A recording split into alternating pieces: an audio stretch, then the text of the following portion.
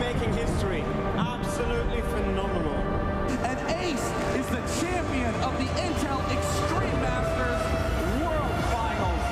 Storm's still not quite done. MC is going to take this fight, though. 3 seconds left. Last 2 rounds of Passion's got to start it well for ESC. And this is a massive move for Zez, but he's not content with just a Nexus kill. He wants to win. And it's all done. And Charlotte's winning. Unbelievable Rogue with a 4-0 victory over Classic. And they did it again in the grand finals. It's Norby! Give it up for your Intel Extreme Masters World Champion!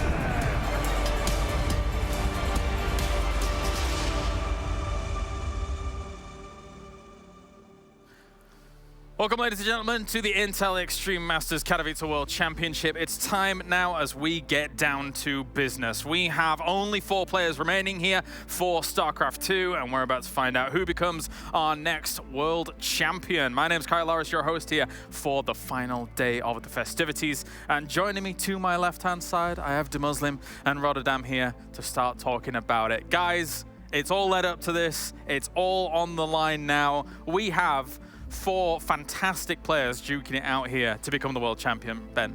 Oh, I mean, it doesn't get much better than this, does it? Like, you have a semi-final, Rogue, Cyril, and Reyna absolutely showed up. Then you got the mysterious, like, underdog that's made it all the way to the semis, preventing us from an all-Zerg final in Hero Marine. Never would I have dreamed of that, honestly. Ready? I don't think even Hero Marine would have truly dreamed about it. He maybe secretly, but he wouldn't tell anyone about it on his great stream. But this is pretty unique. Of course, we've never had this before, that we have an all-European semi-final. And it's pretty poetic that the one guy that's not a European is the only player on this planet that has won the Intel Extreme Masters twice already. It's beautiful, it's unique. We've had a couple of ridiculous days. Of course, we're always going to have some good games when we watch non-stop StarCraft for 4 or 5 days, but the amount of craziness that I've witnessed yesterday and the day before, James, pretty unheard of. Definitely. Yesterday was as you say, ridiculous. From every single series we went into, you're like, well, surely the next one can't be crazier. Well, surely the next one can't be crazier, Ben. But it just kept going. Let's take a look at the bracket and confirm with you guys at home what happened, as well as we can talk about a few of these games as a whole. Just in general, Ben, just wall-to-wall insanity that took about 16 hours. I can't remember how long it was, but just amazing games. Yeah, absolutely. I mean, some of these round of 12 matches, like Dark just looked way better than Trap, and that's a ridiculous thing to do. Hero Marine went up against Sound. That was a pretty spicy series. I gotta say, Dream super delivered against Marrow as well, and that that best of 5.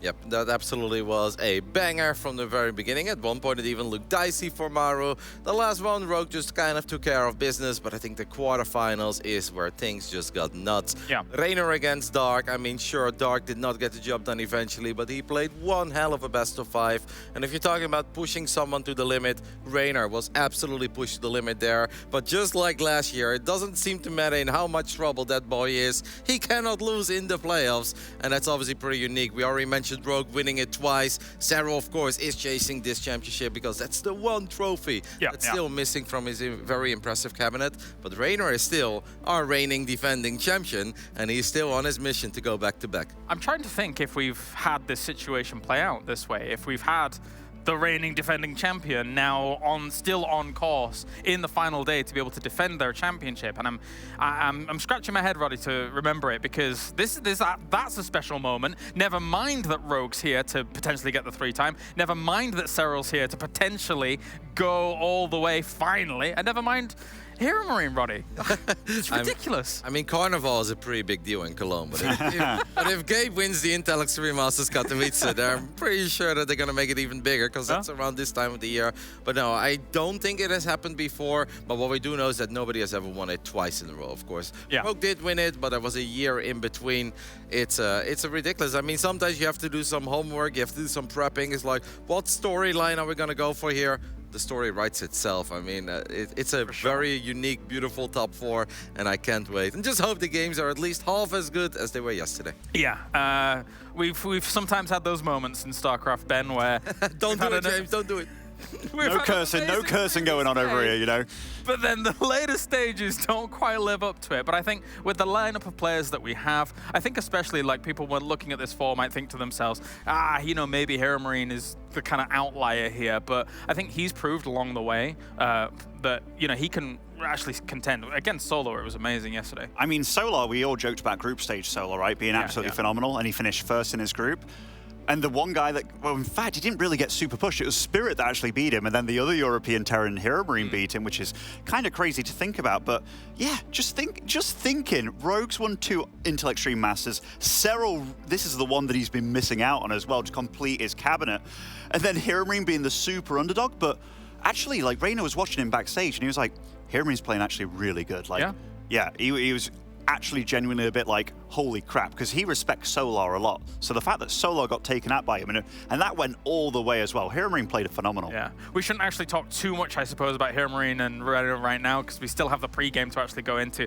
So let's look at the other side of the bracket here, Roddy, in this pre-show before we actually get onto things, because obviously Cyril versus Rogue, that's a fixture in itself. 2 of the most accomplished players of all time. If you ask the majority of the StarCraft 2 fans out there who is the greatest StarCraft 2 player of all time, you often hear Maru, you often hear Cyril, and you often hear Rogue as well. So to see these 2 goats duke it out with one another, it's unique. It's a big stage as well. And they've got a very interesting history, of course, because I think one of the most iconic moments ever is when Rogue tried to defend his BlizzCon championship, and he ran into the wall that Cyril was back then, truly unbreakable. And at one point, you could just see Rogue kind of throw his hands up in the air, shake his head a little bit, like, what can I do to get this guy out of the game? Didn't happen back then. That was Cyril's year. But in Rogue's defense, lately, the last 3-4 times they went up against each other, Rogue has kind of had Cyril's number. And it's not that he's been outplaying him from start to finish. He keeps on doing these builds that all the pros out there will say, that shouldn't work, that shouldn't work, that shouldn't work. Rogue doesn't give a damn because he keeps on making it work. Yeah, and I mean, Ben, when you look at this matchup as well, I mean, obviously, for a lot of people, they're kind of looking towards Cyril. Will he be able to get that trophy on his cabinet? Of course, there's not many trophies missing from that cabinet. Is this Cyril's time? I mean, actually, like, Serral kind of went into this maybe a bit more under the radar than he's ever been before. You know, he's had a lot of people kind of overshadowing him a little bit, which I got to say for Serral, takes a bit of pressure off his shoulders, just being the lone foreigner, because, you know, you've obviously had Reina kick it up, Hero Marine here kick it up, Clem obviously had a bit of a bad group stage for him, but yeah, I think Serral's actually looking amazing. He's only dropped one map so far in this tournament, and that was to Maru. And now, actually, yesterday we had Rogue break the 1 million mark, so congratulations to him. But Serral has just broken the 1 million mark as well, getting to this round of 4. So we have the two people that have the only two people that have broken $1 million in prize earnings going head-to-head in the semi-final. That's exciting as well. Someone better let you and Marilyn know now. Get him on the phone. Get him here. It's a little early in America, but I'm sure that Todd is willing to wake up for that little fun fact. No, but it is very cool, of course. That's a milestone that a lot of players have been chasing. The community has been talking about it for a while. Yeah. Somehow they both do it at the exact same moment, and now they play against each other in the semifinals. But there are around 1 million reasons to be hyped for Rogue versus Serral, and that's just one of them, Kalaris. Yes, absolutely, absolutely. So that's our Zerg versus Zerg coming up a little bit later on. Of course, every match in the semi-finals is a best of 5, and then when we lead into that grand final, it will be a best of 7. $170,000 for first place here at the World Championship. So no small chunk of change, Ben, here. I mean, even if you get second, it's 75,000, but I think all of these players, they're looking beyond the money. They want to become a world champion here. It's what they've been working forward towards for the entire year to try and get to this spot. Yeah, and I know all these players have played on the stage so far in this tournament, but now we're getting into the Spodek Arena. And honestly, playing in front of an audience that big, like I've actually only done it once in my life at a BlizzCon, but it is intimidating. And I know they've all done it before, maybe besides Big Gabe, actually, when it comes to playing on the massive stage. That's but true. Holy crap, it's going to be intimidating. We've seen people not have the easiest time in the Spodek Arena as well. People have fallen under the pressure. That is true, but if there is one thing that has truly stood out to me in this tournament for these four is that they're all so mentally strong. Now, it goes without saying that they're great StarCraft 2 players, but when Hero Marine loses that Game 4 against Solar, when he's so close to having the biggest accomplishment of his career, making it to semifinals, and it somehow slips out of his hands, I'm like, how do you recover from that? How do you still play a good Game 5? Well, Gabe was capable of that. Reina was pushed to the limit, but that kid never breaks. Serral has seen it all, done it all, and I don't think there is anything on this planet that phases Rogue. So that really is what sets these four apart from everybody else. Absolutely. Well, thank you very much, gentlemen. Here, that was the pre-show brought to you by Coinbase here for the EPT. It is now time to head over to Spodek Arena. Our four combatants are ready and waiting. Today, we crown a world champion here for StarCraft 2.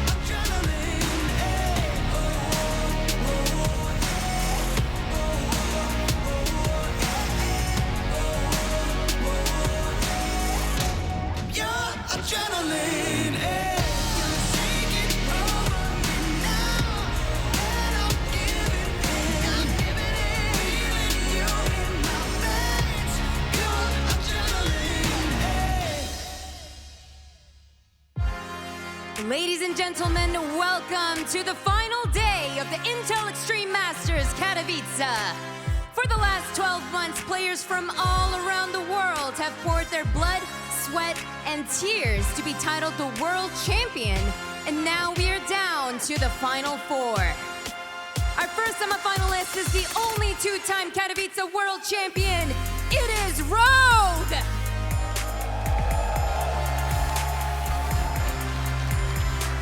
Facing him is the 2018 BlizzCon Global Champion. Give it up for Serral!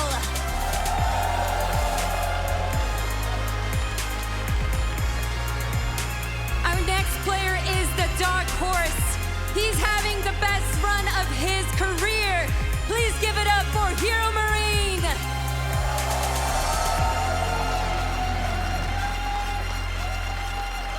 And last but not least, your current reigning Intel Extreme Masters Katowice World Champion.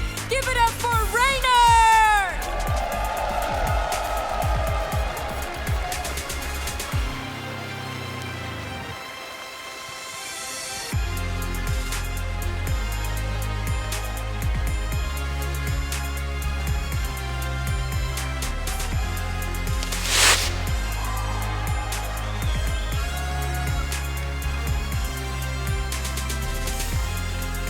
That's right, the current reigning world champion brings in the trophy as it is his to defend here at the Intel Extreme Masters Katowice. He won it in 2021 at the very beginning of the year and has not had a chance to hold that trophy. Now he does, but now he has to defend it against the onslaught from three absolutely fantastic players here for the World Championship. Joining me, Muslim, as well as Rotterdam here for the pre-show for our first series of the day, our first semi-finals, and it will be two of those challenges. One of those challenges, I should say, trying to knock Reiner off of the pedestal here on the main stage. Rotterdam, Reiner versus Hero Marine. I don't think anybody had the money on Hero Marine to make it to this stage, but he's here and he's done it in amazing fashion.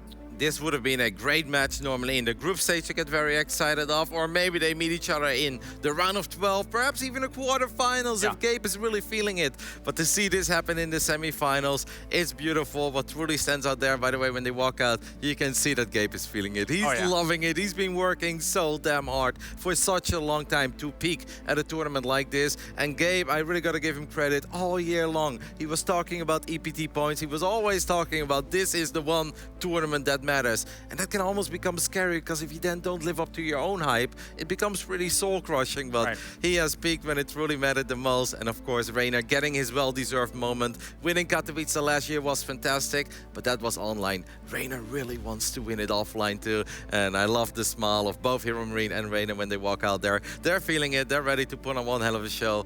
It's beautiful. Yeah, I don't even know where to start really, Ben. Back-to-back finals for Reiner will be amazing, obviously, for him to defend the championship. Again, I don't think we've really ever had that before here at the Intel Extreme Masters Katowice, for someone to move into that final and defend their championship. As we take a look at the head-to-head now as well between these two. And likewise, Hero Marine, he's already had the run of his career. This is career-defining for him getting here. If he got to the final, that would be unprecedented here on the stage. I tell you, if Big Gabe wins Intel Extreme Masters Katowice, even Reiner wouldn't be mad at this point. I think he even said that the other day. He's like, if Big Gabe beats me and wins the whole thing, I wouldn't even be mad. He'd absolutely deserve it. But when it comes to both of these guys, when they go at it, I do have that kind of that sinking feeling that if it starts going wrong for Big Gabe, it could all go out of control, because we all know that Reiner, he's been tested. Like, they've both been tested actually, but Reiner's such a big, powerful beast that he'll just come alive on the stage and can take the bull by the horns. This is one of the things that I think, you know, if you're newer to StarCraft or if you're just tuning in for the first time here, is very important to know. There are tiers of excellence, it feels like, in Europe. You've got your Reiner, Serral, Clem at the top for Europe for a long, long time. Gabe, Hero Marine, was just slightly the tier underneath it. And for him to be here to try and challenge one of those gods in Europe, it's a big deal. Yep, we've had our top 4 set in stone for a little while, and there was even a time where Clem was kind of beating up on the two Zergs. But then Hero Marine was the one that could truly bring the fight to Clem. But where Clem could beat the Zergs, Hero Marine often could it. Now, I don't want to say it never happened, because historically he wins around 1 out of 3 times against Reiner, but especially in the bigger tournaments, when it truly matters the most, that's when Reiner most of the time had his number, and a couple of times it was even a relatively one-sided affair. But if Gabe can just play half as well as he did yesterday against Solar, he should be able to make Reiner properly sweat here. And Gabe has done a phenomenal job in preparing for everything throughout this entire tournament, and I do think that's going to be important once more. Just sitting back, letting Reiner do his thing, letting Reiner spread creep everywhere like a mad lad and have creep at your third 6 minutes in, that's not the way. Hero Marine knows that too. On the other end, we have to ask ourselves the question, how many times can you really pull off something tricky, and can you surprise?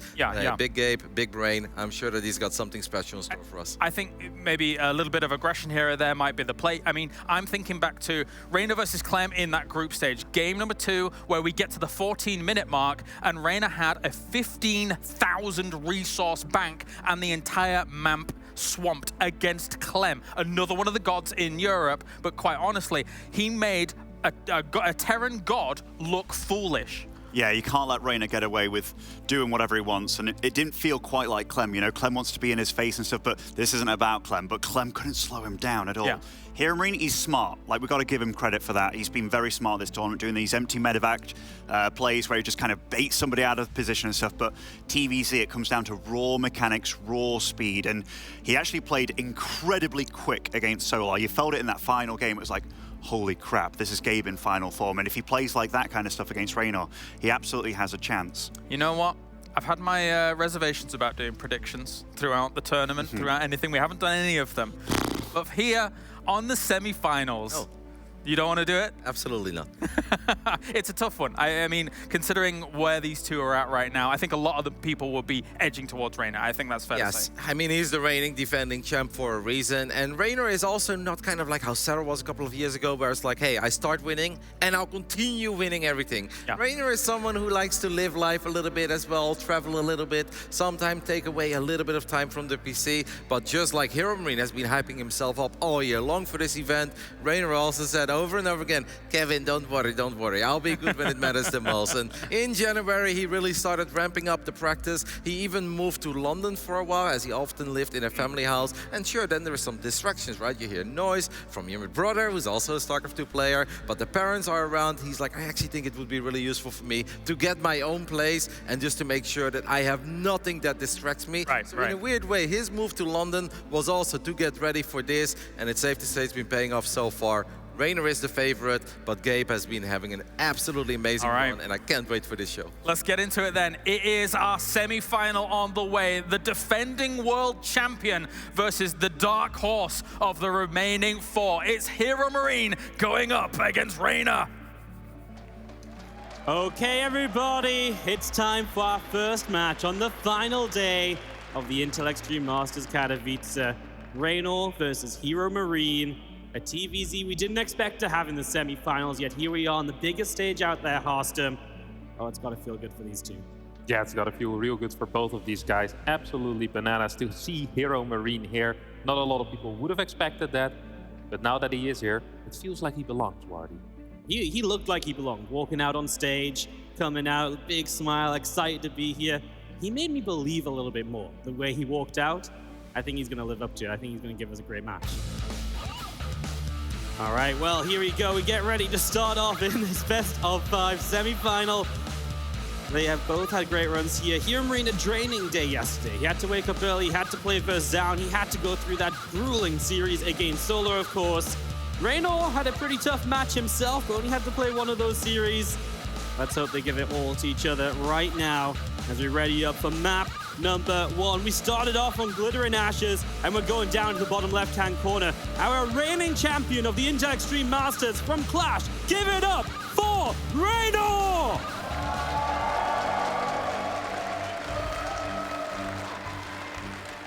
And in the top right, as the blue Terran player playing for Team Mouse, make some noise for Hero Marine! You are a natural. Fantastic stuff here. Oh my god, Wardy. Semi-finals, our first semi-finals, Hero Marine versus Reina, and what a map to start on here. Glittering Ashes, one of the larger maps in this map. And Big Gabe is already switching it up, skipping that first barracks, getting the command center first.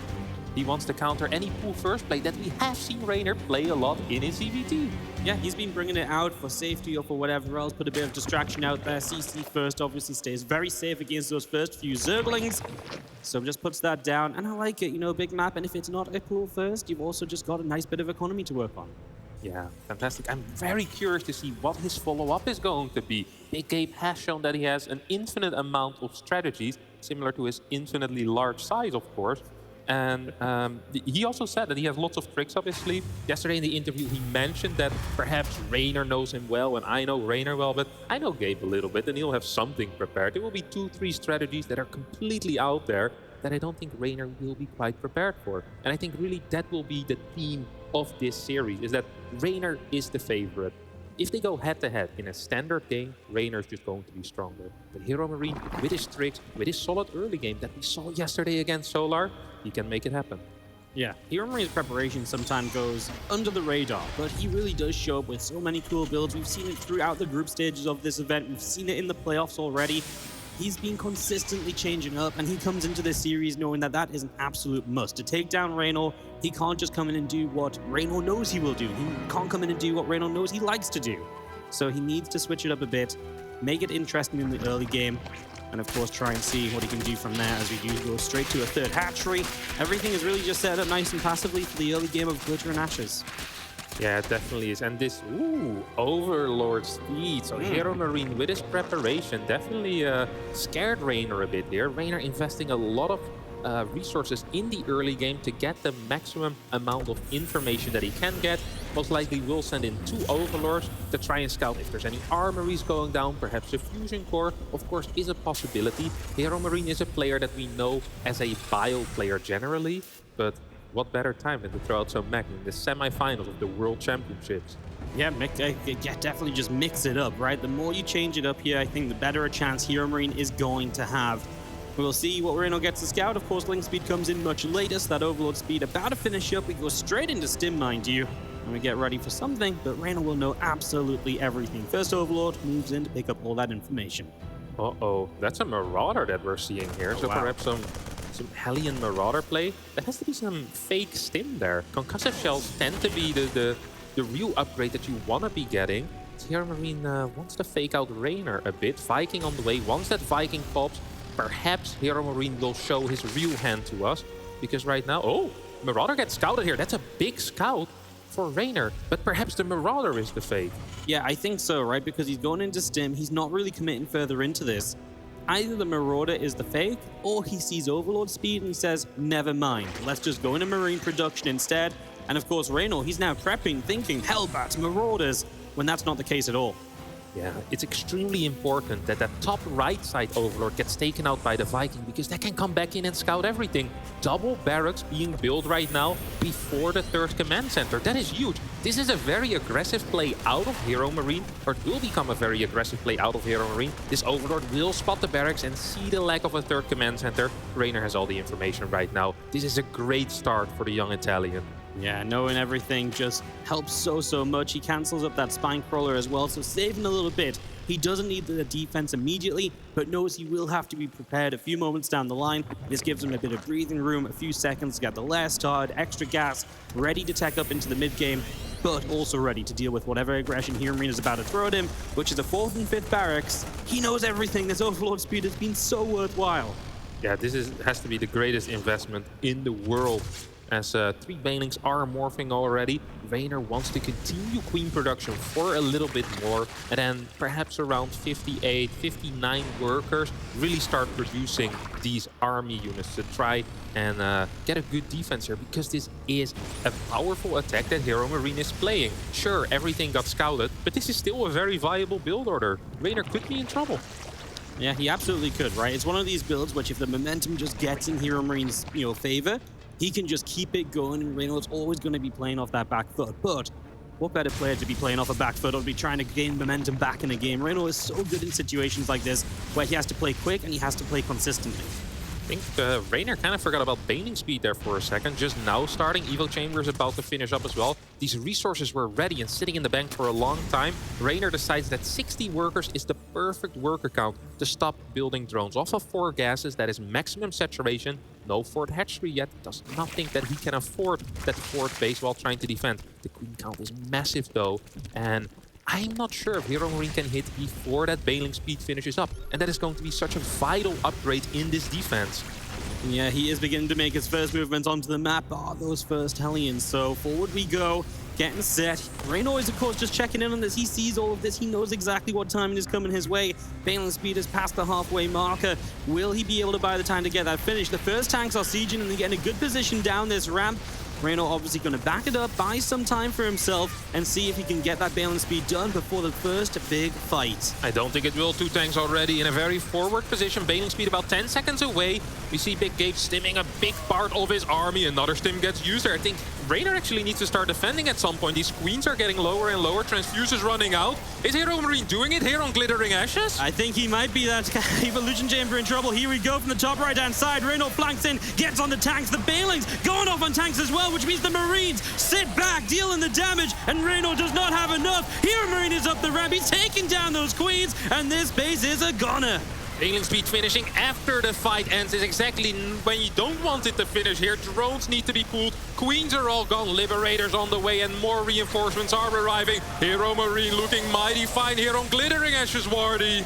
Oh, yes, he is. I mean, the reinforcements of Reynor just can't seem to quite get it done. Marines are taking down the Banelings. That Baneling doesn't know what to blow up on. We will lose another tank, but there's one on the low ground, and Reynor is scrambling to try and get a defense together. Hero Marine is going to be reinforcing with tanks, Marines, and Liberators. So this only gets worse for Reynor, who tries to counterattack, but he doesn't even have enough links to send across the map. Not a single upgrade either for Reynor. +1 still on those Marines for Hero Marine. And Hero Marine up 30 supply, about equal worker count as 2 Liberators join the fight with only 4 queens remaining. This is going to be do or die here for Reynor. Yes, it absolutely is. Those Liberators are pretty much untouchable right now. There's not enough queens. Another round of balance come on in, but it's just not enough. And Hero Marine is going to start up 1-0. Wow. Wow, Wardy. Absolutely insane. Reynor getting every piece of information he needed to stop that. The Overlord went in. It saw Barracks 2 and 3. It went in again. It saw Barracks 4 and 5. He knew the timing this would hit. But a slight delay there on the Baneling speed is what probably cost him that game. Yeah, Baneling speed was something he was trying to buy time for. He could have built it sooner. It could have started that little bit earlier, and it just didn't.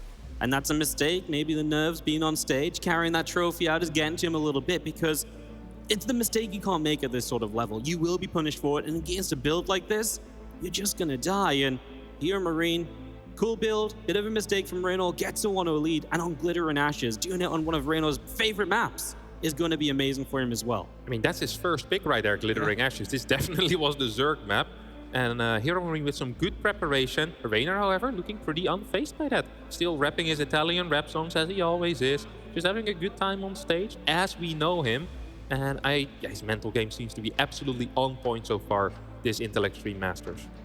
Oh yeah, it really does. Being able to calm down during that Dark series yesterday when games were going his way and he loses them over the course of the next 15 minutes, and being able to settle back down, come back and to win that series really shows his mental fortitude, and he's going to need it here, of course, being down a game. Time to bring it back. Obviously, a Hero Marine map pick coming up next.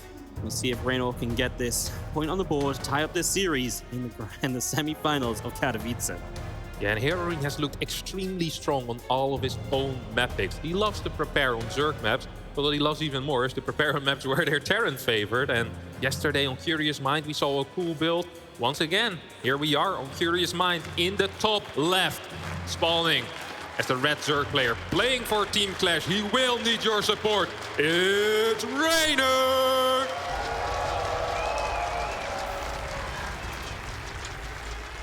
In the bottom right, up 1-0 with the deadly 2-base push from Mouse. It's the one and only Hero Marine.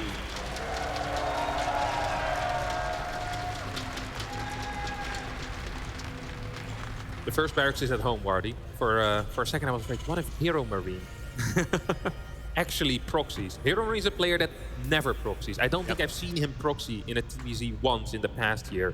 If he pulls something like that out here in this semifinals, that would be the surprise of a lifetime. Not just for me, but also for Reynor. It is something that we need to keep in mind. Hero Marine has been throwing curveballs all tournament, and now we're on Curious Minds. Possibly the most Terran favorite map in the entire map pool. Bar Blackburn, perhaps. So I know that Reynor's not a huge fan of that one. I'm so curious to see what our German Terran has prepared for us here.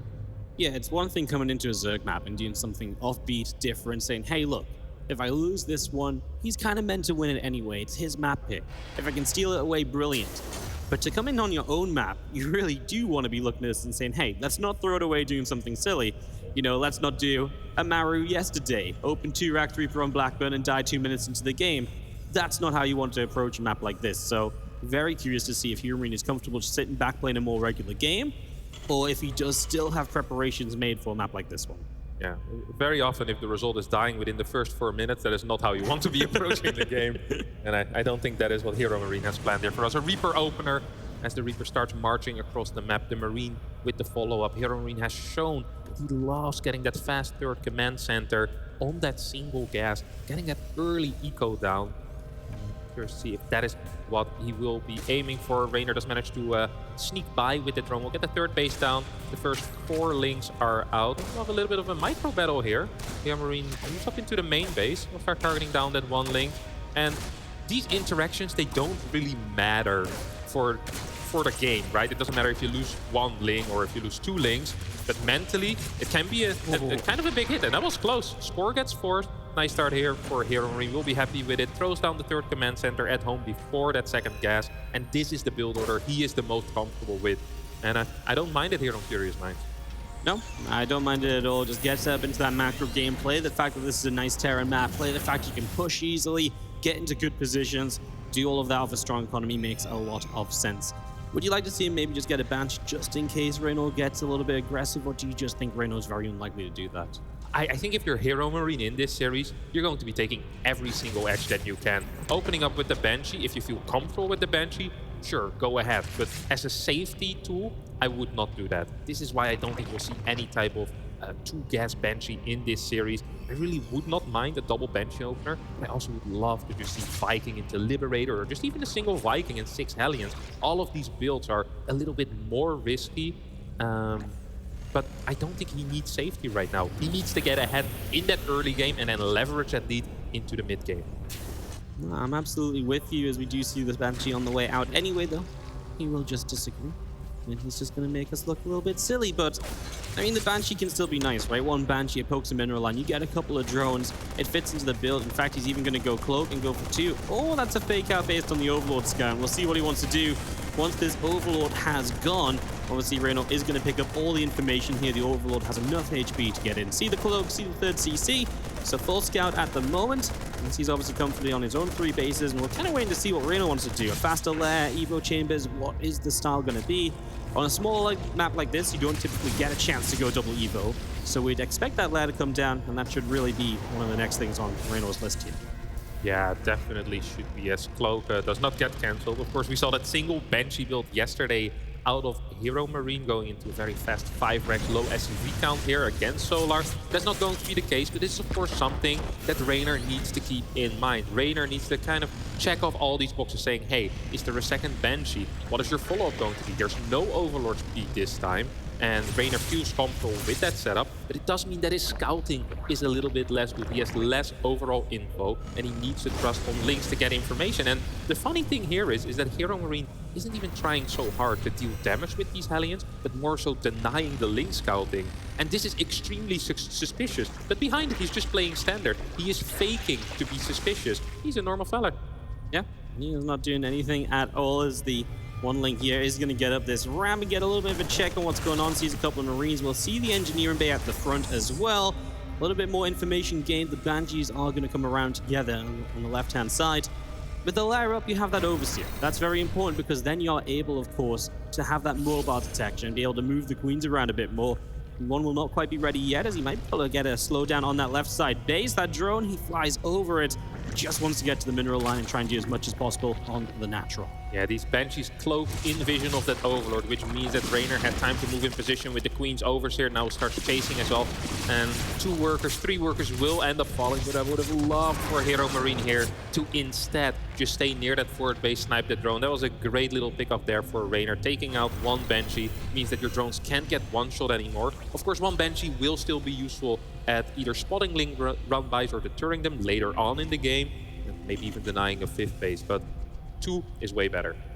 So much less threatening when it's just that 1 Banshee. He's got to stick around so much longer, so much more likely to just get shut down. He'll grab a drone here, but that could have been 2 drones before, right? So really great, just half the effectiveness. Do you see Hero Marine powering all on up into those upgrades? 1-1 is over halfway done now. He is continuing to tank production as well, and that will be the basis of any of his initial attacks here. Yeah, definitely. I'm kind of expecting some play around the Watchtower with these line-of-sight blockers and with the added vision for himself. Probably wants to deny a bunch of the creep here. the fact that Raynor is kind of taking that 8 o'clock base as well means that there's a straightforward path here for Hero Marine where he can push, and might make it difficult for Raynor to actually take that topside base that he is now taking as his 5th. 1-1 is delayed for Raynor. He does have bailing speed, which should allow him to hold this push, and especially with, what is this, 8 queens with 2 transfuses each? Well, I think he's going to be fine. 12 queens total. Of course, 1 per base for the injects, and then 8 to just kind of wander around on the map. There's plenty of transfuses here, but he does need to hit them. 1-1 not quite done yet for Hero Marine, and I don't think he should take this fight. Transfusions so far were great, obviously just picking off a Hellion, and otherwise just pushing everything back, dissuading Hero Marine from continuing any further forward. Hero Marine is going to battle for that watchtower still, though, and we are seeing him go into more and more barracks, really powering up for this mid-game. Yeah, he really is, and we've seen this time after time out of Hero Marine, these high barracks count off of 3 bases. Eventually he'll take a 4th base, but the first push with these probably 8 barracks is going to be very difficult for Raynor to hold. Raynor is not aware of this yet. I don't think an Overseer went into the main base. Hero Marine is slightly ahead in supply, but the Baneling count is massive, and you can be down a little bit in supply if you have 40 Banelings on the map. Yeah, no, absolutely. It's a lot of Banes that are around, and with the evening up upgrades, that's going to help a lot. Hero Marine on his way to 4 depots at once. A bit of a supply block he hits here, and that does just slow down a round of Marines. And with a push like this one, any slowing down of your production is obviously going to hurt a heck of a lot. He's even delaying 2-2 here, by the way. Yeah, he had more units. This is something I haven't seen before. This is the biggest army that I've seen in such a long time at this timing in the game. +2 will start now. Big run by Hero the Raynor. No control. Hero Marine losing a big chunk of his Marines right now. Tank sieging up. Brilliant flank out of the Italian. He's going to be cleaning up this army. Hero Marine supply is plummeting as all the queens stay alive. The creep can be rebuilt as well. Not the fight that Hero Marine was hoping for. Beautiful moves by Raynor. His upgrades were ready. He was set to go, and Hero Marine just wasn't. He didn't think Raynor was going to be so confident attacking into that position, and Raynor gets the jump on Hero Marine, and that's going to put a big stopper in the momentum of this push. All of a sudden, those delayed 2-2 upgrades, well, you're going to be waiting even longer for those. Libs on the way out as Hero Marine really starts committing into the follow-up here, which is just more and more attacks, more and more aggression. But it's going to be tough because Raynor gets a chance to drone up a little bit, get more units, 2-2 starts, and his Hive. He is well on the way to getting the defense here. Yeah, Hero Marine tries a little bit of multitasking. One of the things that I admire Raynor for is his creep discipline. He never engages off creep with Link Bane. It was very, very tempting to move towards the 3rd base and try and kill some workers. Oh, this is not a great defense here out of Raynor. He's going to be losing a couple of drones. This drop is definitely powering up. There's no Banes in his army still. Hero Marine getting a good trade there, and suddenly up 20 supply. Still a lot of money in the bank for Raynor, who is heading into that Hive. And once that Hive finishes, we can see what his plans are going to be. Hydra then for now. Of course, Vipers will be a possibility as this drop once again finding damage. Hero Marine playing fast, playing quick, and he's making it happen.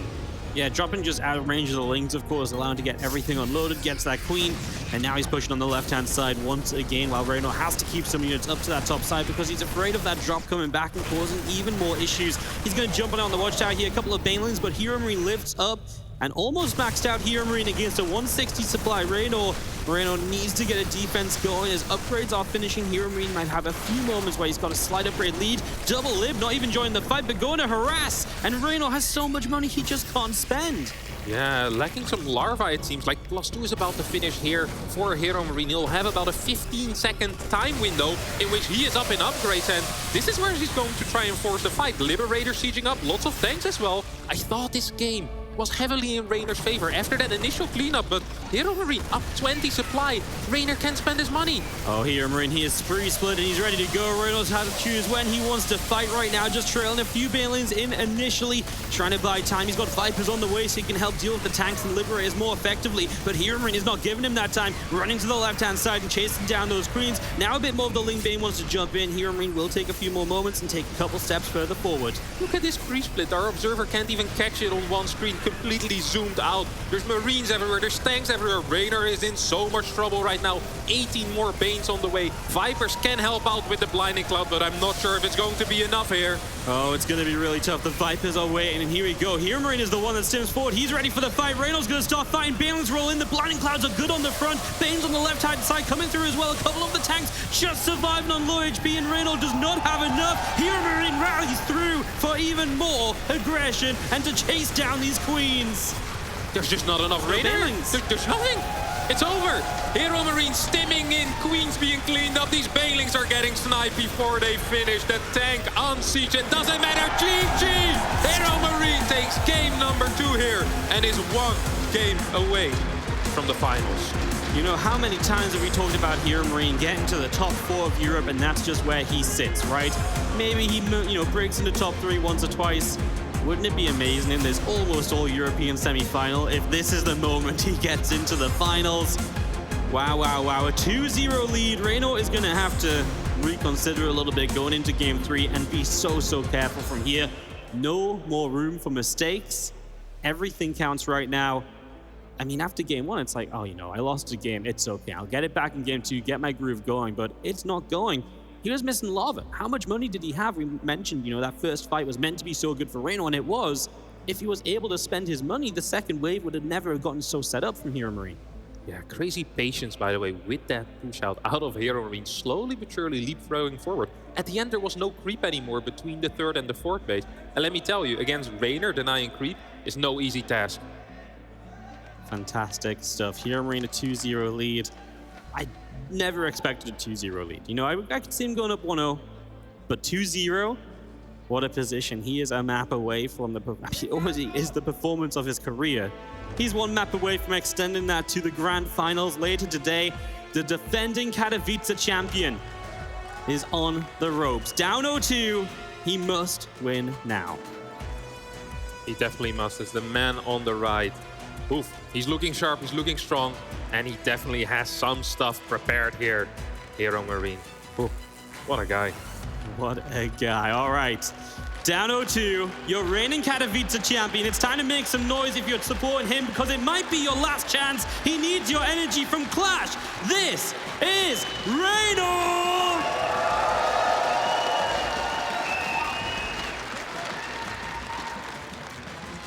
And in the bottom left, the Terran who's making it work in the past 2 games. All the way from Germany, it's Hero Marine!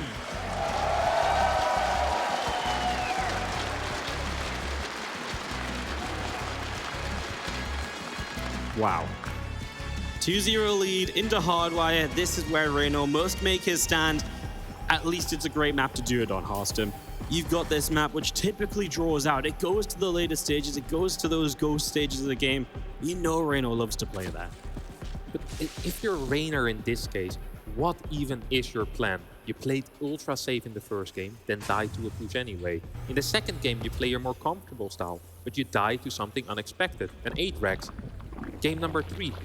You can't lose anything anymore. What do you go for? Do you play safe and allow your opponent to be greedy and then kill you later on with some type of aggressive play? Or do you play something aggressive but have the chance that you might just get a build order loss? There's so many questions right now, and Reynor needs to keep calm. He needs to keep playing his own game, because if he gets in that groove, if he gets a little bit of momentum, he is definitely a player that can come back and has come back in the past. Absolutely. No, it's a tough question. I think he's just got to play his best game. And for me, that's sitting back, playing defensive, just making sure you don't die, and just letting this go. Honestly, I think the later this game goes, the better I like Reynor's chances. But I mean, obviously, Hero Marine is playing fantastic at this stage. I don't know what Hero Marine can't do. He did it yesterday, he's doing it today. He's playing some great TVZ. Yeah, he really is. He really is. The first 10 minutes seems to be Hero Marine's playground. He has an infinite amount of builds there. He has a lot of variations in his build as well, making it difficult for Reynor to react appropriately as his first Reaper makes its way across the map. And once again, we have the infinite dance between the slow links and these Reapers. If the grenade barely misses, a score gets forced. And Hero Marine's actually doing pretty well here. Forces another 2 drones off the line. Might actually get a worker here. Oh, no. Oh my goodness. I mean, a worker early, it's the mental game again, isn't it, right? You lose that first battle of the map. It's never feeling good as we see a 3rd CC on its way up.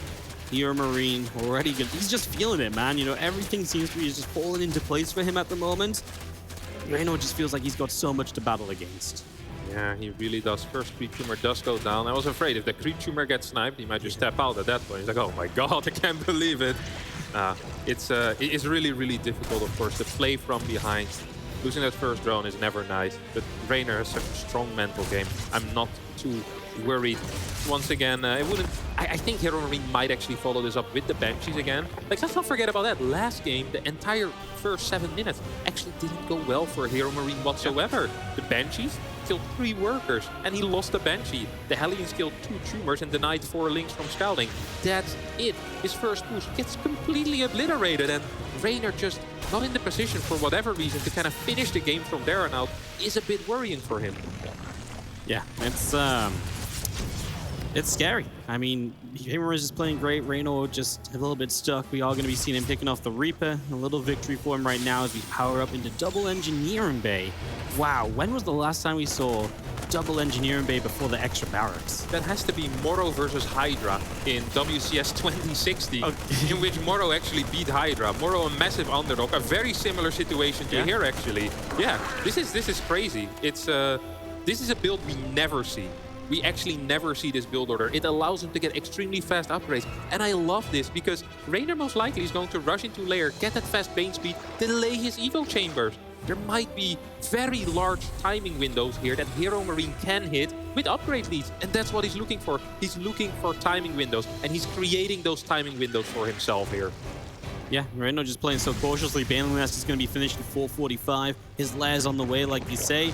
And Hero Marine is just taking every lead he can get. You know, he came into this series with nothing to lose. And these builds say that. He's like, you know what, I'm going to take every risk that I can. Wow, Reyno even building blind spore crawlers. He doesn't know what's going on. And Hero Marine is just taking lead after lead. Yeah, this is actually insane. Oh my, I can't believe it. 3 spores being built here. That is a huge investment in anti-air defense, the fast layer, the quick baneling speed. These upgrades are going to be so darn late. Oh, Reiner is already in trouble and nothing has really happened yet. Yeah, no, I know. It's almost unbelievable, right? He gets 1 link into the natural. Well, that doesn't reveal too much. You see some Marines, maybe a Marine count scout, but that's so difficult to tell. There could be Marines up the ramp. It just feels like he has no idea what's going on. He's taking extra gases at the moment. He's going to be so far behind on upgrades. And this first push, Hero Marine is going to pack a punch. Yeah, Hero Marine might actually have a timing in which 2-2 is finished and 1-1 hasn't yet for Reiner. I can't even imagine what these Marines will look like. There's actual Marines on steroids there. So we have a couple of drones being produced, of course. Reiner with his insane creep threat queens already halfway across. His mechanics are absolutely ridiculous. Fort base is going down here. The evo chamber is starting right now. It's not all doom. Reiner can take a couple of good trades. He'll need to micro his units very, very well. And Balings don't care too much about upgrades as long as they connect. And on creep, my friend, they always connect.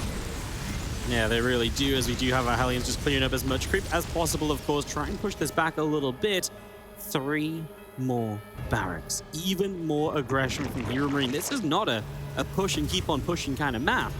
And yeah, that's exactly what Hero Marine would like to do here. Yeah, this is practically the same build as last game, but rather than going with 1-1, he will now be able to hit with 2-2. Hydra then is going down as we see +2 starting at the same time as the 1-1 here for Reiner. Oh, Reiner needs to keep his creep alive. He needs a lot of creep and he needs to get some intel as well. That is so important. Banelings will not connect with this double drop. Hero Marine really hasn't pressured his opponent much, but Reiner has been too afraid to drone up. Only at 75 workers so far in this game. Now finally we'll be able to get back up to 82 as the fort base finishes up as well. Oh, he's gonna go into Hydra Link Bane from here. What do you think about that, Wardy? I think Hydra Link Bane's actually a pretty comfortable composition. While you can get pure Link Bane, it's very, swarmy, and it's very good for these initial attacks. Hydras are very sturdy, you know, if they can sit behind the Link Bane, they can keep on pushing and keep on dealing that damage throughout. If you don't get overrun right away, I think these Hydras can be very good, so I like it. It's a bit different, and I think it might give him a good shot here. It definitely might. It definitely might. As Hero Marine is really just focused on trying to deny that creep. He doesn't care about damage. He doesn't want to take out a 4th base or 10 drones. He just wants to make sure that the path to his opponent's base is very short. And the way to make that path shorter is by denying creep. Taking out a couple of queens here would be huge. 1 queen goes down. Bunch of transfuses also going down, and that was a scary fight there for Reynor. Reynor should be seeing those upgrades at this point. Of course, 1-1 not too weird to be done right now. He might have clicked them early and be like, hey, those are some darn fast upgrades. What's going on over here? As the +2 is about to finish up, and that is when we're expecting Hero Marine to pull that trigger. Single Baneling is going to connect. This is a nice pickup here for Reynor. I love this. Yeah, even gets the second one, so a few Marines go down. That medevac is hurting, and our first few Marines will stim on forward to try and get some group spread now as Hero Marine will look to push across. He's got a lot of army supply, Harsum, up by 30 army. But if Reynor can just get 1 or 2 good cleanups, this disappears so quickly. Yeah, good initial engagement here for Reynor. Gets a couple of decent connections with these Banelings. Tank sieging forward though. Reynor needs to be very careful. He has a 5th base going up. That 4th base behind him is kind of that safety anchor. As slowly but surely, Hero Marine once again pushing forward. I wouldn't mind a run by here. A couple of links trying to pick up reinforcements, trying to clear some SCVs. It is a possibility as +2 now finishes for Hero Marine. Here we go, another fight starts up as Reynor wants to push on forward. He wants to jump on this. There's no Banes on the bottom side though, which means that big chunk of Marines will just sit there and deal damage. And now we're going to see Reynor turning back around. He has fallen back. He's going to give up this forward base, it would seem. Looks like, he's going to go back in. He wants to try and save it, but the tanks are getting further and further forward. So Reynor now decides, no, I can't do this. I've got to fall back. Yeah. Reynor will give up his 5th base here as Hero Marine keeps pushing forward slowly but surely. Very similar to that last map. He's just taking his time. We have the Liberators on the way. The extra factory coming in as well once again.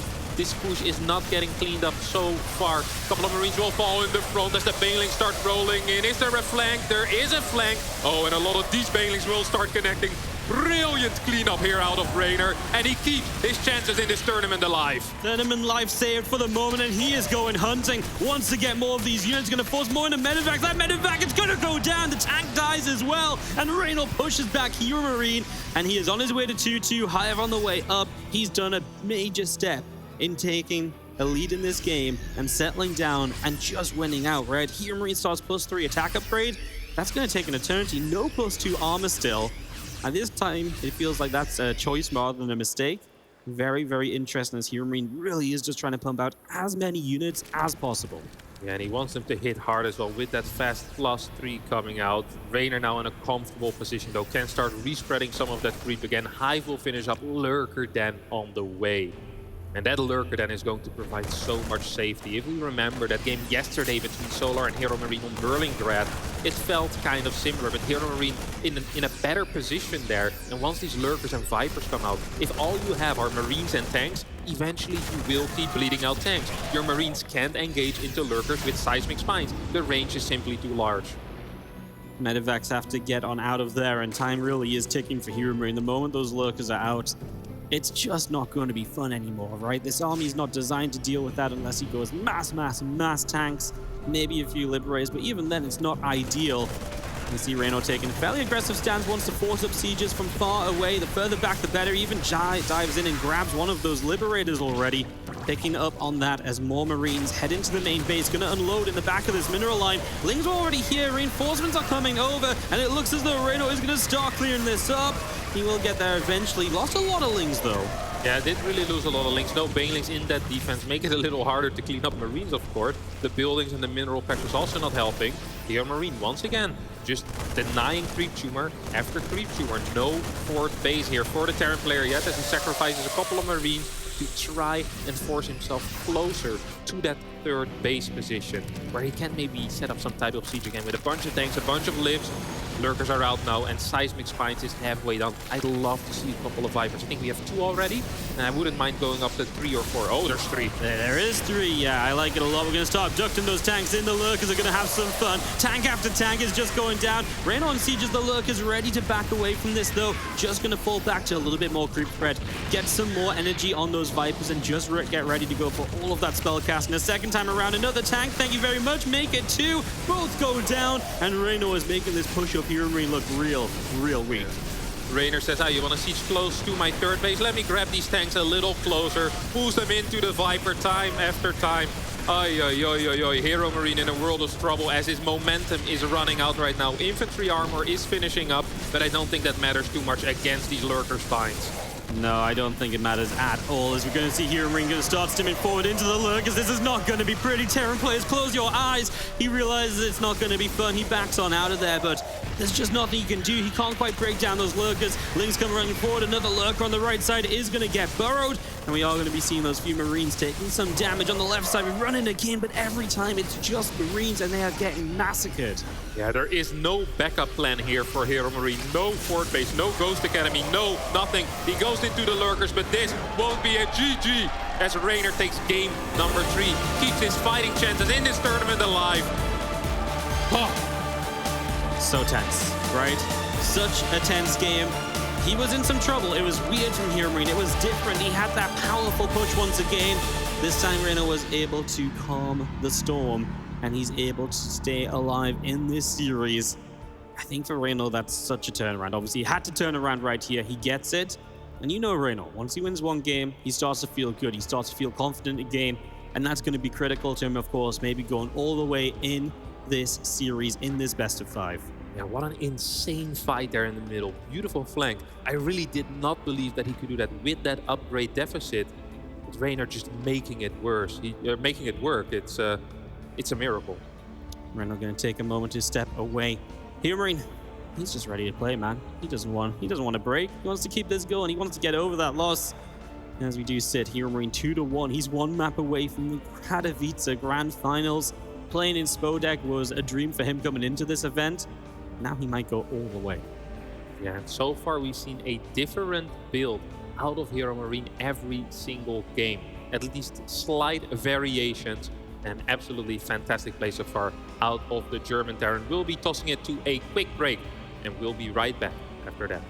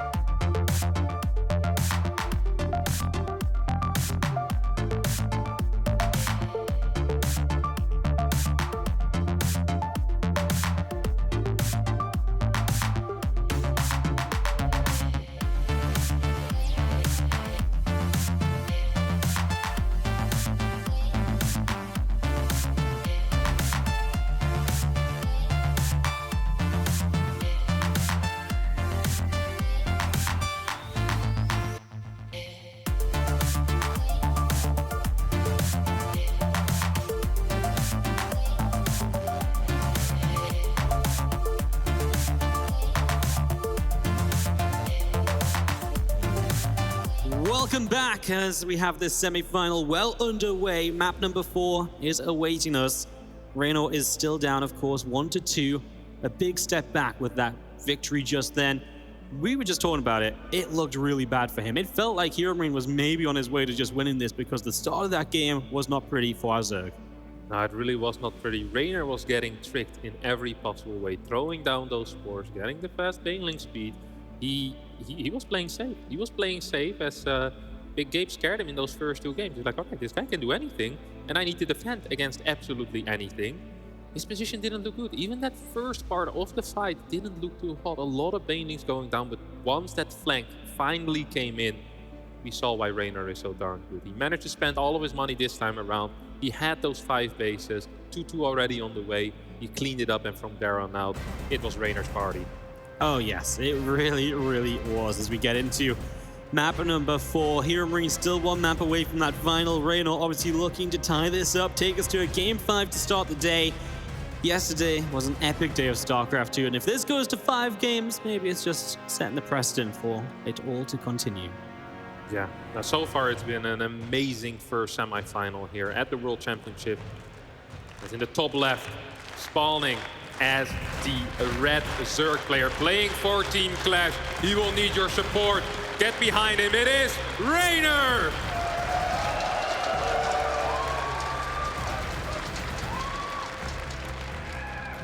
And down in the bottom right-hand corner of Berlingrad, still just 1 map away from that grand final, this is Hero Marine!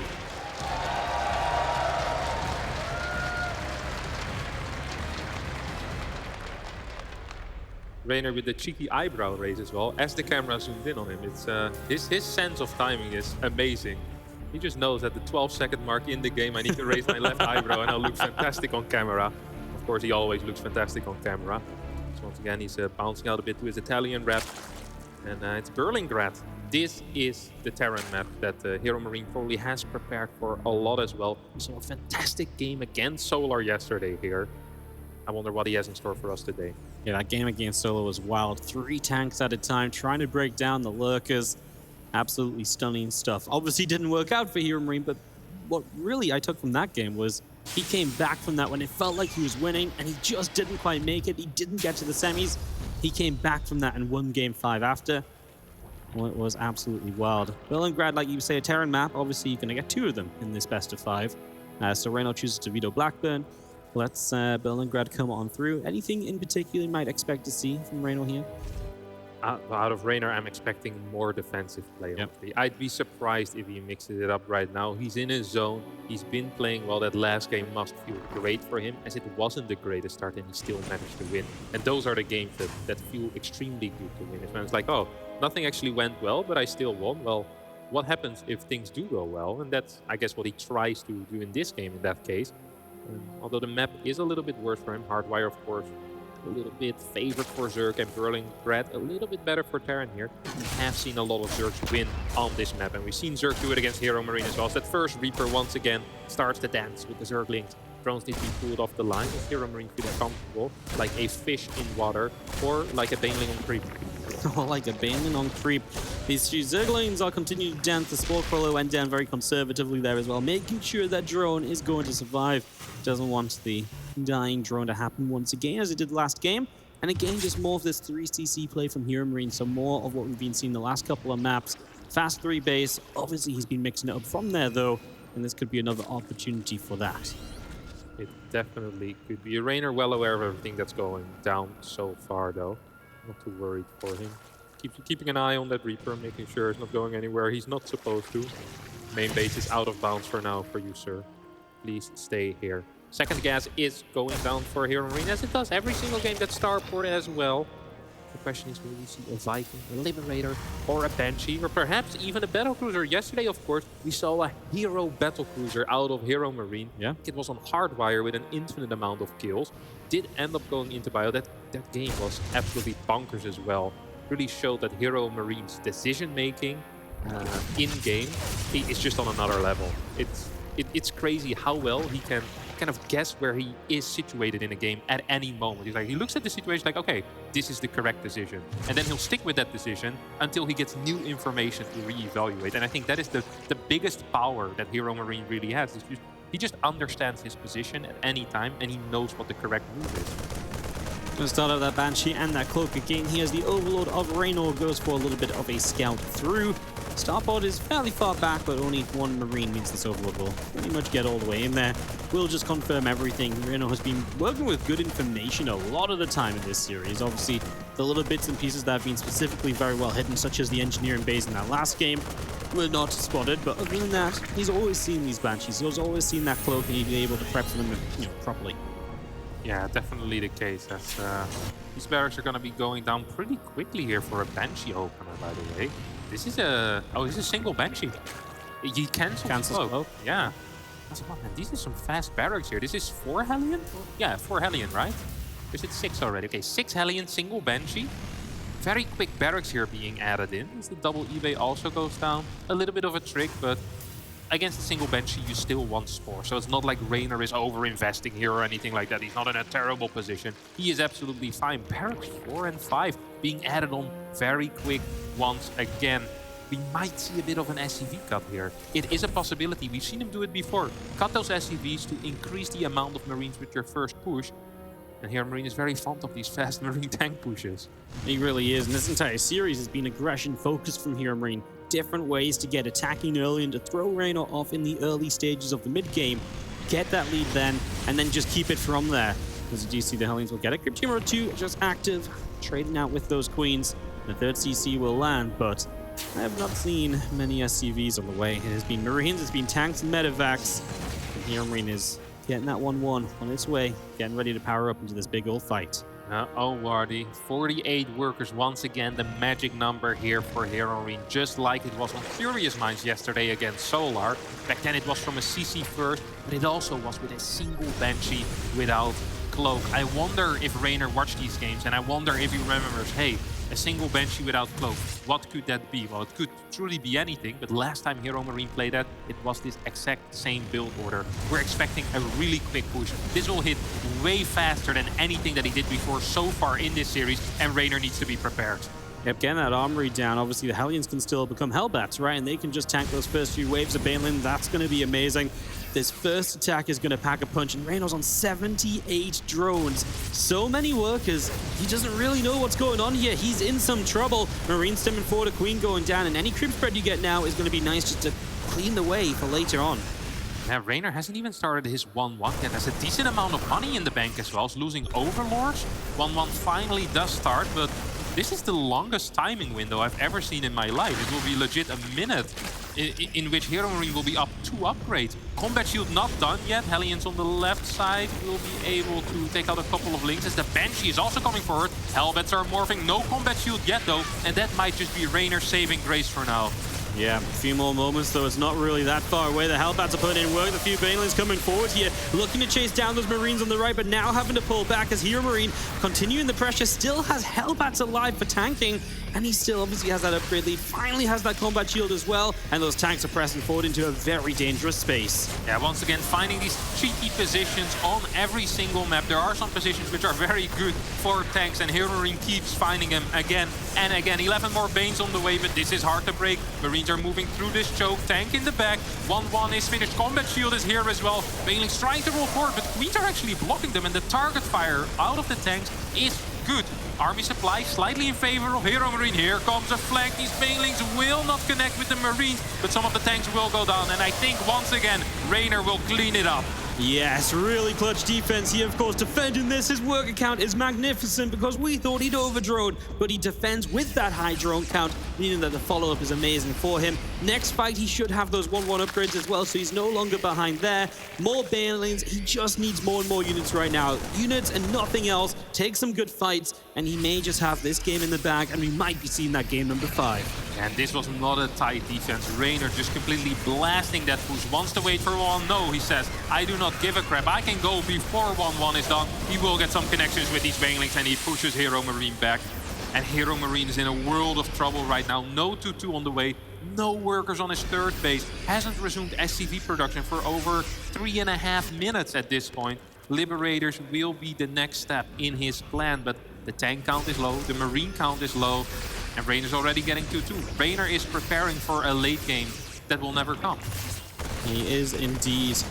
I mean, Hero Marine with one more push right now. It feels like if this next push doesn't work, it might just be over. These Marines are going to be in trouble as the counterattack comes in. We've not seen Reynor counterattack all series long, right? He's not had a chance because Hero Marine's been so aggressive, but finding one opportunity now obviously just states how good this game is looking for him, how comfortable he's beginning to feel. Banes are going to roll down this ramp. Marines have to split away. The Liberators are going down. Hero Marine will have a little bit of a scary push-up. There's only 3 Banes on the map, and they're not over here at the moment, as Queens are going to go hunting for medevacs. These Marines will deal a lot of damage, but they just can't stick around forever. Reno holds once again, and Hero Marine is having to pull on back. Yeah, and every push after this out of Hero Marine will become weaker and weaker. The first push was with 1-1 against 0-0. This push was with 1-1 against 1-1. The next push might just be in which Rainer's extra upgrades will finish up. Ling Rambai gets in. Oh no, Hero Marine. This is it. You need to push for GG. Rainer ties up the series and gets the game number 5.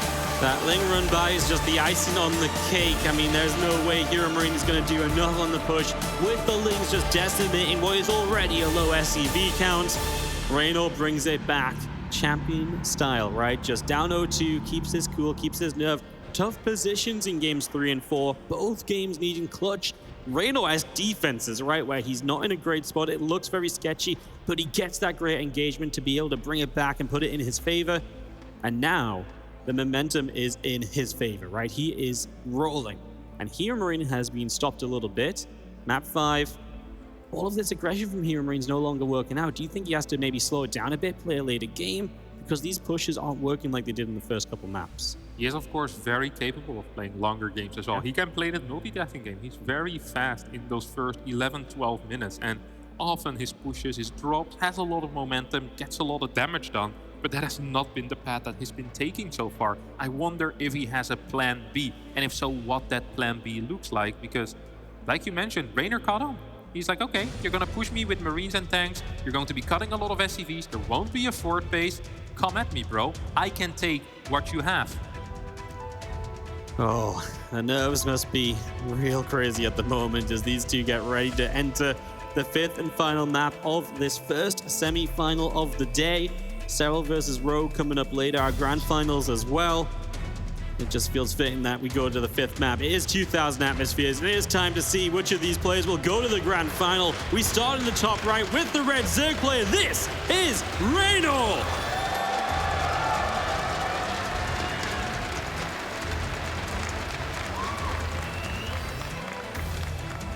And in the bottom left, the man who needs it now more than ever. Losing 2 games in a row. He wants this win. He wants to go to the finals. It's Hero Marine!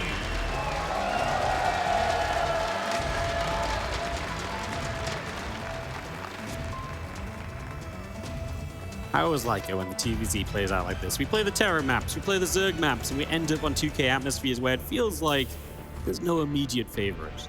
No one is favored here. Only the better players. Only the better players. So the Zergs. Oh. All right. Map number 5. All comes down to this. And nothing too wild to start off with. No pool first. Hero Marine's obviously back at home. He just gets set up. Yeah. I'm curious to see what Hero Marine has planned here, honestly. You know what I was thinking during that last game on Berlingrad? So far, Hero Marine has just been playing so greedy, right? He's so careful with his Hellions. Doesn't get a lot of scouting info. It's like a single Banshee a little late, but I wouldn't even mind if Rainer does something. Now, I know 2K isn't the map for it, but if he pulls out a Road Rush in game number 5, that would be something. That would be something. But maybe all those opportunities are past him, right? You know, Hero Marine's used all the greedy stuff. Maybe now it is just, let's see who can duel the best on a standard game. I mean, it's always, it feels impossible to pick builds when you get to game 5, right? Like, so much lies on this. It's so important. It feels tough to make those big calls. They're switching it up, though. Is this a Marine first with a factory before reactor? Fast second guess as well. Uh-oh, Hero Marine changing paces here.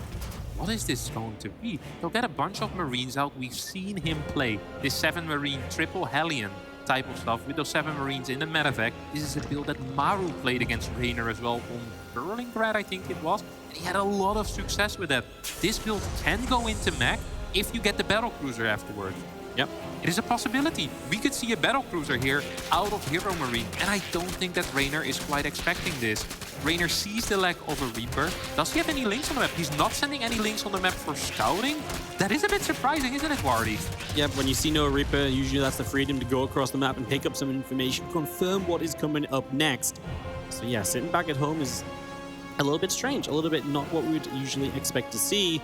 Starport's about to be done with building a single Hellion, and the Starport is rallying for a medevac. So Marines, the Hellion, I'm going to go across the map and put some pressure on. Yeah, definitely the case. So we'll see these 7 Marines pop in the meta. Overlord speed here. Now this time I really like it. This is a 2 gas build order. You need to figure out what the follow-up is. Is it going to be an armory? Will it be a fusion core for battle cruisers? Or will it just be a standard 3rd CC in the wall? Nothing going on, just your standard game. I really like this play out of Raynor here. Yeah, no, I really like it as well, as we're going to be seeing the fusion core coming down. And what a time to have Overlord speed then. To know about this so early, your preparation is going to be absolutely fantastic. Oh, it definitely will be. It definitely will be. Of course, with those Marines out, there is a possibility to deny this Overlord speed, but I think the medevac is already making its way across the map. The Hellions are joining up, and this scout won't get denied. Absolutely huge scout here out of Raynor. He sees it, he clicks it, he knows. He's going to be very happy that he decided to open up with Overlord speed. These 7 Marines go in unchecked though. Oh no, Raynor, you're not in position? Things are coming in. Yeah, the Lings are coming in. There's going to be a Queen to help out. It's 7 Marines, and they will be forced to lift up. So Raynor is going to defend in the main base. The Hellions come back around this right-hand side. And with the Marines, he's going to now try and drop elsewhere. But enough Queens that this shouldn't be too much of a problem. I like the way that Hero Marine is rotating here. Initially going into the main base, now going for the Queens. Oh, good stuff here. Out of our German Terran player, BC is on the way, and the Overlord's just observing that starport at this point, making sure that it indeed is building. You know, making sure the building is in okay shape. He's like, all right, looks like a BC. Roach Warren going down. Raynor believes this is going to be mech. I'm not sure if I believe that. No, the amount of times we've seen Hero Marine play BC into Bio, you know, it's just the style he likes to play. That's him. That's Hero Marine. But it is gonna be 2 extra factories. Raynor, you're so smart. Oh, he has full vision as well. I guess he didn't see the extra barracks being added. He saw nothing being produced here. Oh, this is a big surround here. Raynor will be getting a lot of these Hellions. Well, can Hero Marine get out of here?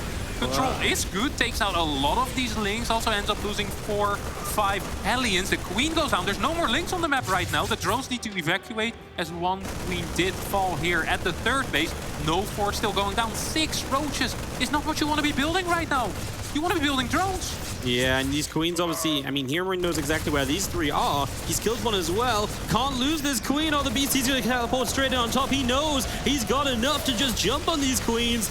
Oh dear, Raynor, are we in a little bit of trouble? A few Roaches popping out to help the defense. BC get pushed away pretty quick. I mean, the good news is you don't lose any drones right away, but that's about it. Second BC coming up. Of course, we're fully into the mech play right now. Yeah, Raynor is building a spine crawler at this moment. He probably believes there will be a helmet follow-up. Does end up canceling it, so maybe not entirely sure. His 4th base is so late here, Wardy. This is, even if he gets up to 66 workers at this point, there's no reason to go above 66 workers. He just won't have a base to saturate. Spire gets thrown down. Are we going to be seeing Corruptor Roach, I guess, right? In this case, single Evo, right? It's going to be Corruptor Roach with a single upgrade. 2K Atmosphere is a map where he can deal some damage. Oh, the Evo block not in time. Yeah, that means a few of these drones will go down. We get 2 so far, but the Lings are there to help stop the Hellions getting any further. Only 3 drones. This drop's still annoying in the main base. The BC getting caught on its way back in. The Queens are here in the main base. The medevac is staying back, and I love that move. As the BC is very low, it just gets out of there. The teleport is clutch. Oh, that especially was a very close call. 16 health remaining. I think it was 5 Queens firing. Yeah, that was very clutch indeed. Yamato Cannon is on the way here. The work count for Raynor not looking too brilliant. I can't believe this medevac is still alive, by the way.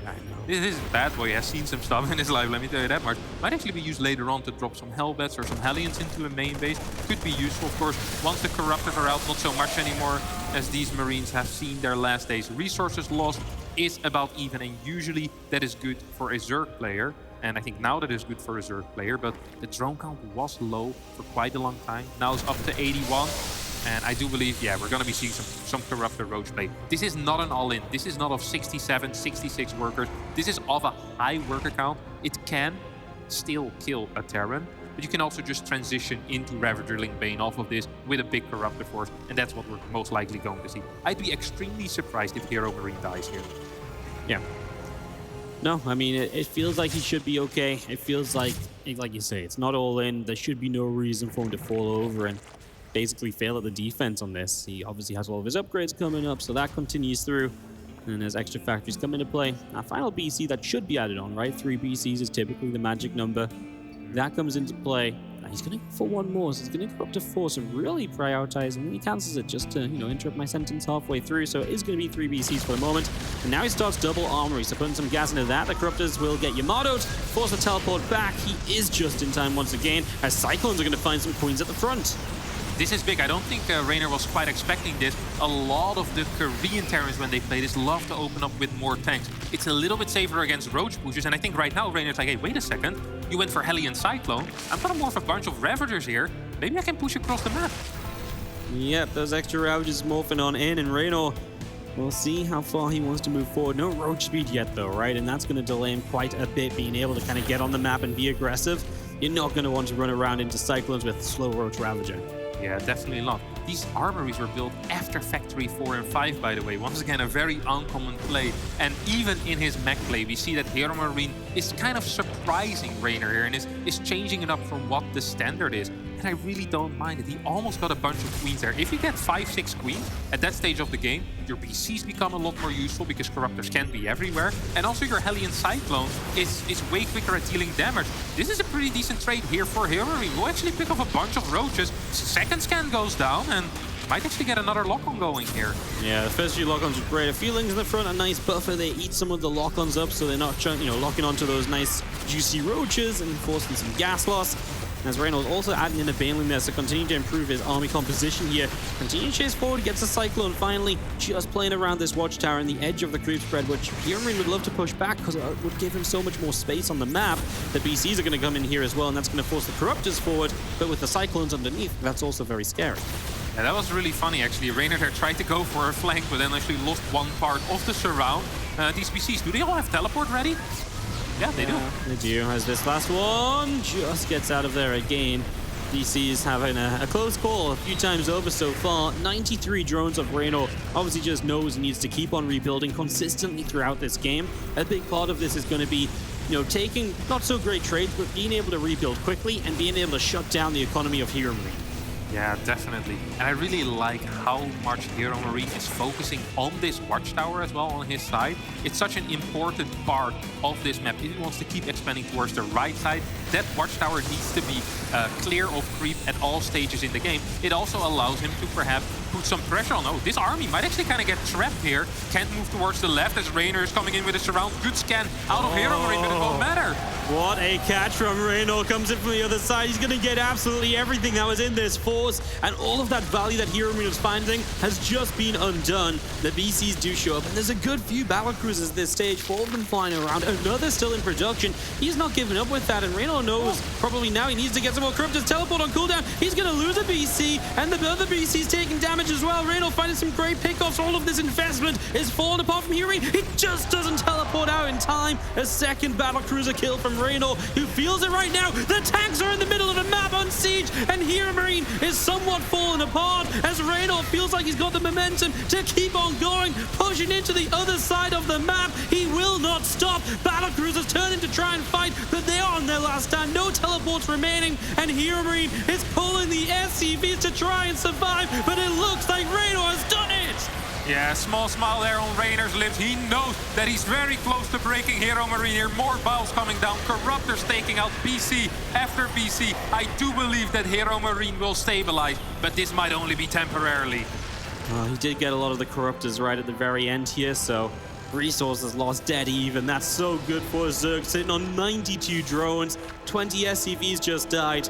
Reynor can just sit back a second, rebuild, remax, and then think about going again, because he will rebuild so much faster than the Terran player here. Yeah, I like that Hero Marine is sending these Hellions out on the map. He needs to get some counter damage, and more importantly, he needs time, and he needs a lot of it. He needs to keep his opponent on his side of the map. A couple of drones will fall, but if you have 99 workers, losing 4 workers isn't the end of the world. No, it really isn't. These few Hellions will go down. I mean, here in Marine, it's nice to keep on the other side of the map, and he might get a few more here. This is starting to get a bit more serious. 11 drones going down. Reno is basically rebuilding them instantly. He's got enough drones coming up right now to go straight back to 90, but this is now 20 workers, and it buys a bunch of time. Even some banelings being used to finally clean this up. Yeah, it actually was a lot more workers than I thought it would be, and that definitely is worth it here for Hero Marine. On top of that, it also cost a lot of time there for Raynor. That right side is still relatively clear of creep. And maybe Hero Marine actually feels like he can make a little push with a couple of Cyclones, bunch of Hellions. It is a possibility. One tank in the back will fall, well, practically immediately. Raynor is staying calm though, once again, really having that creep discipline, which is difficult to do if you just had the fight of a lifetime and you were so close to being in the final. Oh no, all these SCVs just ran down over there. There's probably no getting out for those guys. They will jump into the command center to stay alive of all things. Meanwhile, the Cyclones are running for their lives against these few Banelings. The Ravagers will continue to chase them down. The lock-ons are there, and all these Banelings will go down without connecting. Hearing, finding a decent trade. This Corruptor over here got cleaned up, and that is going to be the SCV safe to jump out, and that Planetary Fortress now on the way. Yeah, it feels like there's almost no tanks to back up this Hellion Cyclone force. Every single time that Hero Marine kites back, I'm waiting for a tank shot to show up, and it's never really there. I mean, this third base has been empty for a long time. 4 tanks, 5 tanks are finally out. Hero Marine only on 67 workers. Now, that does mean that he's going to be having a massive army, but a large part of his army consists of Hellions and Cyclones, which just don't fight too well. This is a push that is quite interesting. I'm not so sure if Hero Marine can pull this one off. Yeah, pushing on the creep is going to be scary. We're already going to get some Biles and takes down, oh my goodness, tank and Cyclones. Those Biles were great, and we're going to move forward for more of these tanks. They're all clumped up. The triple kill from Raynor. Yeah, Hero Marine should not have been here on creep, perhaps. He's getting a couple of trades right now, but Ravager still alive. 86 links on the way. The Hellion count is almost non-existent. If these links come out and Hero Marine is still on creep, he'll lose his entire army. Here we go. Some links gonna run in. Banelings from the other side. They don't even have anything to connect into, mate, right? There's nothing there. The Cyclone's already being chased away, and once again, Raynor is looking for a big cleanup. He's gonna find all of these tanks in the back. No extra help for those guys. They all go down, and Raynor's now gonna kill off the SCVs on this mineral line. Evacuation mode from Hero Marine, but Raynor just keeps on pushing forward and keeps on clearing up. 5k resources in the bank for the Italian Zerg player. 92 workers, he is in the lead. He can keep pressing forward, but he once again plays it safe, moves back to his own creep and says, hey, I'm not in a hurry. I've been trading very well so far. I'm up in everything. Let me just morph what it. Well, 6 Ravagers, 22 Banelings. Should that do the trick? I think that should do the trick, Wardy. I think this should do the trick as well. Maxed out, he's got no reason to wait. There's not going to be any Hellions forcing him back for a little while. But even going to Caustic Spray down this base in the bottom side, because why not make use of those Corruptors, force some units out of position for everything else to move on in this base. Undefended right now, and Hero Marine isn't going to defend it either. The SCVs try and run away. The few Hellions will move forward, but it looks as though Raynor is ready to fight once again, jumping on these couple of tanks in the front. There's one on the high ground that might be annoying, but he's going to make his way to the other base. Yeah, 15 workers once again go down as Raynor prepares for the final push in. Banelings connecting with absolutely everything. Roaches fighting depots. Biles landing on top of these tanks. GG! And Raynor makes it to the final of the Intel Extreme Masters Katowice 2022. A second year in a row, he will be in the final. Can he defend his championship? What a fantastic series here out of the young Zerg player. What a comeback, coming down from 0-2 down. Some tough games, was looking bad for him in Game 3, was not looking great in Game 4. This final map was the only one he really controlled all the way throughout, and he made it look wonderful as he is going to the finals. 3-2 over Hero Marine. Fantastic effort from Gabe. He was so close, it just wasn't quite enough. It really was extremely close. An insane preparation out of the German Terran player who showed what he's worth, making it into the semifinals. As Raynor is on the stage and he's looking happy, he's looking strong, he's looking mentally powerful as well, Wardy, and that might be the most important thing. Oh, yeah. All right, let's hear from the man himself as he makes his way to the Katowice finals. Thank you very much, guys. This is the current reigning Intel Extreme Masters Katowice champion. Raynor, you were down with a 0-2 deficit, But just like you've done so many times in the past, somehow, once again, you pull out and you get the next 3 map wins to secure yourself in the grand finals back-to-back years in a row. What's going through your head right now? Honestly, I don't know why I do this to myself. Like, it's not pick me if I don't go down 0-2 or 0-1 and then I come back. I'm not even nervous at this point. I'm used to it. You know, losing a couple of maps because I just play bad, I think, in the first games. But yeah, I adapted really well to what he was doing. I feel like he was mostly being aggressive with the tank pushes, 5 Raxes, 8 Raxes. And yeah, it took me a while to adapt, but when I did, it looked fine, I think. Indeed, you adapted when it mattered most. Let's start with talking about Curious Minds, because it started out looking pretty damn great. You got an excellent flank on his Hellbats, but then Big Gabe went Super Saiyan mode and he was able to pull it out at the very end. What was going on there? Big Gabe is a beast. He never loses. Like, he loses a lot of units, and then he has twice the units again. Like, it's insane. I don't know how he does it, but it seems like he has a never-ending stream of units. And yeah, I thought I was winning that game until I got A-moved. But yeah, that was a confusing games mix. Well, let's move on to talking about Berlingrad, because there was a point where it was looking a little bit scary. You were behind in upgrades and you had to defend as he was relentlessly attacking. Were you confident that you would be able to hold on and clinch the win at the end? Yeah, I was like, I need to hold on, you know? This is the last one. I can't lose anymore. So I was like, I really need to hold here. I better do my best. And yeah, it was close, but I managed to hold in the end. And then last map on 2000 Atmospheres was a banger of a map. That's our favorite word this event, apparently. We saw a lot of back and forth. Gabe, for a while, was doing an excellent job keeping his battle cruisers alive, but finally we saw the momentum successfully swing in your favor. What was the moment that you realized you were making it to the grand finals? When I saw Mac. I don't think Mac is particularly good unless you camp and play ghosts. And I know Gabe doesn't like that too much, and you know, it's not too good on 2K as well. So I saw Mac and I was a bit behind in the early game, but I was still, you know, kind of happy. Let's say that. So yeah, when I saw Mac, I was very confident. Well, now you have a guaranteed ZVZ in the grand finals. It's going to be either Cyril or Rogue. And it's funny because when the interviews were being done across all of the different pro players attending and the question was asked, who do you think is the most successful StarCraft 2 player of all time? These two were the players that were mentioned. And both of these players are ones you have a lot of experience playing against. So stylistically, what do you think about the two? I don't know. Yona is on top of his game, I feel like, lately. He's solid as a rock. He's very good.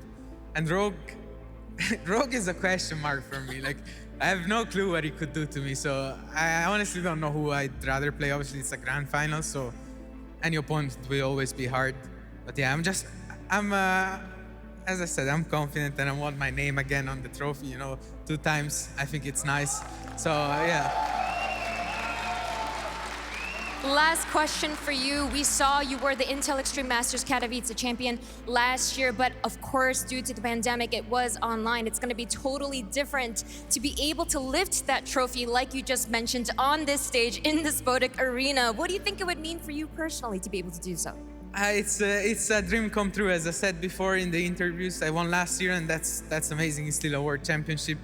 But the experience wasn't complete. You know, I was missing part of it, and I was missing the crowd cheering, lifting that trophy, and I want to achieve it this year. Sounds fantastic. For now, congratulations once again as Rainer makes it to the grand finals of the Intel Extreme Masters Katowice. That's right, the recovery is made for Rainer in the semi-finals. There has never in StarCraft 2 been a back-to-back world champion, and now Rainer gets the opportunity to etch that into history. He will be going to the grand final. It will be a best of 7, and he will be playing against a Zerg. The question is, which Zerg? Joining me here at the desk once again, I have Demuslim as well as Rotterdam. Roddy, that series started off with fireworks. Gabe brought the fight. Absolutely. Coming into it, we all said, okay, Rainer is the favorite. Gabe is playing amazingly well throughout this week. The run of his life. but let's just hope at least it's close, you know? Yeah. Let's hope at least it's a 3-1, maybe even a 3-2. Never in a million years did I think I had to worry about Hero Marine 3-0 Rainer, and I legitimately started to worry about that when he started making his push on Hardwire. I had goosebumps after game 2. I was like, this is shocking. I love Rainer, love Gabe as well. I was like, what is happening? What is this timeline that we are experiencing? But in the end, it's just 2021 all over again. Rainer down against Dark, turns it around. Now down 0-2 against Hero Marine. He turns it around as well. These guys are so mentally tough. It is incredibly impressive, man. We were on the edge of a different timeline in history here with Hero Marine taking those first 2 and almost making it to the grand final. Spectacular showing from Hero Marine, but of course Rainer advancing on to the grand final is also as poetic here, Ben. I mean, it's just amazing, honestly. Like, Hero Marine, the fact that he won on Glittering Ashes to start it all off, that's a massive Zerg map. That's the one that you often veto when it's a best of 3. So starting off like that, and then Curious Minds, I thought he got pushed back all of a sudden, and then he ends up winning anyway. It was actually the most shocking start to the series you can imagine. And as Kevin said, we were outside and we were just like, oh my goodness, we're actually scared for Rainer at this point. And wow, well played, Hero Marine, honestly. Definitely. Roddy? Yeah, made him work for it. Gabe really gave it his all. This is an incredibly memorable run for him. I'm sure he's a bit heartbroken, getting that close, being up 2-0, but this man can truly leave the building with his head up high and be very proud of the StarCraft that he has showed this week. Because even Rainer in the past, sure, Hero Marine has had his victories over Rainer, but when it's for all the marbles, when it's in the bigger stages or on a bigger stage, deeper into the big tournaments, it's often been Rainer, and it's often been a one-sided affair as well. Yeah. None of that today. I'm really proud of just the showing that Hero Marine had all week long. And of course, Rainer, back-to-back grand finals. That dream of becoming the back-to-back world champ is still alive. It's honestly beautiful.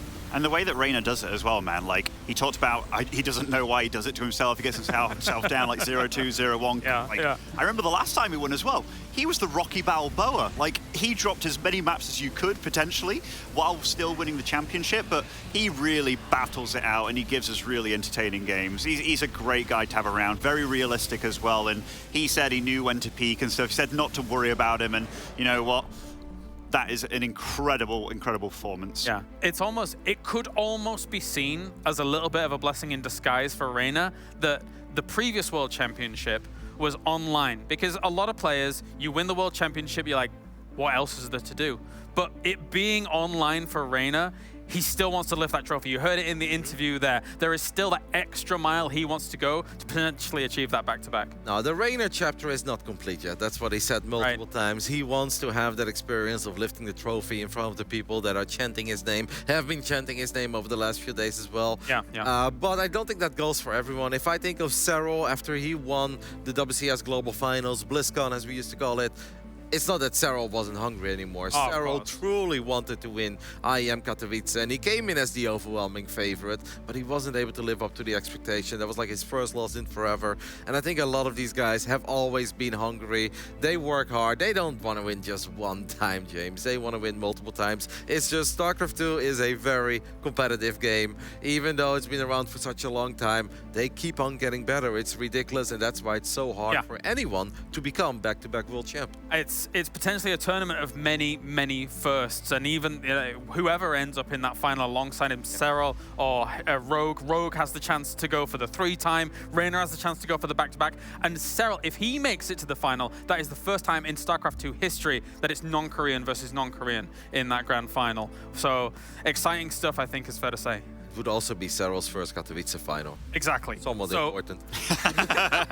God, there's so many cool things here for Katowice. All right, well, thank you very much, gentlemen. It is time to go to a break. When we return, we will have our next semi-final on the way as Serral goes up against Rogue.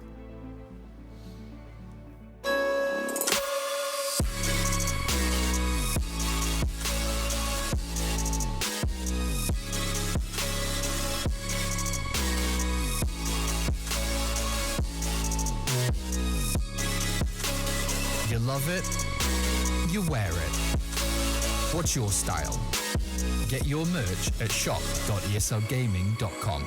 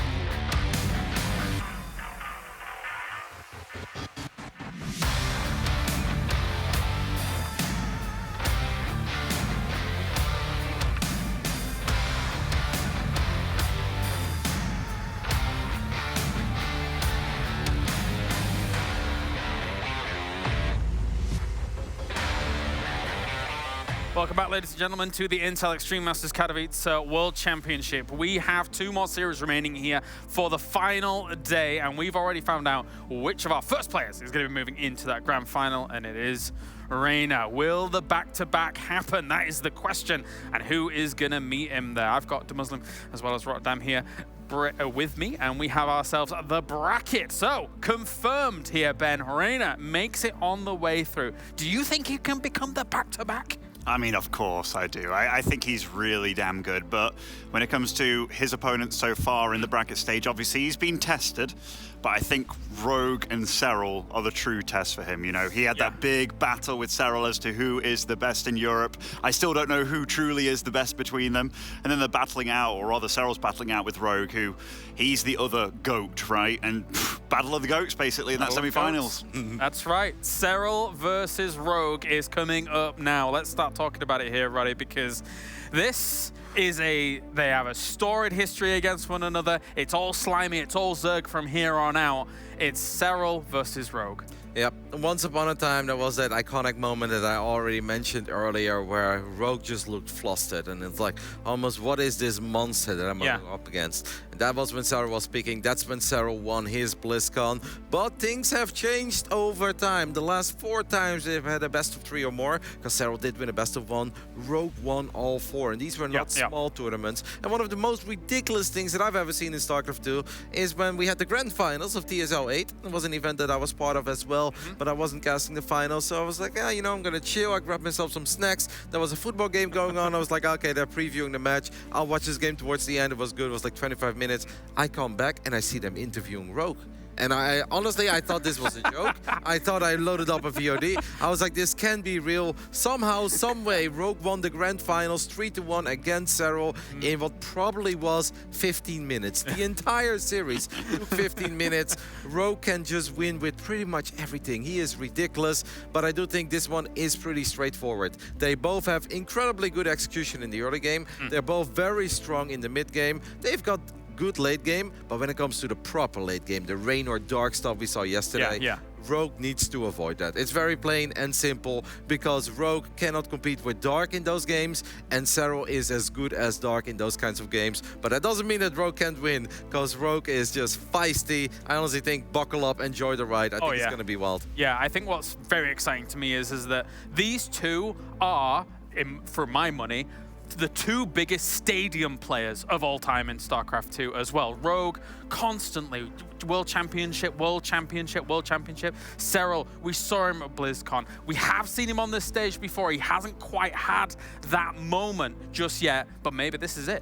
Maybe this is it. I mean, Rogue, obviously, he turns up for the big money tournaments, right? He's won more of them than almost anybody at this point, whereas Serral, consistently good, but he's been lying in the shadows, and he's come to the stage here, and now he's getting ready for it. Now that I think about it, Serral and Spodek is not a very happy marriage so far. Not so far. Yeah, there was, of course, that big year where we all thought Serral was going to win. He was the overwhelming favorite. He lost against Sue, but that was the quarterfinal, so that wasn't Spodek. But before that, he did make it into Spodek. He lost against Classic. And the year after, well, we also thought this could still be Serral's year. He was still the favorite. He went up against Zest. That also didn't go his way. So far, the great Jonas Sutala is 0-2 in Spodek.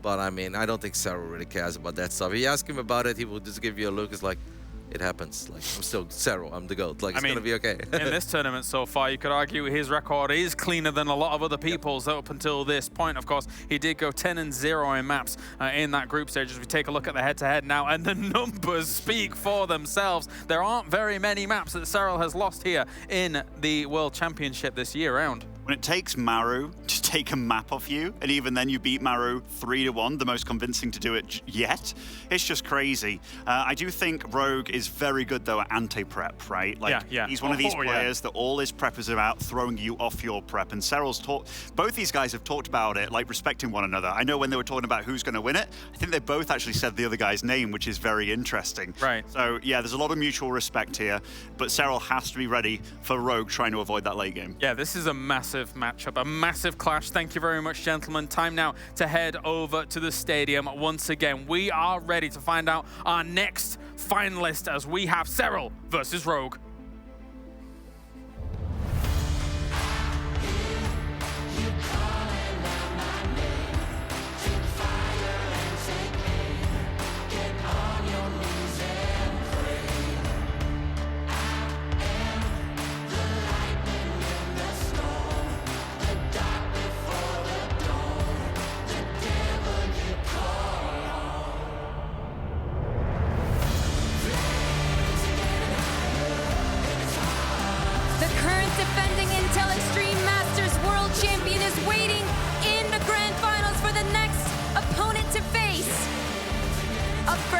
Finnish phenom and BlizzCon Global Champion, taking on the Korean Titan and two-time Katowice World Champion. Give it up for Cyril and Rogue!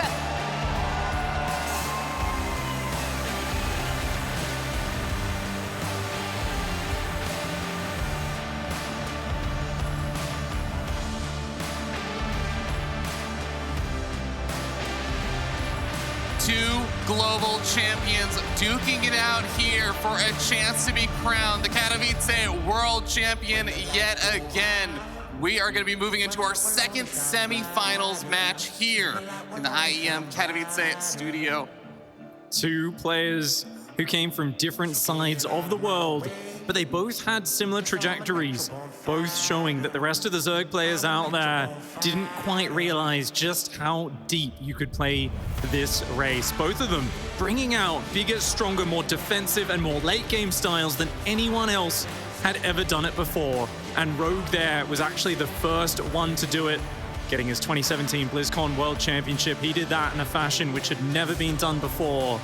Of course, Cyril taking it the following year, and then Rogue getting those two historic Katowice championships to become a three-time world champion. Honestly, just an absolutely amazing resume between these two, the absolute best Zerg players in the world. Without a doubt, two Katowice championships, something that no one in StarCraft has else been able to accomplish. Cyril still going to be chasing after that first championship, but he had to go over Rogue himself to become a BlizzCon 2018 champion. Taking that victory versus Rogue in the semifinals of BlizzCon 2018, 3-1. Can he do it again here? Yet again in the semifinals. What a great match that was. I love that you mentioned that one, Fear Dragon, because that was an epic, epic match. And remember, that was kind of a passing of the torch, because up to that point, Rogue was known as the best late game guy, the most solid macro player in the world. And honestly, it was Cyril that knuckled down in that famous match and actually defended every single thing Rogue threw at him. There was a moment, a famous moment I'll never forget. The look of just intense focus on Cyril's face, sweat dripping down his brow, and Rogue just looking frustrated because he gave it his best and he was so close to breaking him so many times, but Cyril would not crumble in that match.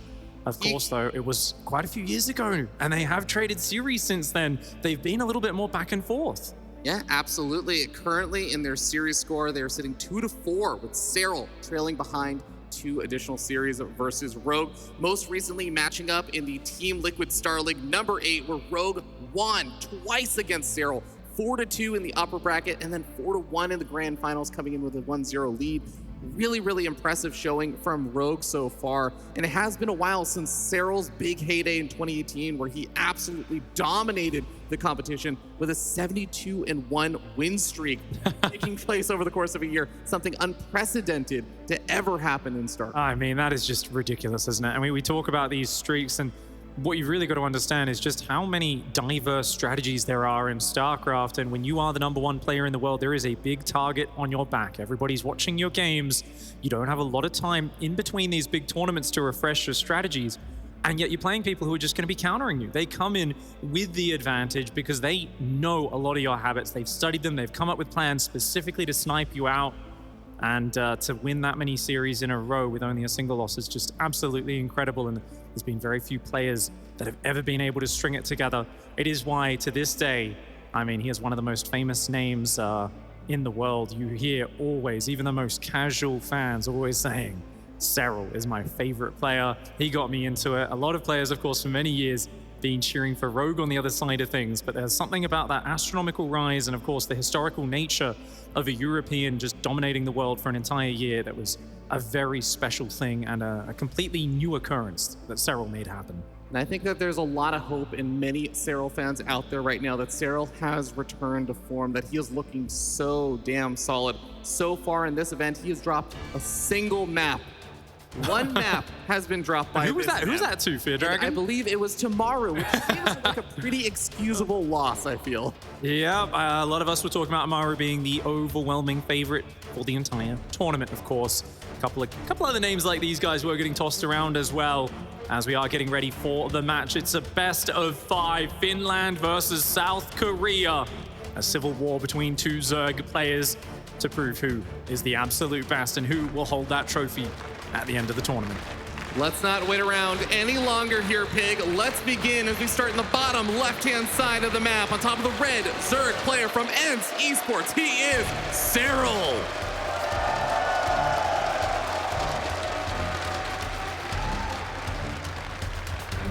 And his opponent in the top right side, the King of Korea.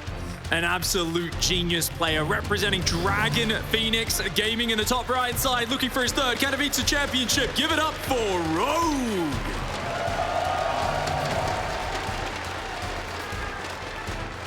Absolute merciless killer. Someone whose CBC is extremely scary, and he has definitely shown, especially in the last time these two players face off against each other in that grand finals of the TSL 8, that he is not afraid to bring the aggression to Cyril, and he is quite good at it. As he was able to speed run Cyril effectively. Oh, that was insane. No one's ever done that to Cyril before. Of course, for context, for those who didn't see it, this was just a few months ago, and it was the quickest grand finals we've ever seen. It was just disgusting. I've never seen anyone do that to Cyril. We've talked about Rogue being the hype killer because he takes your favorite players and makes them look like they don't belong in the ring with him. Well, he managed to do it to Cyril that day, and it was something that we won't be forgetting anytime soon. Neither will Cyril. He's going to be very hungry to change the story and give people something new to think about. I think that is definitely going to be something to keep an eye out for in this series. How Cyril is going to be responding both to any potential aggression that Rogue throws at him, or even the potential lack of aggression that Rogue throws at him. If Cyril is going to be playing it a little bit safer, which might give Rogue an opportunity to try and go for later game plays while still taking a little bit of advantage into that later stage. Absolutely, and it is going to be hardwire, so a rather long distance across this map. A lot of room to respond, but it is Zerg versus Zerg, fast-paced one.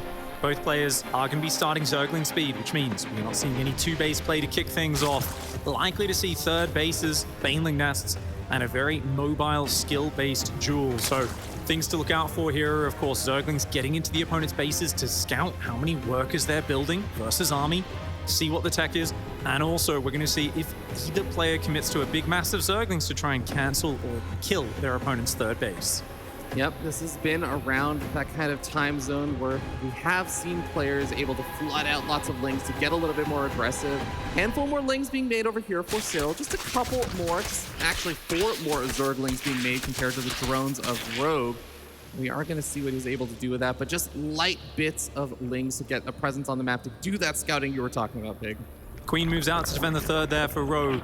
Rogue is a player who does tend to dawdle on spreading creep towards that third base. Has suffered some instances of pressure where the Zerglings can flood across and his Queens aren't able to move between those areas. Queens much faster on creep than off creep. Cyril continuing to poke and prod, but neither player wanting to make a big commitment to army. You can see just a handful of Zerglings that they'll be setting up with the Baneling Nest for safety.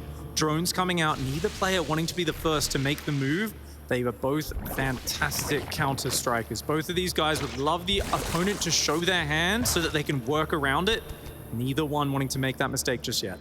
Yeah, Zerg versus Zerg, a very scary matchup in a lot of ways where I know a lot of the time the aggressor is going to feel a bit more comfortable just because even though their reinforcements show up a little bit slower, there is always the threat that if you give up any ground, you could start losing drones, especially when it comes to those Ling versus Ling wars. We'll see which one of these players decides to get aggressive first. We do already see as the drone or the Zergling gets cleaned up over there in Cyril's main base. A Roach Horn and plus some missile attacks getting started up for Cyril just a little bit earlier, but Rogue going to be falling not too far behind on that.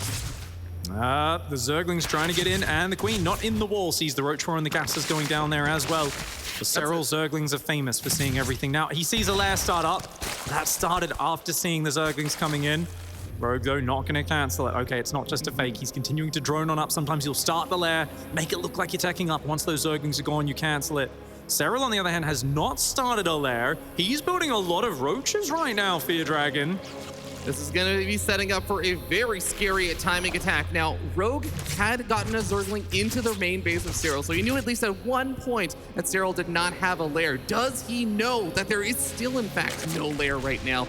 He is going to be still making drones at this point. Really well-positioned overlords for Rogue. He will see the Roaches the moment they move out. And there we go. Roaches are coming forward. A Ling Bane pressure to start as well. This is not a huge commitment from Serral. He's going, obviously, to look for some damage, but he's actually droning hard behind it and starting a delayed lair. So he's looking to force a big over-response, see if he can catch a Rogue unprepared. So far, though, Rogue, fantastic scramble. He's morphing lots of Banelings. He's got Roaches, Spine Crawlers on the way. Rogue has a big worker lead going into this. So if he can hold off this attack, which I think he will be able to, that's going to be fantastic. Yeah, Baneling connections are going to be very important over here for Rogue. Ends up getting a little bit supply blocked here. He has a couple more Overlords coming on out, but one of those Overlords going down is going to cause some minor problems here. You can see that Serral's just getting zoned out by these Banelings of Rogue, though, and he is going to be on the retreat. Snipes off one Baneling on the way on out. Rogue going to continue to chase a little bit further across the map. Do we actually have Roach speed on the way here for Rogue? No, he's just going to go straight for Spire now, is Rogue. He got forced to make a lot of Banelings. It's a lot of gas that went into that, but having the worker lead already was nice, and being up on 6 gases means Rogue does have fantastic income. He's going to go straight out for a 4th base as well. Interestingly, taking a 4th on the front side and starts +2 range immediately. So, I mean, at this point, Rogue is really saying, look, I'll get out a handful of mutas. I'll try to force some spores, get some over response, but I imagine there will be a huge +2 Roach timing coming in behind that. Yep, and we do have Roach speed finally starting up behind all of that as Rogue is anticipating. He's not going to have to deal with too many units coming out from Serral to his side of the map for a bit. And he'd be right in that assumption right now. We see mostly just drones coming out from Serral. Overlord drop, interestingly enough, also getting started on up. Yeah, that is not going to be well timed. Of course, it will see the Mutalisks, at least is always a good idea with that. And maybe even dodge around him. Whoa! Yeah, all right, we'll ignore you if you ignore us. The Zerglings running straight past the Banelings. Banelings could maybe blow up some drones on the third. Serral should not be taking damage. Did he not notice that? I don't think he saw it, Fear Dragon. He's got to watch out. Roaches are going to be coming in forward to try and snipe up a couple of these Banelings, but the Banelings make some connections onto the drone count. 6 workers going down. All things considered with how many Banelings there were, I think not the end of the world there for Serral, but definitely taking some hits. Definitely could have been worse, but does avert disaster. Serral's building lots of Queens now. He's realized there is a Spire. Queen's going to be the first line of defense against that, and securing his 4th base will be the goal. Of course, the Carapace is on the way with the 2nd Evolution Chamber for Serral. He's going to try to catch up on upgrades. Right now, feels like Rogue has a little bit of momentum, and he's going to be pushing Serral's vision back into a tight corner of the map. However, Rogue is not droning his 4th base. He's going to want to kill this 4th with his Roach push across the map. So Rogue here, he stopped at 8 mutas. Mass Roach production's on the way. Gets a Queen, a nice start to this. Does trade out 1 Mutalisk, but for 2 Queens, a good trade. Yep. Loses the 2nd Mutalisk over there. A little bit less ideal, but it's going to continue to find some of these Overlords. I love that Serral sent that drop Overlord to the bottom right-hand side of the map, sending in the most roundabout path to sneak it away. Rogue throwing up a Nidus Worm behind all of this, so that Roach attack is going to be hitting maybe a little bit sooner than Serral's going to be expecting. Oh, the mutas are so good because they make it hard for you to have vision. And I've seen Rogue do this before. He's going to lure you out elsewhere and then drop that Nidus in the main base. If he can get that up and surprise you with a big Roach army, that's going to be very hard for Serral to stop. Serral is trailing by 20 army supply. There we go. That's it. Leaves 1 spotting Mutalisk behind. Serral, there's no way he could know this is coming. He has no way of getting the information. It's been so well disguised. Now, the army count's very similar, but if Rogue can unload enough units and then fight on top of the ramp, he's going to have an incredible angle. Serral, he hears the scream of the Nidus Worm. He's got to scramble up here. Rogue is up to his usual tricks. And look at that. He's on top of the ramp. Serral's trying to get up there, but he's moving into a very awkward position. Roaches and Ravagers trying to close the distance over here, but more Roaches stream on out for Rogue. He is still up a bit in army supply. Can he get enough of his army up in here to do the damage he needs to? Even started up a 2nd Nidus Worm just in case. He's continuing to try and fight. Serral does have the Carapace upgrade advantage. Is it actually going to be enough to help him defend with the overwhelming defensive advantage? He pushes Rogue back and takes the supply lead. Rogue is such a tricky guy, but Serral scrambles to his feet, manages to avoid getting knocked out there, and that was a very important hold. I love the way he pulled the Queens up the ramp, spammed Transfuse across those Roaches, pulled his Ravagers back to safety while constantly dropping the Biles to break Rogue's fighting line. And Rogue, this is not an opponent you're going to be taking out with one of those cheeky Nidus Worms just like that. He's won so many tournaments this game already with the Nidus Worm. He is the best Nidus user in the entire world. But Serral, he knows this. He's ready for it. And the game now looking very even. Yeah, even with that Nidus Worm attack, it becomes so tough as Rogue because it does take time to unload all those units from the Nidus Worm, and I feel like Cyril was really able to take advantage of that little window as the Roaches are still unloading. And this Drop Overlord looks like it's not going to be able to find too much damage as it gets very low on hit points. Does get taken out, snipes off 3 workers, but that's all he's going to be getting for his troubles. We do see behind all this Burrow, tunneling claws, getting started up for Rogue. He is not done with putting the pressure onto Cyril. Rogue made a Dropper Lord and loaded Roaches into it. He's forgotten to make Overlord speed Fear Dragon. That there is literally the slowest taxi in the world. You guys probably want to unload out of there and get moving. Of course, it does speak to Rogue's mindset as he does kick into Overlord speed. Roach multi-prong. He wants to burrow Roaches, hide them in. If you don't have Overseers and detection around, you're not going to spot it, and he's going to look to just pop up all over the map, drop Roaches in the main, and then burrow them when Cyril comes to respond.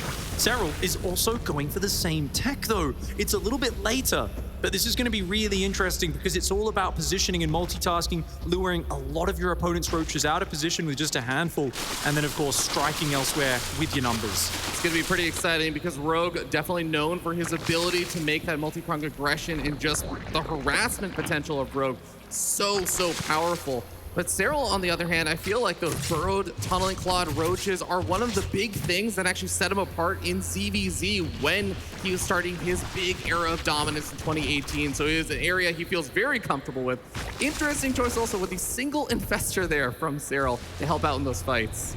Yeah, I mean, I really feel like Cyril's part of why that Tunneling Claw regeneration got nerfed is because he was so good at using it. And there we go. Big fungal landing in the middle of Rogue's line. The Roach Ravager Hydra just jumping on top. Cyril happy to take this fight. Great movement by Rogue, but he is outnumbered. Rogue's got to disengage. This is not a good fight for Rogue. He is finally going to start disengaging, and he does manage to use the slow Overlord to unload a couple of Roaches and protect the Nidus Worm so he can go up safely. Nidus Worm will complete, but Cyril's already responding with a handful of units. Does he have enough over here to defend? He's rotated onto the right side as well, but Cyril with a fantastic army split. But look at that, Rogue's going to try and catch him out. Maybe getting a little bit too fancy for his own good. That being said, Cyril, he burrows his Roaches to follow the burrowed Roaches. It's a burrowed Roach, a little battle there. So far, Rogue not finding an opening, and guess what? Seismic Spines is on the way. That's the Lurker range upgrade. He's going to get a lot of these upgrades to round out his army as Cyril, whereas the Hive and the Hydroden far behind for Rogue. Rogue still looking to do this with a very basic Roach Ravager army. He hasn't found an opening yet. He's going to push in one more time. Cyril, look at the way he pulls back. Lets the Spine Crawlers do their work. Lets the Corrosive Biles break Rogue's line. And it looks like these fights are just going very well for the Finn. Cyril continuing to find good trade after good trade. Now we do have Rogue with a nice little concave advantage over here, and is starting to break through some of the Roaches. The Ravagers do not want to be on the front lines, but additional reinforcements come out. The Lurker going to be able to solidify a solid position, and GG gets called. Cyril takes the first game.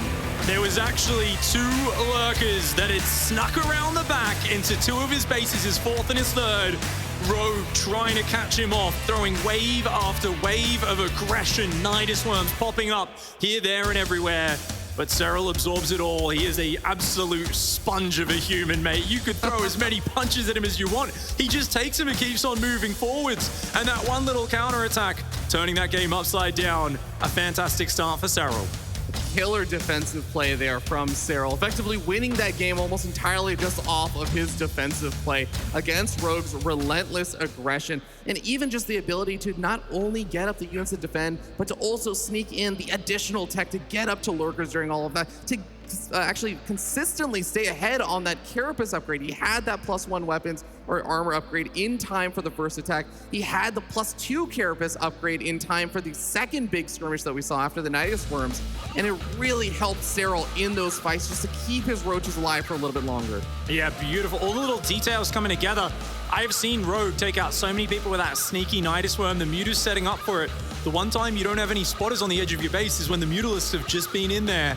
And it's such a frustrating thing to take on, but surprising how reminiscent that last game was of some of their past battles. We are now going into map number 2 in this best of 5 semi-finals. In the bottom right side of the map of Blackburn in the red, he is the Finnish phenom, NC Sports, Cyril.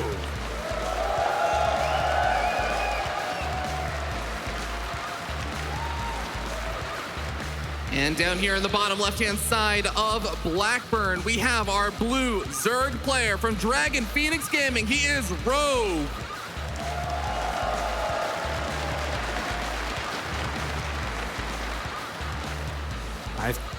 We referenced that big BlizzCon game from 4 years ago at the start of this series, and I remember the final map of that, Nidus Worms popping up everywhere, Lurkers dropping, Roaches burrowing into every base, and Serral blocking it at every turn. Just got a little bit of nostalgia seeing the way that last game went. But Rogue now, he's switching gears. He's going for that quick gold base. Gold bases in Zerg versus Zerg, always a scary thing, just because the power of early game Zerg units is that they are so mobile. So once you get a little bit of extra income off of those gold bases, EVZ can be in a hyper aggressive matchup where you just see the gold base player flooding out early game units very quickly across the map. And that's definitely part of the mind game there, which can be played upon. Rogue says, oh, you expect me to use this income advantage to flood you? I might just be a greedy boy.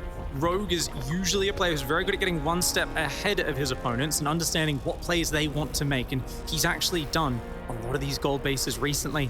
I mean, even just a month back in Last Chance, exact same map, same spawns up against a laser. He went for this and he did one of the greediest 3-base Mutalisk follow-ups I've ever seen in my life. Something which only Rogue would even think of doing and managed to get away with. And I was actually having a chat with Serral about that on our shuttle when we first got here in the airport. We were talking about that exact series and having a discussion about it. And Serral was saying, the Mutalisks are very scary, but really, there's two big ways you play this as the Zerg. And he was explaining that you either go for the 19 drone Zergling Baneling flood. You just say, look, I'm taking the fight to that gold base. I'm not letting you get any value off it. Or you often do wall off the front. You go for a Roach build. You wait until you get your Roach speed, your +1 on 2 base. And you just take into account the fact that you usually can be a little bit greedier than them at the start because they've got such an exposed gold base. They've got to make link speed. You can skip it. They have to do things like make a Baneling nest if they want to be safe. And you, of course, do not need to do that. Now, in this scenario, Rogue is being super greedy. He's dropping a third. He's not making a Baneling nest at all. He is basically saying, look, I think you're going to just do this Roach response, this 2-base Roach build. I'm going to play so darn greedy myself. And this is going to give Rogue a huge momentum boost going into the mid game. It's going to be pretty brutal. Now, Serral does come forward with his own slow Zerglings, moves into the main base, spots out whatever he can find to see.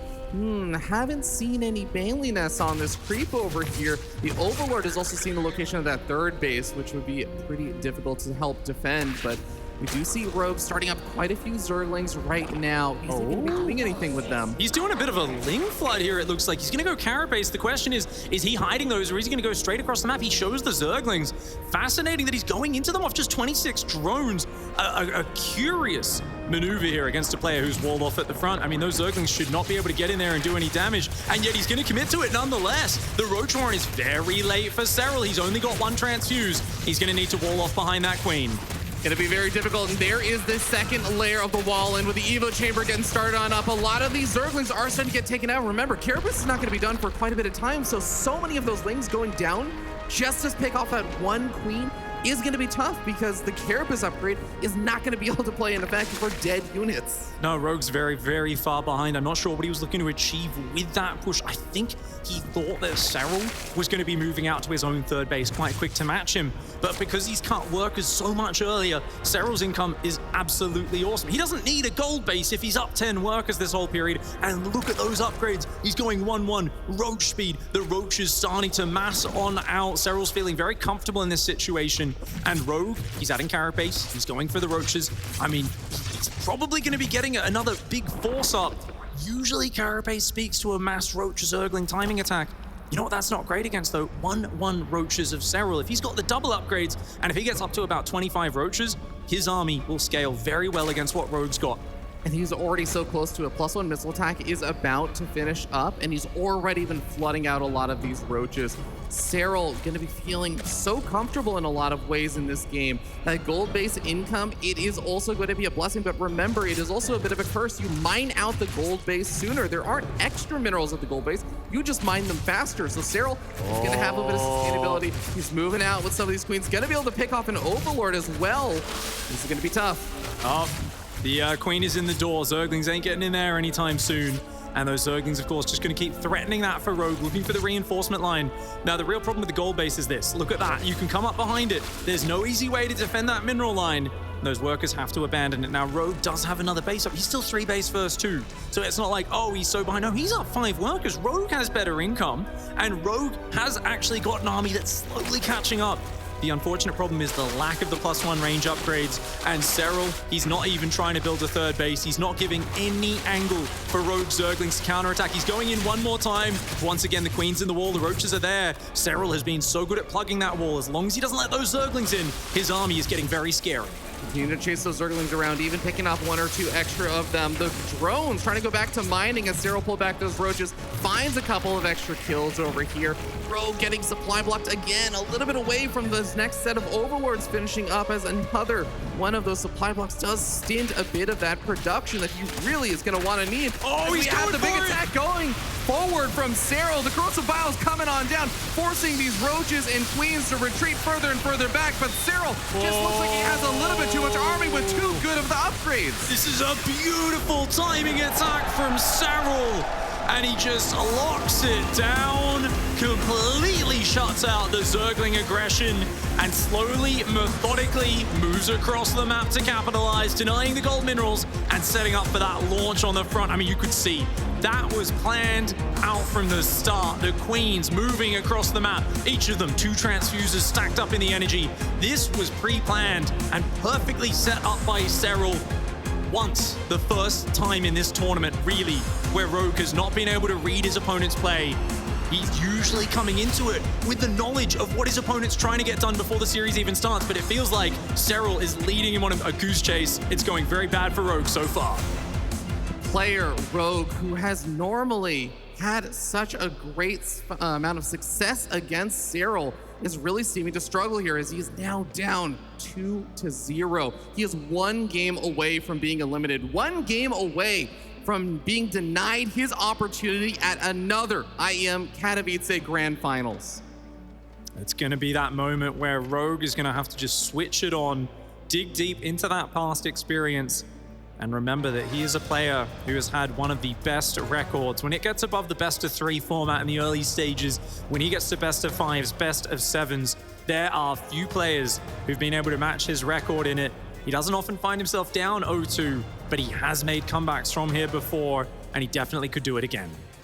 We'll have to see if he can pull it out and make his way back into this series as we head on to 2,000 atmospheres for game number 3.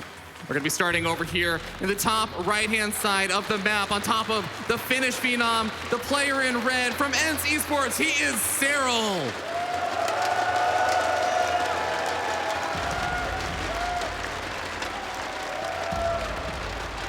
He's got to pull out absolutely everything right now. He's got to win the next 3 games in a row. He's got to gather himself, and he needs to gather up that energy.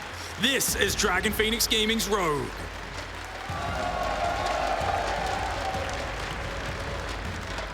Now, Pig, I feel like a consistent theme of this series so far is Serral's immaculate defenses against whatever Rogue is throwing at him. Whether it be those consistent roach pushes with the Nidus Worm play, Serral's able to smack down game number 1, and game number 2, just a consistent defense against any of those Ling run-by attempts and the gold-based potential aggression there. What kind of thing do you want to see from Rogue coming into game number 3? Is this where you change up a game plan, or do you stick to your guns on this? Honestly, I think his build order last game was perfect, except for the Zergling wave. I just don't know what that was meant to achieve. I think he clearly had some sort of read on the fact that Serral was going to be unable to defend his wall, or maybe going out for an attack of his own, or moving out for a fast third. There's something that, you know, Rogue, he's a big gambler, he's a big poker player. He has a read on an opponent, he thinks they're going to do something, and he will look to counter it, and he was clearly looking to do that, and it was a misread. Absolutely massive misread. Building 20, 30 Zerglings and trading them for what? A queen? Forcing an evolution chamber to build in the wall off. It was a terrible trade, and that was the moment where he could have exploded and gotten ahead in the economy. So at this point, maybe we go away from those super hard reads on Serral, and just remember that Serral's been so defensive. He's gone back to classic Serral play. Greed is not a bad way to do it. Get a little bit greedy, get through to the mid-game forwards and show us what you've got from there. It might be also a fantastic time to bring out that Muta play. Rogue is an incredible Mutaling Bane player in Zerg versus Zerg. Yep, that is actually one of the areas where, while Serral has definitely gotten better against mutas, I know it has caused a lot of headaches for him in the past when facing off against players such as Raynor.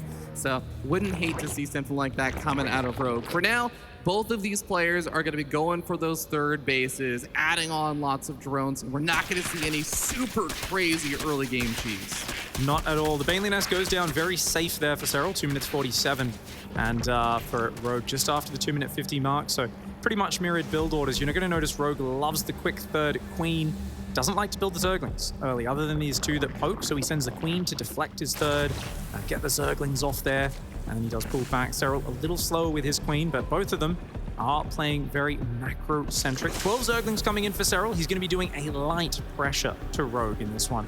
Not massively committed. Does he have any forward Zerglings to morph Banelings with? If he did, oh, there we go. Okay, so he's going to make 2 Banelings, but the Overlord's seen it.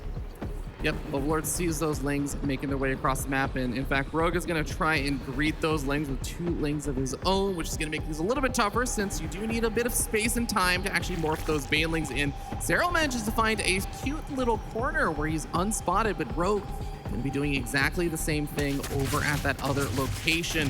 Serral comes in with a lot of his Lings. He's going to try and draw the forces, draw the attention away from Rogue, and that third base is going to be in quite a bit of trouble over here as the Queen's very late to get over to that third. Oh my lord!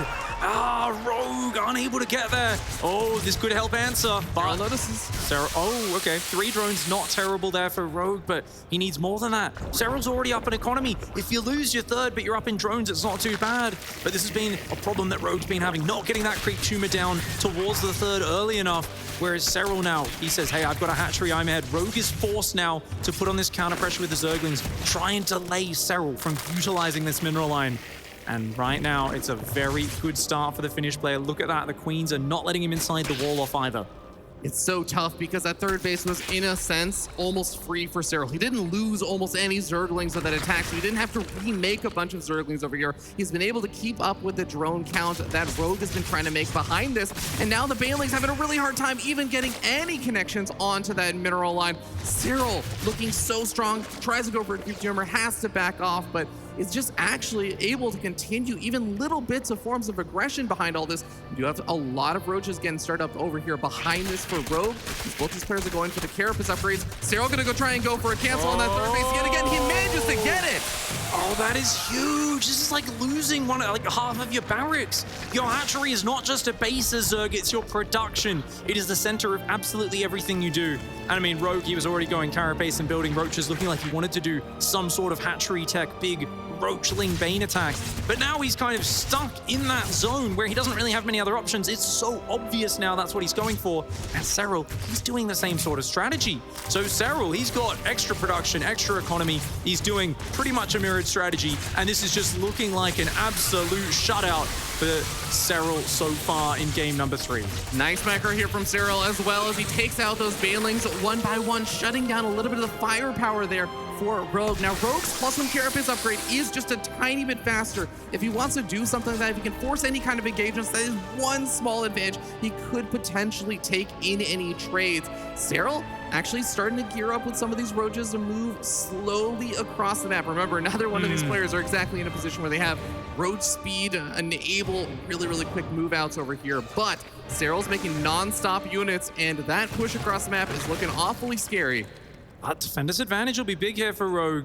And I think Serral can definitely defend himself, but will he be able to actually push through Rogue? I'm not so sure. The Carapace kicks in here for Rogue. It's not done for Serral. And I really think Serral needs to be droning up right now. I don't know if this is the right strategy. Rogue here, he's got a great arc of Roaches and Queens. A Ravager in there as well. Serral, he's still committed to Roaches and Zerglings. He wants the victory, maybe wanting it a little bit too much. He's looking a bit too stiff in his play. He sees no workers on the third. Serral, it is past time you transition, mate.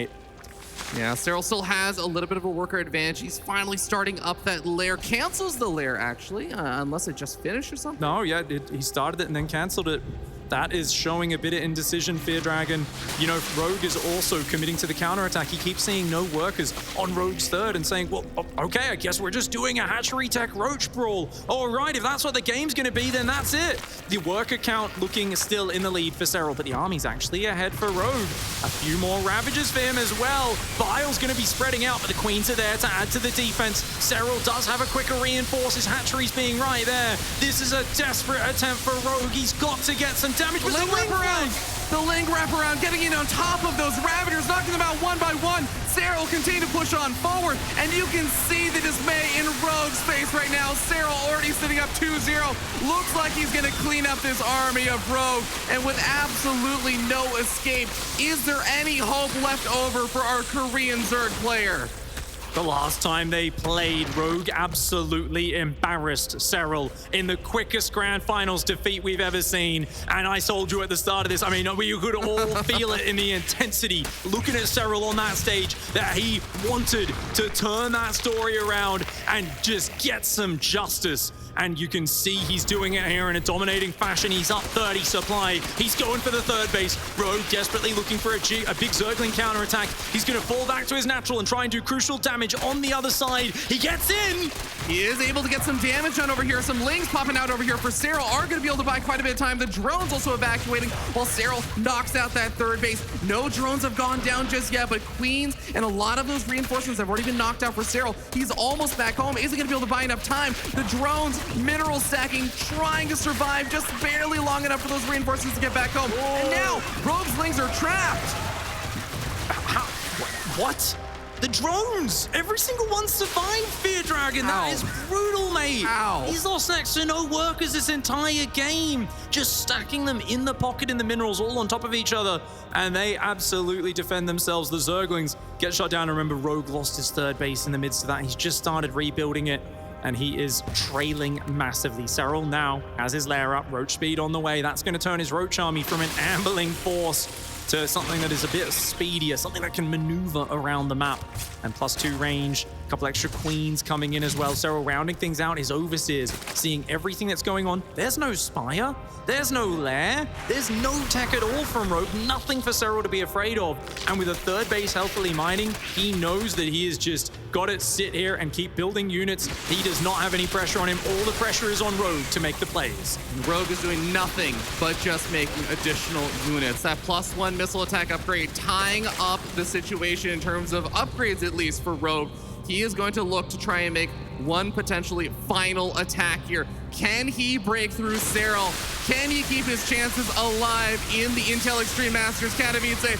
Serral is actually taking the fight to him off of creep, diving in on top of the Roaches, on top of the Ravagers. GG gets called. Serral 3-0 Rogue. The king is back. And I'll tell you, that there is not just a confidence booster, that there is a message that he is sending out to all of the doubters, to everybody that was bringing up those past performances. And he says, I am back in charge, and I'm going to the Intel Extreme Masters Katowice Grand Finals. Down with Rogue, down with Dark. Serral has knocked out some of the best Korean Zerg players there are out there. He has been able to best Maru. He's been able to best so many stupendous players, and now he earns that spot to face off against one of his arch nemesis. It is going to be Serral versus Raynor for the Grand Finals. What an incredible rivalry, and what a performance. Let's hear from Serral on the stage with Smix. Thank you very much, guys, and congratulations. Serral, you are back in the Grand Finals here at the Intel Extreme Masters Katowice, and I was taking a look back at history, and I realized the last time you were in the Grand Finals of a global championship was all the way back at BlizzCon 2018. What is it like to be finally back here after 3.5 years? It's been quite a long time, so it feels absolutely amazing. Like I said, I was pretty scared of this bracket, and I think that's just basically the cream on top of the cake. Now, yesterday when I spoke to you, you were talking about the opponents that you were thinking would be the most difficult to face. You mentioned Rogue specifically. Last year, you faced Rogue several times, and he defeated you pretty handily. Why was it so different today? I mean, it's always hard to say. I think the builds went my way a little bit. And just in general, I feel like I just used to die a lot. But this time I didn't die to anything, so that helped a lot. That's a very concise way to put it with a 3-0 win. Speaking of builds, I feel like Rogue is such a difficult opponent to try to even predict. He comes out with such crazy strategies. So what was that preparation like, and what was your mindset like? Well, there wasn't too much time to prepare, so I kind of, well, I didn't have like exact preparation, a little bit of his games, but mainly just had a couple builds planned and I mean, it was, I feel like this series was I was just gonna do what I felt like a little bit. Like I said, I had the Blackburn prepared. I knew he was gonna take the gold, I was gonna play it like that. And also the first game I did a little approach pressure that was prepared, but in general, just see how it goes and react that way.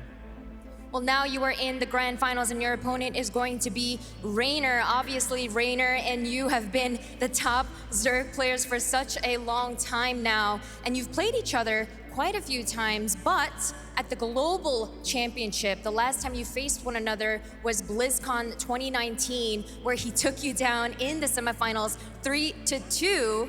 Now that you're facing him in the grand finals, are you confident you can defeat him to lift that trophy? Absolutely. I don't think I would be here if I wasn't confident. But it's always going to be really hard against Reynor. I hope we're going to just have a nice match, and I hope I'm going to win in the end. And I'm hoping I'm thinking that's what's going to happen. Well, thank you very much, Cyril. And for the first time in StarCraft 2 history, we have two non-Koreans in a Global Championship Grand Finals. Oh boy, and for Cyril, he made it look somewhat easy here in the semis. He moves on into that final, and now we have Italy versus Finland. Two gentlemen that have previously crowned themselves world champions, and regardless of which way it goes here, Rotterdam, one of them makes history. Either Cyril gets himself his first Katowice championship, or you have Reynor back-to-back. That's amazing. Yes, it is a beautiful final. These two, even though they've been fierce rivals for quite some time, they are really good friends. They always banter with each other. Reynor has shared a couple of times as well throughout some of the media pieces that we made that he loved the days where he kind of felt it was him and Jona going up against all the Korean pro gamers. So even though they compete with each other in the European region, they've often been the two European stars as well, taking on all the Koreans. And to see them now participate in the first ever grand finals that does not include a Korean, it's going to be fireworks between these two. I can't wait. And especially in this series here, Ben, considering what Cyril has been able to do, it very rarely does someone take the fight that handedly, I think, against Rogue. In a big match like this, on a big stage like this, Rogue comes to play, but it wasn't there for him this one. No, it just wasn't at all. And like, he was doing some really cool stuff. I know we'll talk about the games later on, but yeah, the fact that Cyril, he looked at his bracket and he was like, I think I've got the hardest bracket I could possibly have, like if the stars align and stuff. And 3-1 Maru, 3-0 Rogue, pretty damn convincingly as well. He absolutely is looking super rock solid. Wait, he's dropped one map this tournament. One map in the entire tournament so far, James. Jeez, let's take a look at the highlights then as we... I mean, the thing is that it could quite easily happen. He could quite easily drop maps to these guys. I actually... You go, Kevin, you go. I actually thought that this was a real key moment already in the series. I like what Rogue was doing. I think he handled the initial roach pressure well. The Muda switch was alright. The Nidus with the Mudas, like pushing Overlords away, creating dead space in the main base, getting the Nidus up. But somehow, Cyril just got all of his units into the main base right on time, dropped a couple of corrosive balls, and it felt like this maybe could have gone Rogue's way. In the end, Cyril pulls off a phenomenal hold, and I feel he never looked back. After that, just everything went Cyril's way. I loved all the little pieces as well. Like when he cleared up the roaches and he knew that his opponent could put a Nidus down, he actually burrowed 3 roaches over there, just so if a Nidus does pop up, then he can kill it, as opposed to just having the units there. So very much aware was Cyril of what was going on in that situation. Game 2. It just kind of felt that Rogue was a heavyweight boxer here, trying to knock Cyril out with one punch, but it didn't work. Like Cyril was dodging balls, dodging links, dodging banelings, Game 2 on Blackburn, it was kind of close towards the end, and obviously if Rogue buys a little bit more time, maybe he could have held. Game 3 was just a bit of a disaster. There's no other way to put it. A world-class Zerg player like Rogue is not supposed to lose his hatchery the way he did against Serral. And at this level, these are little things, but you just don't really recover from that. If the opponent plays it out well, the man is 16-1 in this entire tournament. He's gonna play it out well. Yeah, and Serral wins every Roach Ravager from here on out in this entire best of 3. It really felt like there was he just had more almost every single time, Ben. Yeah, this is a bit reminiscent of the last time that I remember them duking out, which is the one that you remember, the Lost and Found, where just Rogue slunk down in his chair. But this time you saw the frustration on Rogue's face. Like every time that he was losing, he's like, oh my goodness, like that didn't work. And then it's like, that didn't work either. Nothing worked out from today. You know, sometimes it's your day, sometimes it isn't. Today, Rogue was just not as good as Serral. And even if Rogue had advanced into that final, I mean, I don't think anybody would have been surprised in any stretch of the imagination here, Rotterdam. But I think we're quietly forgetting slightly here that this tournament has produced so many insane series, so many 3-2s, especially on the other side of the bracket, so many close series, time and time again. But then Serral has actually been dominating against some of the very best in this tournament so far. And it's weird that that has been slightly overshadowed by the crazy other amazing games on the other side. Yeah, Serral had a pretty alright game 2 against Dark, where he had to dig somewhat deep to still be able to pull that one home. And maybe here in the first game, he did have to pull off a pretty impressive hold, get all of those units into the main base. That looked dicey, but he was there just in time. Other than that, there isn't that much to talk about because he's been just better than literally everyone that he has played so far, and that's pretty uncanny and unheard of. And I think we have to give him a penalty point for that. Out of here! No, he's looked like 2018 Serral, which is a bit scary, I think is fair to say. Anyway, thank you very much, gentlemen. We're going to go to a short break here before we get ready for the final. Of course, all of our players, our 2 players, have to get ready for that grand final, and before we do go to that, we've got a lot of Zerg coming up in that ZVZ Grand Final, but we have yet another Zerg to take a little bit of a closer look at here. Once again, with the Signature Series, it's Lambo.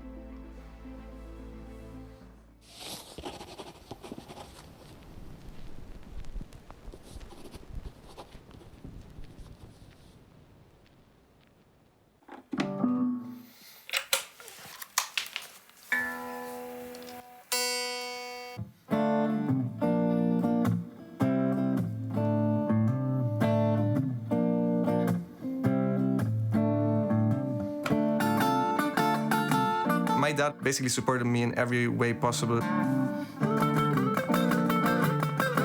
He would buy me a guitar when I told him I wanted to play guitar. He would support me in terms of playing drums. He was a big football fan himself, so he even coached my team at some point. He also supported me in skiing. In all of my hobbies, my dad supported me. He was basically a good friend.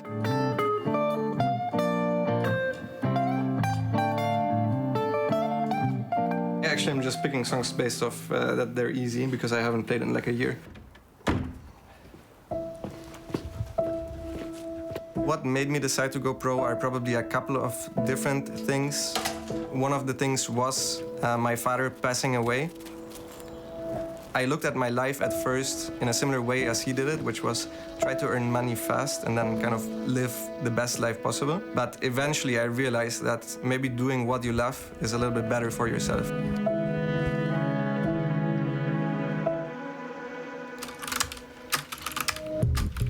The thing about StarCraft is that the wins make you feel great and accomplished, and you can really feel how you're getting better, but there's still so much room for improvement. Always, I still feel that to that day. Seeing self-improvement, making these huge steps, and it feels better and better the better you get. I think in the end, that's what really got me hooked. I do think I am born to get good at StarCraft, if you want to put it like that, yes, but I'm not born to compete.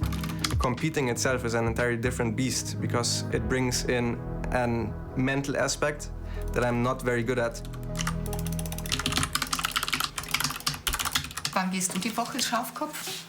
Ich gehe morgen, morgen Abend. Okay, ich glaube, deine Dose habe ich da hinten stehen, deine kleine. Ich hab mir Geld schon hier reingelegt, weil das kann ich nicht mitnehmen, ist zu groß.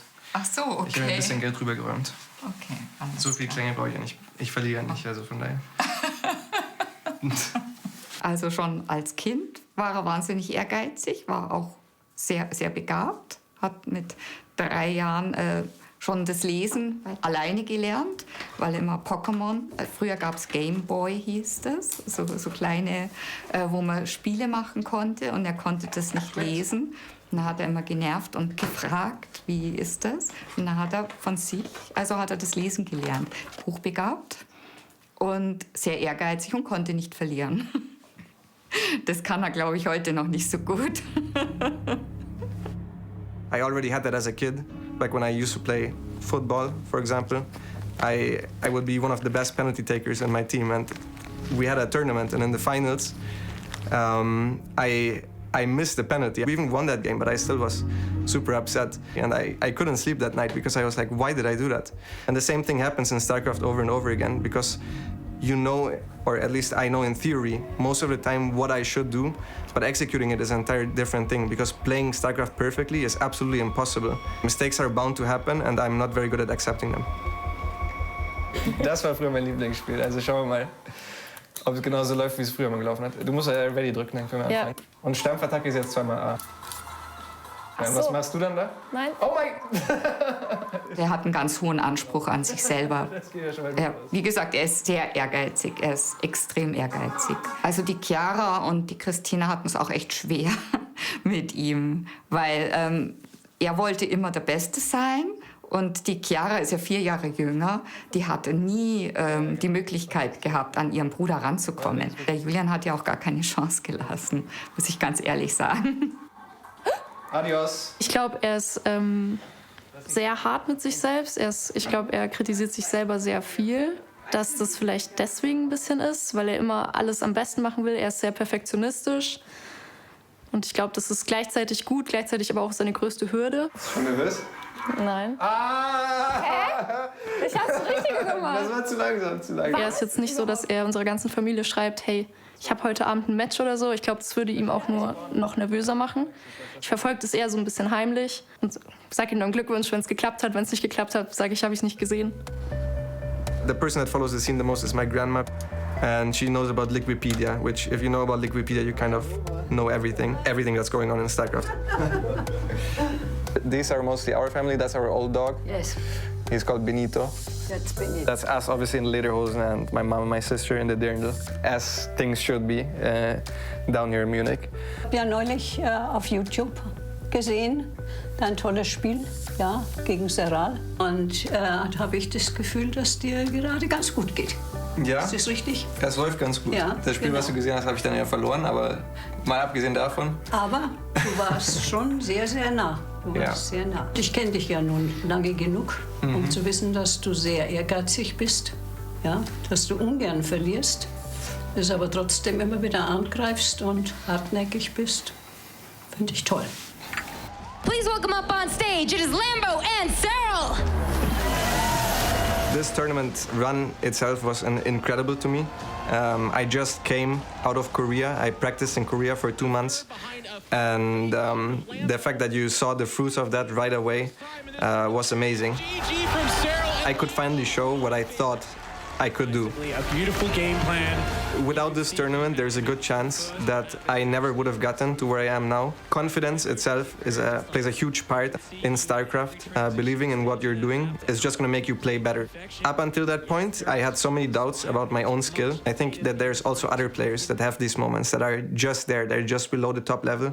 And they just need this one performance to really just ensure themselves that they are good enough to compete. Dass dein Ranking sozusagen dann auch dementsprechend gut ist, wenn du so viele Punkte übers Jahr sammelst. Genau. Das ist die Weltmeisterschaft quasi in StarCraft. Okay. Und wo ist das? In Katowice, deswegen heißt es so. Heißt es Cyril? Wer ist Favorite vom Turnier? Cyril wahrscheinlich. Cyril und Maru. Maru ist doch auch noch. Ja. Dann kennst du dich schon aus, ey, Junge. Boah. Also zählst du quasi seit letzten Früh zu den Top 10 der Besten? Quasi.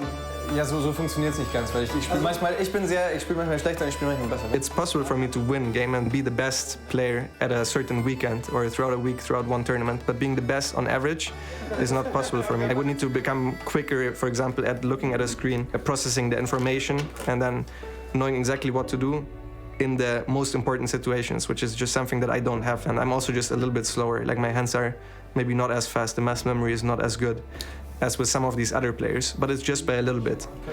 And that little bit I can compensate for with strategy, for example. When I coached Rainer and he ended up actually winning Katowice, that was probably one of my favorite moments in my career. Somehow even felt some validation because he used some of the strategies. If StarCraft was bigger, I would maybe even prefer being a coach because it has less of the negative feelings and it just fits my skill set better. Natürlich. Ja, Dann wetten wir auf den Brusig, oder? Mein Monatsgehalt auf dich.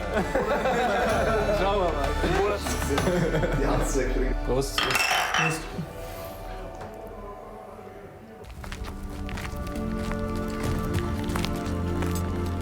StarCraft to me is a passion that makes up a big part of my life. I am very thankful for that I found it.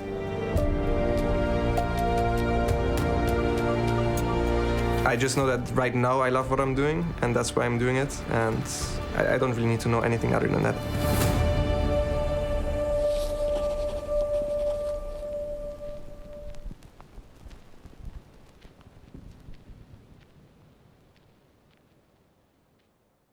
Welcome back here to the Intel Extreme Masters Katowice. A brilliant glimpse into a mastermind here when it comes to European StarCraft. Another Zerg, but now we move on to the very two top Zergs here for the World Championship. We are going to have Serral going up against Rainer. It's a fixture, it's a match that has been etched in history in terms of their combatants against one another, and now they get to do it on the very biggest stage of them all. Joining me, Muslim, as well as Rotterdam here. It's going to be a best of 7 Rotterdam. This one is for the history books. Yeah, this is massive. It truly is. These two have a lot of history with each other. I said it before. Rainer kind of saw them as buddies for a while as they were taking on the Koreans, and they've been playing against each other for a long time as well. The first time that Rainer got the best of Serral was at the grand finals of a smaller WCS Winter 2019. Yeah. He won, but it was off the back of some all-ins. A little bit later, Rainer got him again at another WCS grand finals, but it also was kind of Serral playing better in the longer games, but Rainer got a little bit lucky, made some crazy plays. He even referred to it early today, crazy game on Thunderbird back then. And that kind of was the story until Home Story Cup 20, where Serral won, but Rainer came up to me afterwards. He's like, I actually think I played better, Kevin. What do you think? And he did really play better. That was a series that didn't go his way, but he showed that he can actually keep up with Serral in the straight up games. No longer has to rely on tricks or all-ins. Rainer truly reached the level of Serral. Yeah. And ever since then, it's been pretty back and forth between these two. It's been beautiful to follow. And for a little while during that, Rainer really was Serral's kryptonite. It really was only Rainer that was able to defeat Serral in some of those moments. But Ben, looking at the roads here as well, Rainer, of course, he's had a bit of a grueling road in the bracket stage. It's not been easy by any stretch of the imagination, whereas on the opposite side of things, Serral has looked like old 2018 Serral, and that's terrifying. I mean, it's super terrifying to go up against, but it also makes me think, all right, Rainer's been pushed to the limit, yes, and he's met the challenge every time and overcome it, whereas it's almost like Serral hasn't truly been tested yet, which is really scary. I know you talk about that game 2 against Art, but he's beat everybody. And like, so far, it hasn't got down to the wire where his life's truly on the line here. And that might be something that kind of credits Rainer a little bit. Yeah. Roddy? I mean, Serral may look like Serral of 2018, but Rainer looks like the Rainer of 2021, or even the Rainer of 2022. True. He may arguably be even better than he was last year when he won the Intel Extreme Masters Katowice, and I think that is truly epic, because most of the time players kind of peak and they fall off, but Serral clearly has found another massive boost in his career. He has barely been tested indeed throughout this tournament, but I know that Serral also knows he is going to get tested in this final. These two are truly going to swing for the fences, throw everything they have at each other, mind games, micro, macro. This best of 7, I think, is going to have it all, and story-wise, it's a beautiful one. It's super beautiful. Also, like, you know, a lot of people talk about the Koreans being really damn good. These guys often play each other in the European region going toe-to-toe. It's like, you know, we're just as good, but the fact that they've played against each other so much and they're both peaking at this moment in time, absolutely gorgeous. All right, gentlemen. Well, it is time to get this going as we now head over to the stage. Ready for the grand final. Ladies and gentlemen, it is time. Never before in the history of StarCraft 2 have we had a global grand finals like this. This is an unprecedented moment where two non-Koreans fight to lift this beautiful trophy in the Spodek Arena. Up first, we have the Finnish phenom who's looking to reclaim the World Championship after 3.5 years, while his opponent, the current defending Katowice champion, attempts the first back-to-back world title. Katowice, give it up for your grand finalists. It is Sarl and Rainer!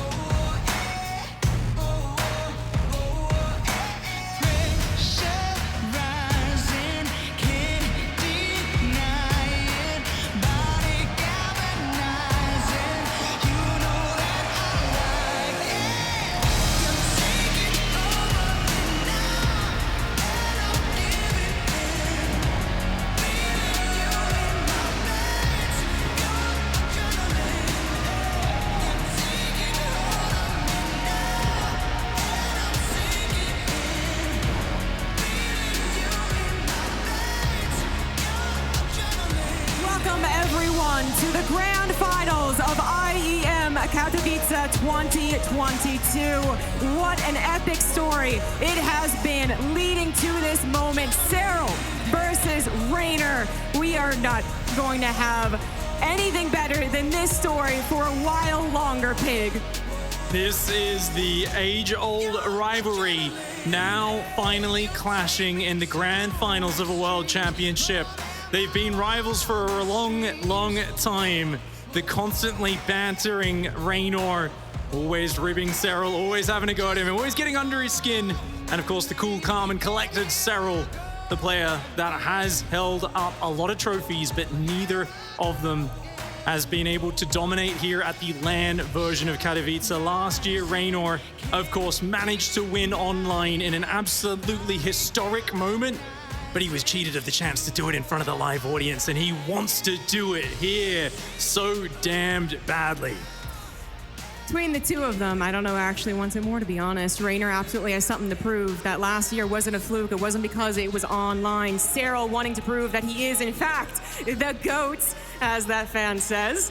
But it's going to be only one of them that can prove what they would like. A best of 7, ZVZ. I'm getting chills just thinking about how long we've come with these two players, right? Me and you casting Montreal 2018, one of the best finals ever. Certainly one of the best Zerg versus Zerg finals between Sarl and Raynor. It looked like Sarl was going to lose to the WizKid back then, but that did actually end up being his 4-time WCS champion year. And now, once again, Raynor has a chance to take him down.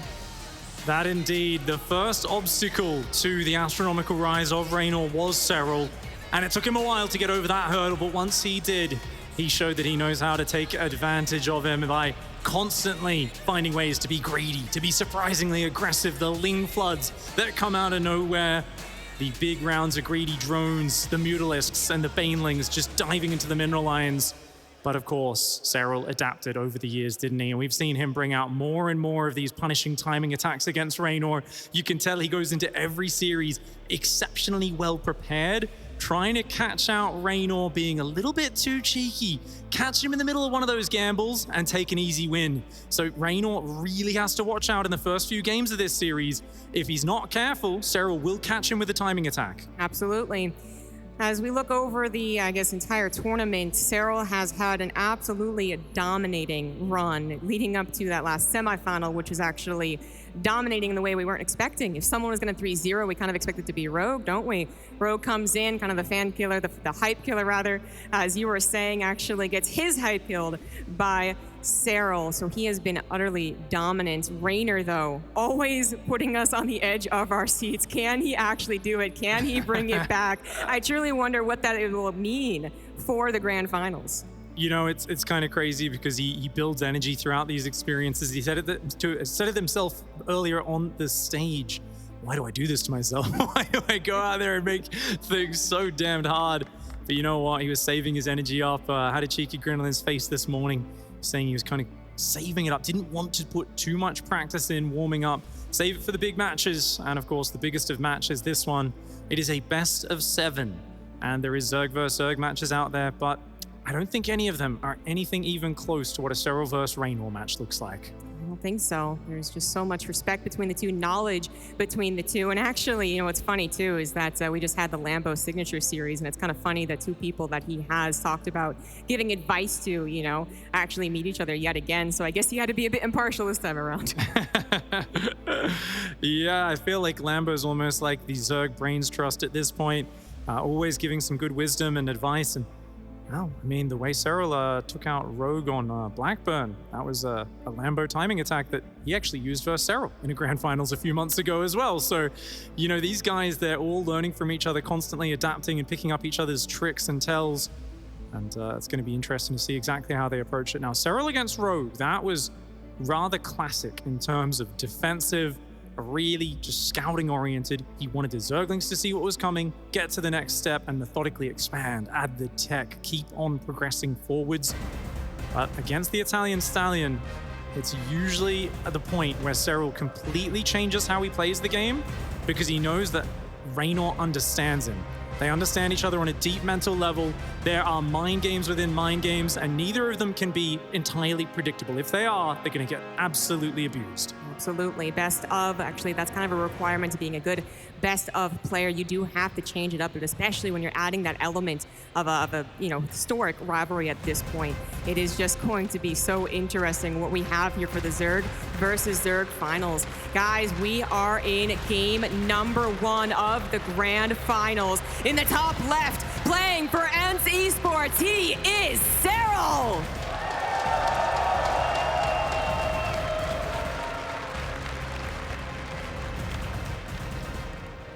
His opponent in the bottom right side of the map, it is your reigning Katowice World Champion. Looking to get historic back-to-back titles, it's Clash Gaming's Raynor.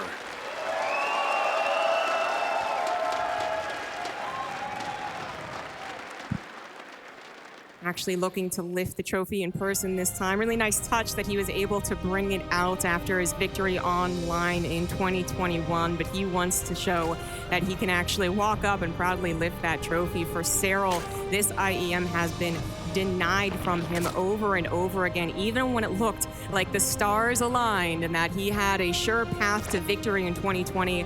That's when Zest had the Adept Printer. That's when he was caught by surprise. Now it's all come down to the finals. Serral finally here, where actually it feels like he just continues to power up. Serral in finals, pretty good. He's pretty good, Zerg.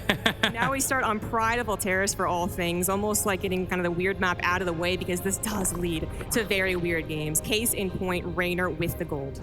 Already heading into a classic dynamic between these two. Serral a little more conservative, goes for the standard expansion. Raynor straight away hatchery first on the gold base. The gold base, of course, gives you plus about 40% mining on those mineral patches, but normally, you get less of them. Not on this map, though, because Pride of Alteris is absolutely insane.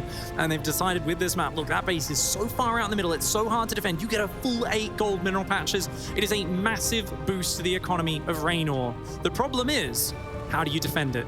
And usually players here will look to get a read on what their opponent's doing. They'll go Ling Speed, they'll get a Baneling Nest for safety and try desperately to hang on to it. Serral, though, he's making a Zergling Speed, but he's droning up for now. We haven't seen him opt for a very quick Baneling Nest. It's interesting because the Ling Speed denotes that Serral's not going to do the Roach push. He's starting some Zerglings, but if he wanted to really kill the gold, he'd already have a Baneling Nest and a massive amount of Zerglings coming out. Yes, this is what we've seen from other ZVZs on this map. Either both Zerg players kind of acknowledge how risky it is, so one of them does try and go for an early pull and kind of nip it in the bud, right?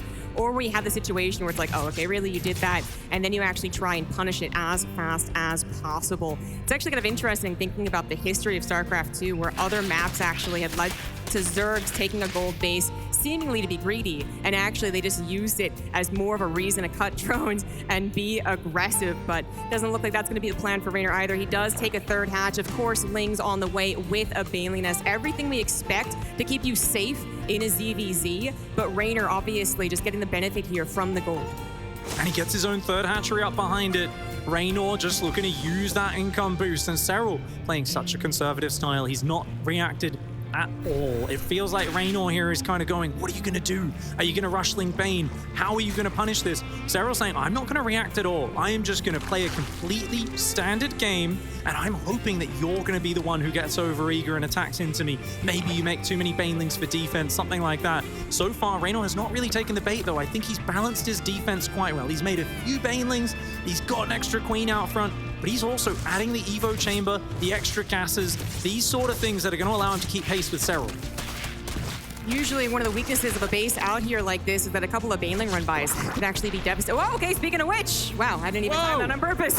I didn't even drones go down. Where did it come from, Zombie Grub? I don't know. I was actually just about to point out that the Overlords were properly placed to stop that from happening. And then... So 2 Banelings came from up here on this high ground, this sort of angle. Serral's going to do it again. And this is just so clever. Look at that. Oh, wounded drones. In the open, he gets one of them. But a good stack there, and the Baneling does take out the other Zergling. Only one more drone going down. Serral currently up 3 workers. And these sneaky Banelings going to be continuing to branch on in from multiple angles. Both sides going for roaches. Now, the income advantage is not really there for Serral simply because of that gold base. It's actually Raynor who has been mining more money for a lot of this game. Serral still has work to be done. That's the flickering blue arrow that you see means that Raynor does have the advantage even with this damage. He is forced to pull away once again. 5 more drones go down, keeping him actually at basically a 5 deficit, now up to 7. But that's going to be perhaps temporary. Serral not really on that gold base. Might eventually, right, get it to a 4th or maybe even a 5th, depending on how long this game goes. But that is for later. Right now, what we have very important to talk about is Serral getting some roaches, +1 timings, lair timings. What are they actually going to be going into next? Because apparently this gold base has actually not influenced the game as much as we were expecting. Yeah, this is really fascinating to see because Serral just a couple of Baneling waddles in, and Raynor with some uncharacteristic slow responses. You pointed out he had the Overlords out front to spot. He had time to react, but he didn't notice that Serral was keeping him occupied, and now Serral poking forward with just a handful of roaches, Zerglings, and Banelings. This is not a committed push. This is Serral literally just looking for good trades as he drones up behind it. I mean, look how much Raynor had to react. He does realize, like, okay, that maybe that's not as scary as I was thinking, so he cancels one of the spine crawlers, but it must almost be like kind of a safeguard in your mind. Like, I have to kind of get one. I am still exposed here. Even though I reap the benefits of that gold base, it is still a forward base closer to my opponent. Should he decide to attack, should I be losing momentum? There should be pressure on Serral to do something about that gold base, Zombie Grub. But there's just not. He's clearly just doing this very, very light pressure. Like, oh, I'll move a few roaches in the middle of the map. I'll do a couple of Banelings running into the mineral line. It's the lightest of pressures, and yet it's getting these big reactions. So Serral here purely just playing with the expectation that Raynor knows how compromised that position is. And now Raynor has been forced to go for the attack. It's mass roaches, Lings, Banes, ramping forward across the map. But Serral, he's got a big arc of roaches on top of that ramp. He's got a few Banelings and Zerglings of his own. I don't know if Raynor can break this, but he's gonna go for it. He's going for it. The Baneling's trying to hit the heart of the roaches, but Serral with a split on that high ground, still attaining the concave as well. Raynor, he had a lair actually start a bit faster than Serral and had canceled it in order to do a bit of an attack. Now restarts it, but clearly one of the downsides here, not going to be able to start that +2 missile. Instead has to go for the carapace. Also will not have that roach speed. So actually Raynor having presence on the map is going to be increasingly more difficult as the Serral roach is basically going to be able to outmaneuver him. Speaking of outmaneuvering, Lings do get into that natural base. They don't find any drones, but that is a lot of good scouting. Beautiful play here by Serral. So only a handful of Zerglings, and he gets a couple of drones in the main base as well. Very nice play by Serral.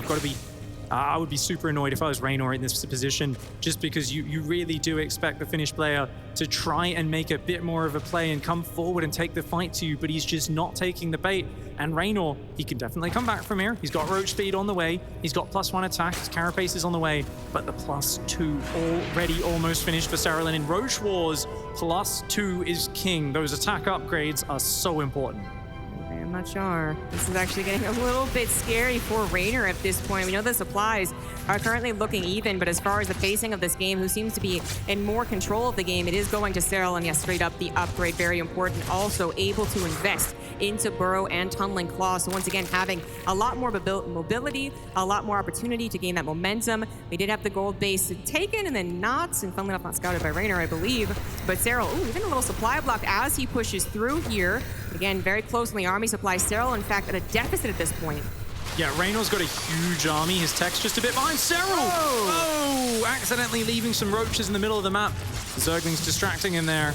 Raynor going for a run around. Both players will be maxing out momentarily. Better upgrades for Cyril. He should be kicking into his Carapace upgrades as well. He's, of course, getting Tunneling Claws and Burrow. He's going to want to do some of those Roach Burrow shenanigans. He now rebuilds the gold base after canceling it earlier. Cyril kind of second-guessing himself a little bit about whether he can hold this area with those queens marching forward. That's a very wise pullback, Cyril. You got to be real careful. That's a giant Roach attack from Raynor. That is a lot of Roaches. Cyril, though, trying to take the fight on that high ground with the Concave. Also, a couple of Roaches coming in from the right side, distracting those queens, taking them down, taking away the transfuses. Cyril with the Ravagers, with the Concave on the high ground, and of course, faster reinforcements should be able to push this back. Raynor really wanted to find Cyril just a little bit unprepared for a push, but that has not happened. Cyril takes a very good supply lead. I do not need to respect or react to your gold base, barely at all, says Cyril. I will simply navigate through the game with an almost completely standard game plan, a couple of Baneling run-bys here and there, and guess what? Well, cherry on top of the cake's the Roaches. Burrow movement speed, allowing them to regenerate exceptionally quickly, running forward, looking for some Overlord snipes, gets a double there. Fantastic play by Cyril, who's now in the driver's seat, and he's looking to split up, attack Raynor in many areas. Raynor is down on economy, he's way down on army at this point, trailing in the upgrades. And look at this, Cyril threatens on the left, pushes in on the right. He just has more stuff, and the best way to use more stuff is to actually split your attack. Raynor is going to have to kind of just hope that Cyril makes a mistake, but so far so good on the Cyril side of things. Realizes that he is in fact winning that left side and getting his Roaches into the main, and Raynor just taps out. Cyril with a very convincing game number one. Expertly dismantling that greedy play from his opponent. Not overstepping at all, perfectly calculated start to finish. And perhaps that 3-0 versus Rogue wasn't just a freak occurrence. I mean, he is looking so tight in his Zerg versus Zerg. That was supposed to be so much more complicated for Cyril. There was supposed to be a lot of doubt in his mind. What exactly is that gold base giving my opponent? What exactly is he going to be using it for? But the calm and collected play, plus those few Baneling run-bys, right? If we're talking about a game where Raynor had taken absolutely 0 drone damage, then there is a much bigger boost to his economy as it was. It was ahead for a while, but not nearly as much as it could have been. And Cyril there just playing with his opponent's head. Usually, historically, I think of periods where Raynor was the one who always seemed to have the mental edge, making comebacks he shouldn't have made happen, really playing with Cyril's mind. But the way those units kept posturing forwards from Cyril, Raynor got a little flustered. You called it. He was dropping spine crawlers, then canceling them, then building them again, getting stuck on layer tech, massing up the Roaches for an attack that he kept thinking was about to come, and it never did. In the end, Raynor felt forced to attack up a ramp, and we saw what happened there. A fantastic Game 1 victory on one of the more dynamic and wild maps out there. And now we go into something a little bit cooler, but oh, look at this. Let's get the introductions done already. In the top left, taking game number 1. Now going for a 12 pool, he is the Red Zerg, Cyril.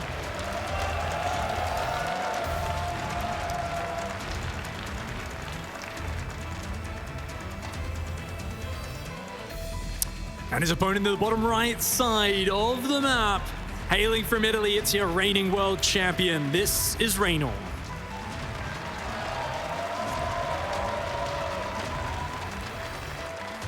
Hyper-focused there after a Game 1 defeat is Raynor. And if you're a fan of his, you really are not happy to see that hatchery. This is Berlingrad. You can mine open a mineral path to make the rush distance shorter in the middle of the map. And you can get over there very, very quickly just by mining out. Those are only 5 minerals. 1 trip from a worker and it's gone. And there's already 6 Zerglings on the way. A lot of players open up spawning pool first on this map. You see it all the time because the 12 pool is so darn scary. Raynor has not shown it that respect, and Serral's going to be getting in his face. This is very concerning, especially watching the camera, to be honest. Raynor usually, even after a loss, bopping around on his music, actually lifted a finger and kind of looked pensive for a second there. He's like, what's going to happen here? Well, guess what? Serral is going to cheese the heck out of you. The drones have been bold. Serral is looking to continue the momentum. Serral showed fantastic defense against this same build earlier in this tournament when he faced Dark. This time around, though, it's Raynor on the defense, Serral on the offense. 5 drones pulled to the front. He wants to delay the Spine Crawler's building here and try to take out one of these drones if he can. Look at that. Nice blocking for now. Serral does get 1, 2, 3 Spine Crawlers trying to start up there, but they are delayed about 7 seconds. The drones are stacking up, trying to mitigate any damage, actually trying to force Serral into a bad fight, to be honest. The drones at this point, actually very much higher in number for Raynor, can be a bit of a fighting force, but absolutely, they are just meant to buy some time. The Lings are on the way for Raynor, and he is getting a queen, but the Spine Crawlers, they're already halfway done.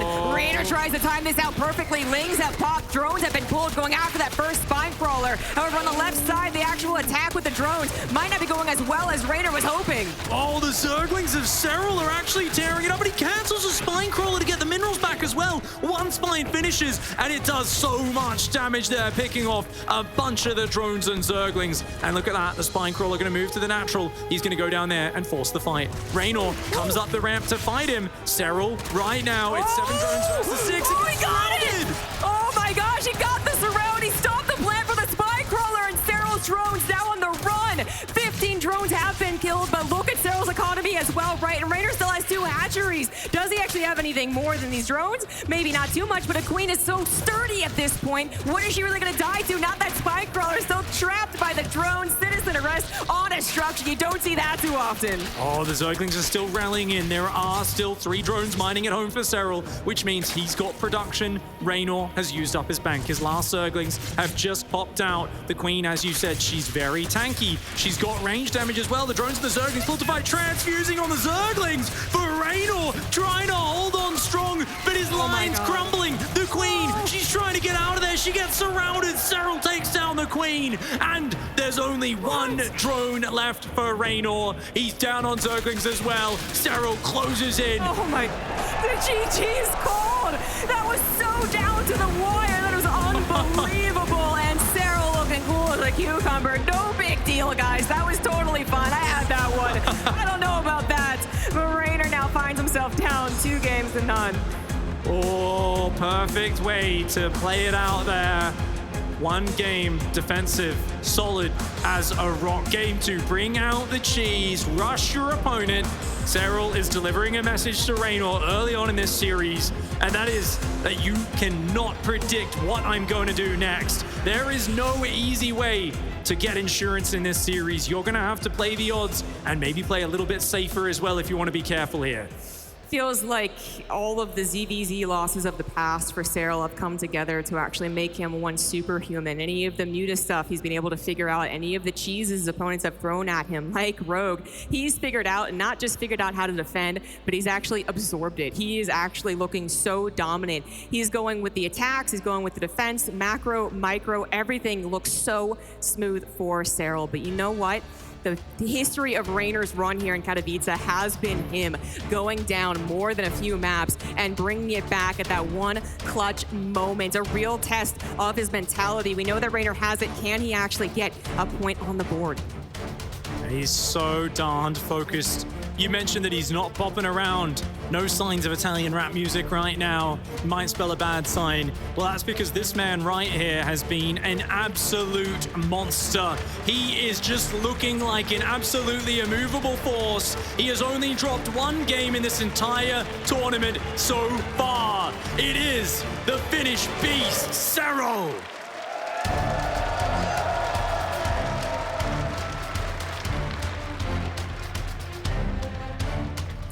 And in the bottom right of Blackburn, guys, I think he does need your support. We know that Raynor loves the crowd. He gets enthralled by the crowd. He loves the energy. So bring that energy for the Blue Zerg clashes Raynor.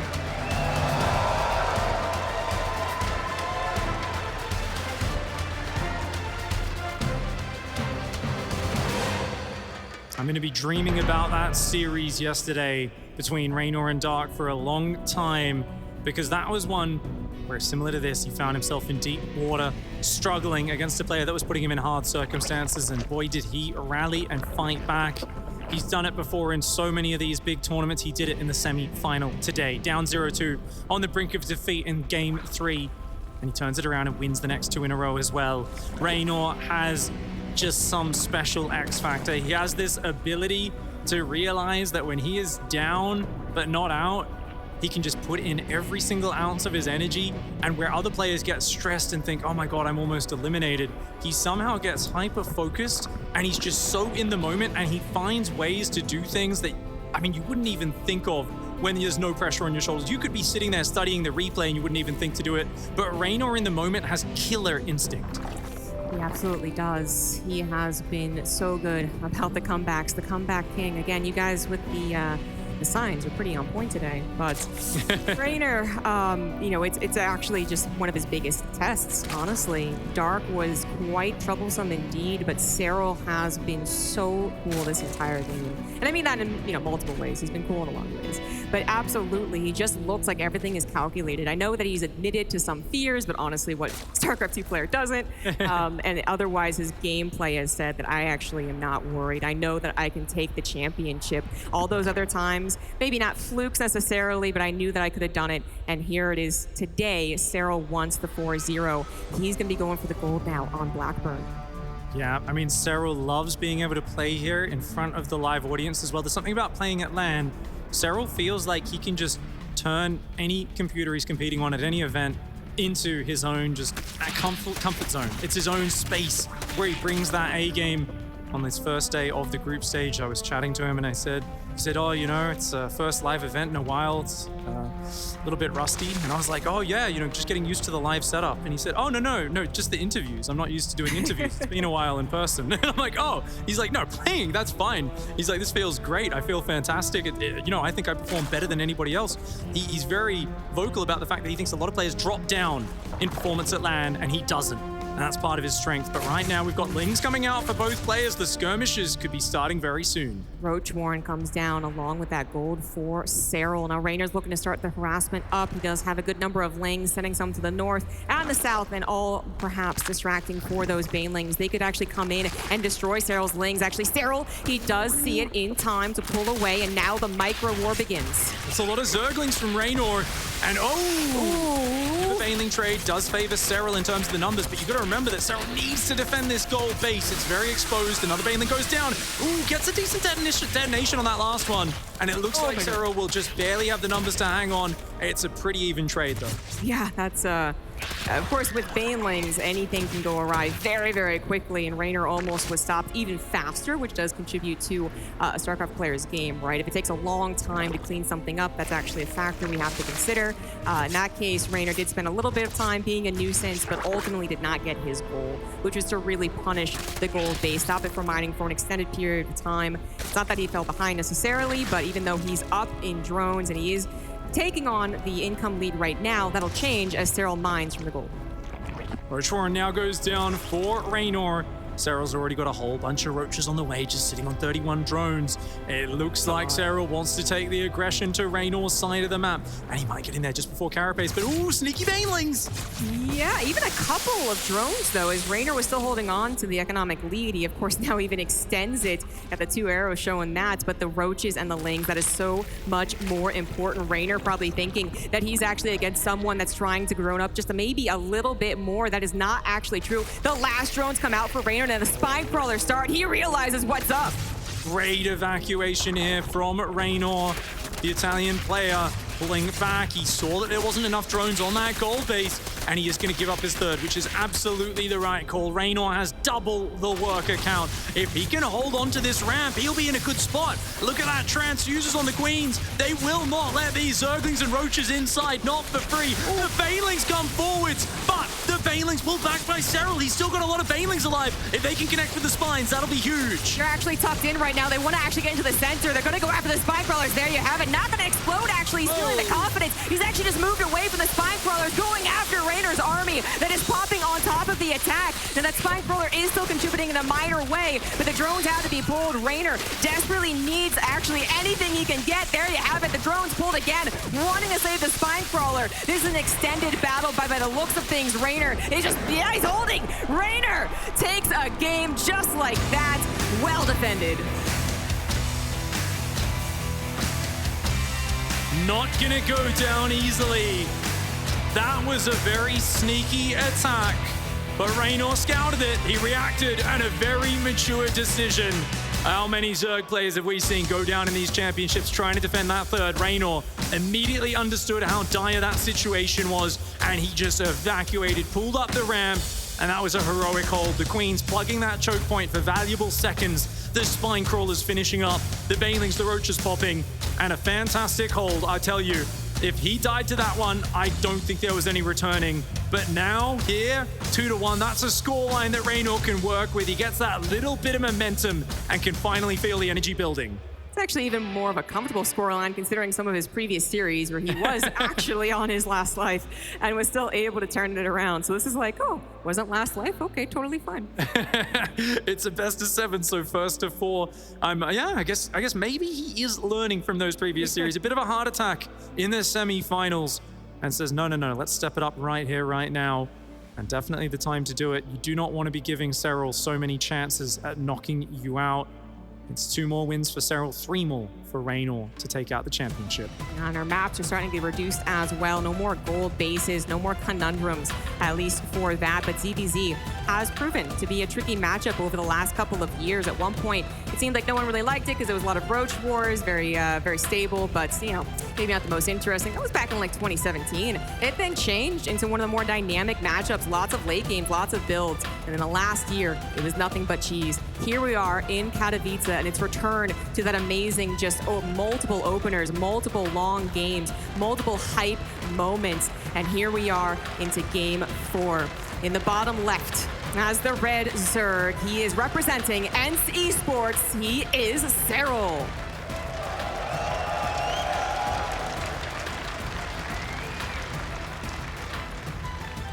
Settling into his groove. In the top right side, we have an Italian monster, a young gun, one of the quickest risers to international fame and StarCraft championships in the world. Put your hands together for Raynor.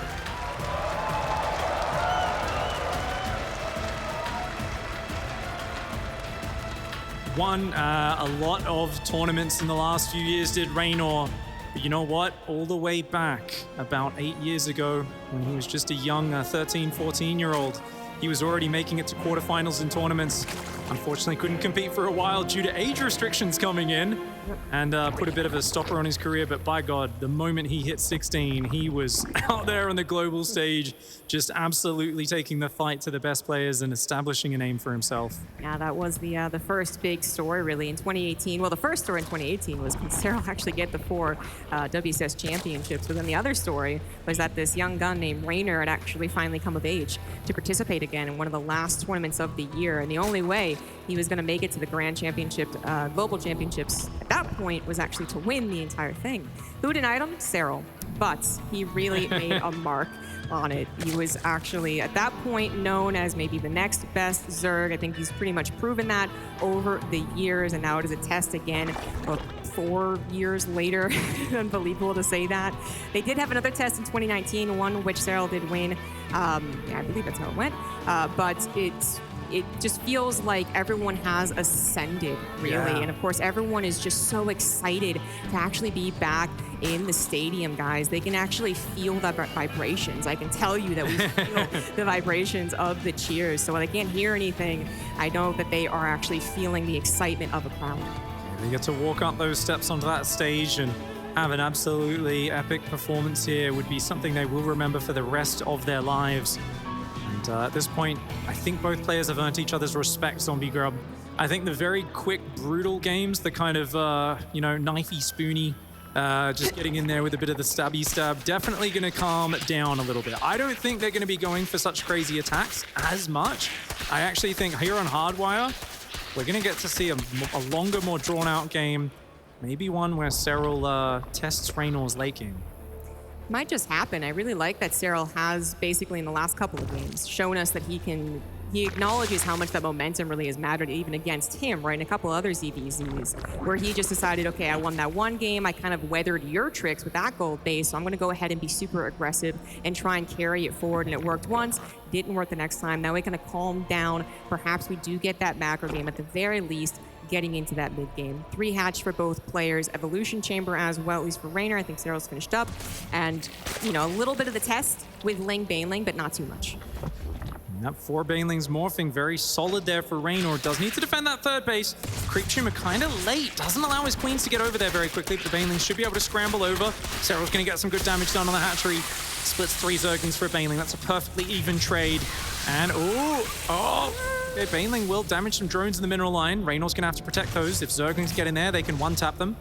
Yeah, that is the problem. We're still letting one Baneling in while you're under a bit of pressure. Now, Cyril's not really committing a whole lot to this, but even a couple of Lings kind of getting away from your eye as you're focusing on other things, perhaps this Overlord kill, right? Suddenly you do lose 5 very important drones because right now they are trying to read when can I drone, when can I make an army, and of course, above that scout, what is my opponent's backup plan? What is my scouting? So denial of Overlords, getting Lings across the map simply for any knowledge they can actually get is very important. For instance, lack of knowledge here might cause Raynor to once again over-defend. We have a Spine Crawler actually coming out for him. Yeah, that's interesting. Of course, he has been a little ahead on the economy, so I don't think it's the worst safety precaution by any means, but definitely a little bit of insurance there. And Cyril's seeing it. That's a big tell. When you see your opponent building a Spine Crawler, you know they have absolutely no aggressive intentions. It's going to give Cyril the go-ahead to just hold that worker key right on down. And as I said, he builds 4 roaches. Interesting. Yeah, I'm actually, I was totally with you. I'm always going to be with you. You just lead the ZVZ page. But no, I really thought that was how I was going to be read, but apparently not. I guess that could also perhaps be just that anti-run by, right, that can happen, and actually roaches are perhaps going to the middle of the map. It is safer to get those couple of roaches to kind of start the defense. We see Raynor now doing it. Cyril runs face first into a Baneling, but Raynor is getting that faster lair. He's getting his own kind of, if you will, safety roaches perhaps, but he's also been up in drones. Okay, Ling's going to probe the wall. Baneling is nearby. Great split with 2 of those. But the roaches also out for Raynor, going to defend. It's still equal on workers, but Raynor half a step ahead. 5 more workers on the way.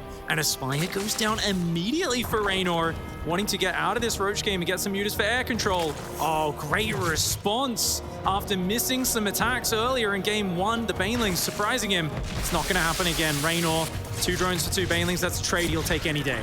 Exactly. I mean, that was very last second, and the Spine Crawler apparently was not in place to deal with anything like that. It might reposition now.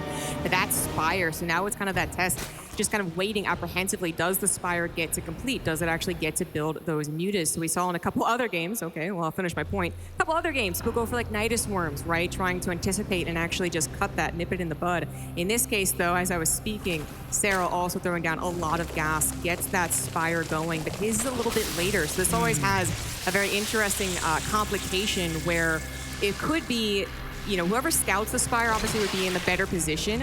But as far as maybe who starts that +1 Carapace, if no one scouts the Spire, who scouts the first mutas, that kind of thing, it could actually be very interesting. I do wonder if there's any chance we could have a weird enough game that someone decides to go into Corruptor, Roach Corruptor. I was thinking the exact same thing, Zombie Grub, definitely. They're so committed to roaches already. They don't have big gas banks. Both of them are thinking, let's get a handful of mutas out. But Raynor sees the Spire, Cyril does not.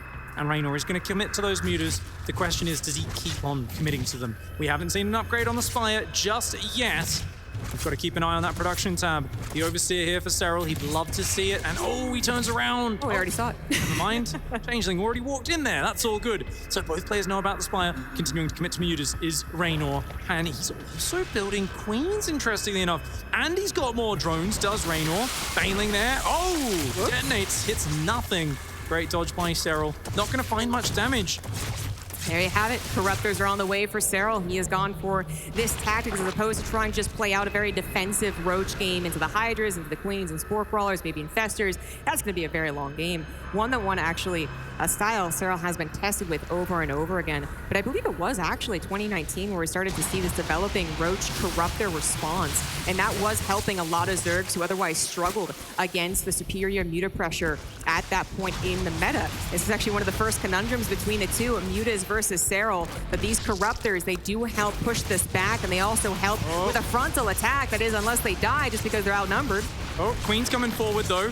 Corruptor goes down, but so do 2 Mutalisks and an Overlord. I do prefer the Mutalisks. I always prefer to be on the Mutalisk side of this equation because they're more flexible. They shoot up, they shoot down. The problem is, of course, the tankiness of the Corruptors cannot be ignored. The fact that they can just stand and fight with the Mutas, and even if the Mutas win that fight, well, if you lose the Roach fight on the ground at the same time, by the time you clean up those Corruptors, you're not going to have any economy left. The Roaches are just going to run rampant, get through your mineral lines, and tear up your workers. So Raynor here right now massing Mutas. He's adding some Spore Crawlers to help back himself up against the Corruptors. That tells me he's saying, look, if you do that, I'm going to fall back behind my Spores and just use the Mutas to focus on the Roaches and ignore your Corruptors. Yeah, Spores are just incredible against anything flying in the air that's biological, and since all Zerg is, that's why they're incredible. Muta's actually taking this fight. Is very interesting. Queen's coming in here, however, with transfuses. I don't know if Raynor was anticipating that.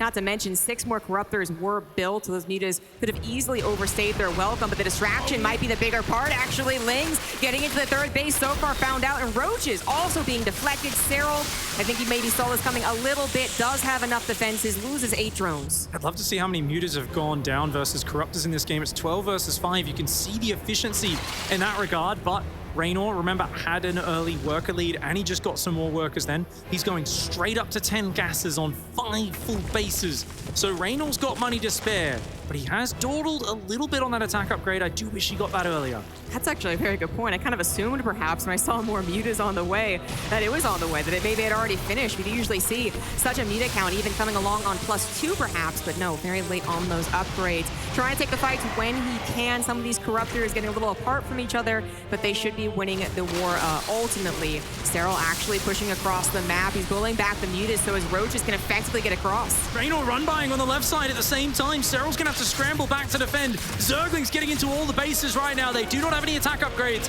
but they are going to find some workers. Corruptors and Mutas just brawling in the middle of the map. The Muta count much larger right now. The Corruptors are the more expensive unit. Serral frantically trying to defend in multiple bases at once, and it does look like the Corruptors will hold their own. Yeah, it looks like this is once again going to be just one of those barely holds where a lot of other Zerg players that aren't Serral would have severely messed up on the defense in some place or another, but instead, again, mitigating that damage, only 5 drones go down. Now, I say that the overall game has been superior for Raynor in terms of economy, always mining more here. So the trades just furthering advancing that. But here's the attack that Serral wanted to do. He's actually across the map now, pressuring Raynor.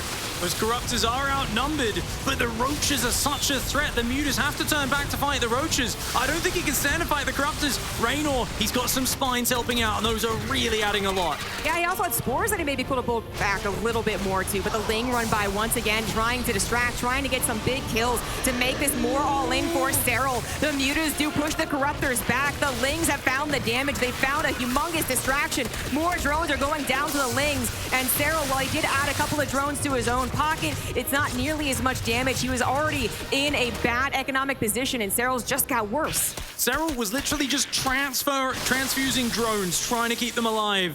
That is such an amazing set of run-bys, and he's not going to stop. Raynor's in his element now, and you know he absolutely loves bouncing around, picking his opponent apart. The Lings running in from the left, the right, and the center. The Mutas have overwhelmed, and honestly, since that initial ball of Corruptors went down, Serral does not have the numbers. These Mutas are starting to overwhelm. The Lings trying to get in. Emergency Evo Chamber goes down, but it gets cancelled. The Mutas blasting it. The Lings are in once again. The floodgates are open. All momentum now on Raynor's side. He's actually continuing to find damage. More drones go down. More attacks. More fights with the Corruptors. And Raynor ties up the series 2-2. And he is now feeling pumped.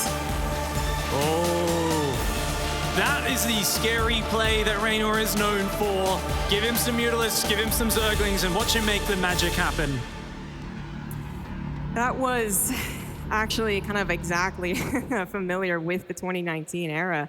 That was the point where people were trying to figure out how to kill Serral at all, basically, but especially ZVZ. And one of those kind of like, well, is he weak to this? Like, should we try this, guys? Was the Muta style. He's been tested a lot. And as I was saying, we've also had some development from, I guess, the Zerg community into how to defend it. It seemed like he was, again, confident going into that mid stage, but all it took was that just consistent run bys, right? Consistently pulling Serral out of position. The first one, not so bad. The second one, also not that bad. But then the third one, combined with Serral's, I guess, need to do damage, his need to push across the map, really was where the ball started rolling downhill. And that's exactly it. Serral with that style, building roaches and corruptors. It's not a long-term composition. It's not going to scale that well. He had to take the fight to Raynor. It's exactly what Raynor was waiting for. All that static defense off of the back of that early economy lead that he built. He had so much insurance, all of that behind it. And even as the attack came, he did not stop doing the run bys. Those Lings just kept going in from all sides. And it is now tied up 2 maps apiece. We're going into one of the biggest maps in the pool, one of the ones that has a ton of movement on it. And down here in the bottom left side, representing NC Sports, he's got the momentum turning against him. He's got to put the brakes on Raynor right now. Down here in the bottom left, this is Serral.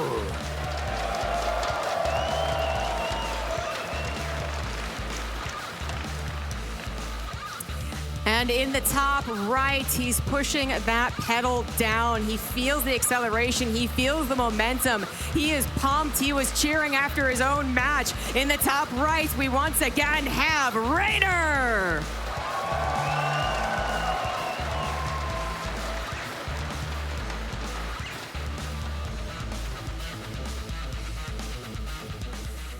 And no early builds this time around. As Pig was talking about, Glittering Ash is actually one of our largest maps, not just in that rush distance, guys, which is the natural main ramp, actually, to main ramp, but also in the actual size of the map left to right, right? The dimensions make it one of the especially large maps. So we have a lot more spreading out. We have a lot more of the game being decided maybe around that 5th or 6th hatchery time and how much people can defend in multiple places. Assuming that they do not manage to, I guess, throw it all in the mid game, we could be in for one heck of a late game ZVZ. Definitely feel the game get more stretched out as you do expand out towards those corners. There's so many bases to be taken, but they're very hard to defend. The more economy you take, the more bases you take, the more areas you do, of course, have to defend against the harassment and the assaults of your opponents. And that is why we do love maps like this, because as it goes on, movement is going to be key. Controlling the center of the map and using that to branch out with your attacks and defenses also going to be massive. And so far, looks like the Queen's just slightly earlier for Serral, but otherwise pretty much a mirrored build order.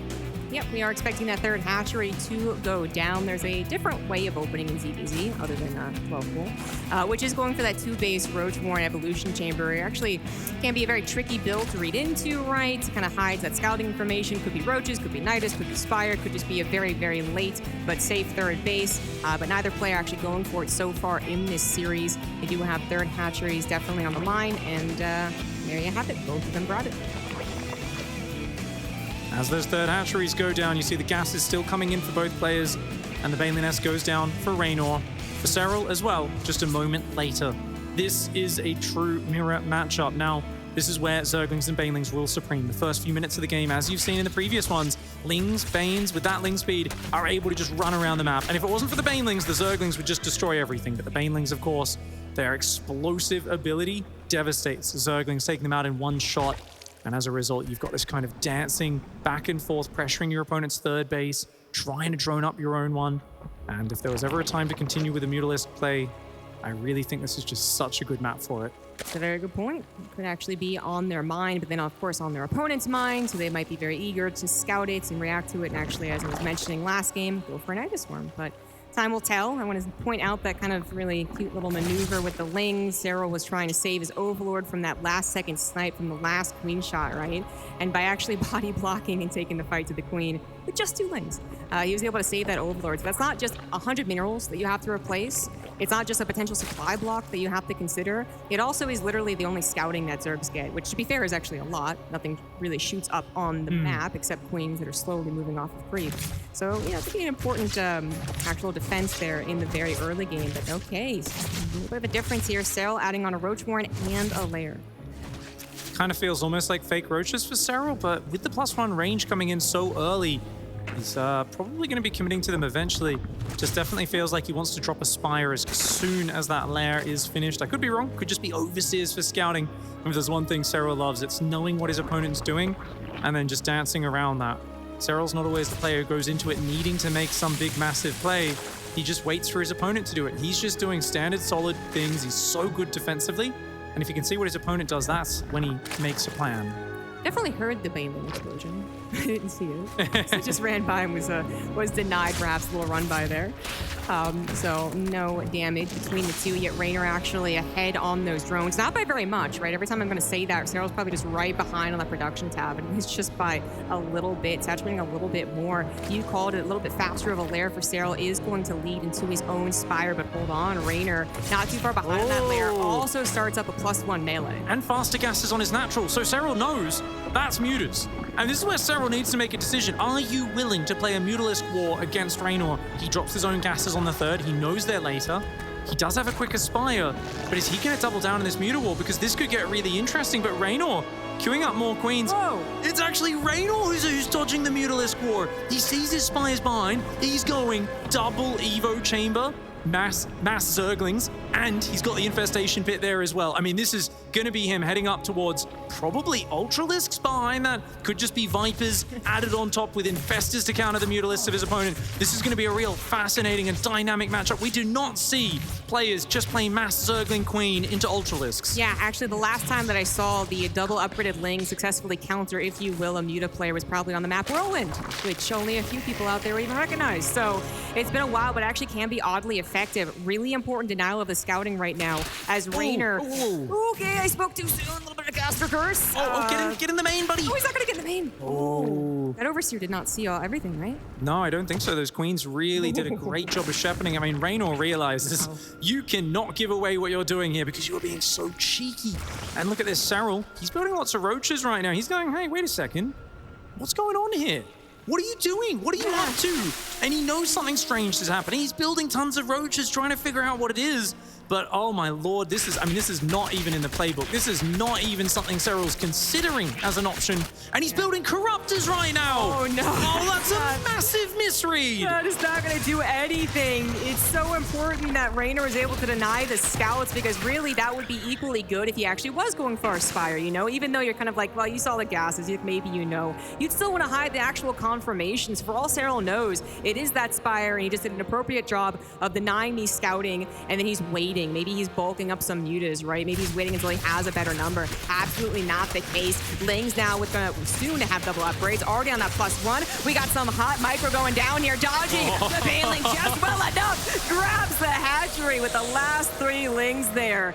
And on top of the mind game success from Raynor, it feels like this is already turning so well for the Italian Zerg. I know you mentioned Ultras. I was kind of thinking it too, but I kind of forgot. Lurkers, pretty darn good. Double Lurker Den actually coming down, skipping multiple steps in ZVZ and trying to get to the late game. Well, Serral has run into this type of style before.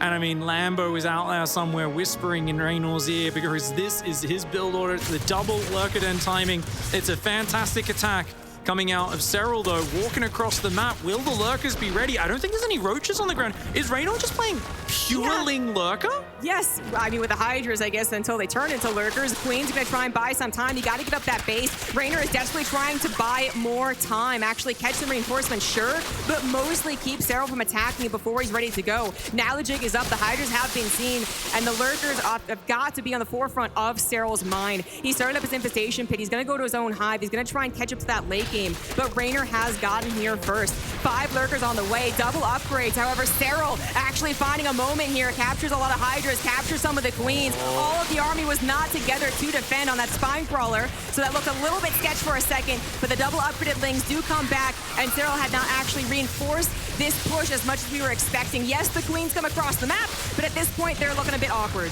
Those Hydras, I'm not sure if they're double upgraded just yet, but they will be enough to clean up this army. And indeed, those Hydras do not have movement speed. They do not have range. They are not good units on big ground. Those Hydras are pretty much terrible. They're dead weights. They're just there to morph into Lurkers. But Lurkers plus Zerglings, Raynor is going to do one of the silliest plays out there. He had a period doing this a few years ago. He was like, this is a really legit styles, guys. It's good. Oh. And everyone was saying, no, it isn't. But no, the Corruptors! They actually killed it so quickly. The transfuse is gone down. It finished. Oh It finished. Both of them finish. Oh the Lurker my Dens God. do die, so no more Lurkers, but he's already built so many, and they have both whoa. The Roaches take some big hits there. It's going to be a few minutes till Cyril gets up. Oh my God! Oh, he wasn't looking, and his Roaches just get slaughtered. The Corruptors flying around like a bunch of useless jellyfish in the sky. They have no function in this game. They've got no business being here. Rainer takes that game in such interesting fashion. That was so last second. What a build, what a decision. Cyril now realizing, wait a second, I am down in this best of 7. This guy is starting to build up the momentum, and not just with some standard stuff, but bringing out the fun builds as well. Who the hell does that in the grand finals? What?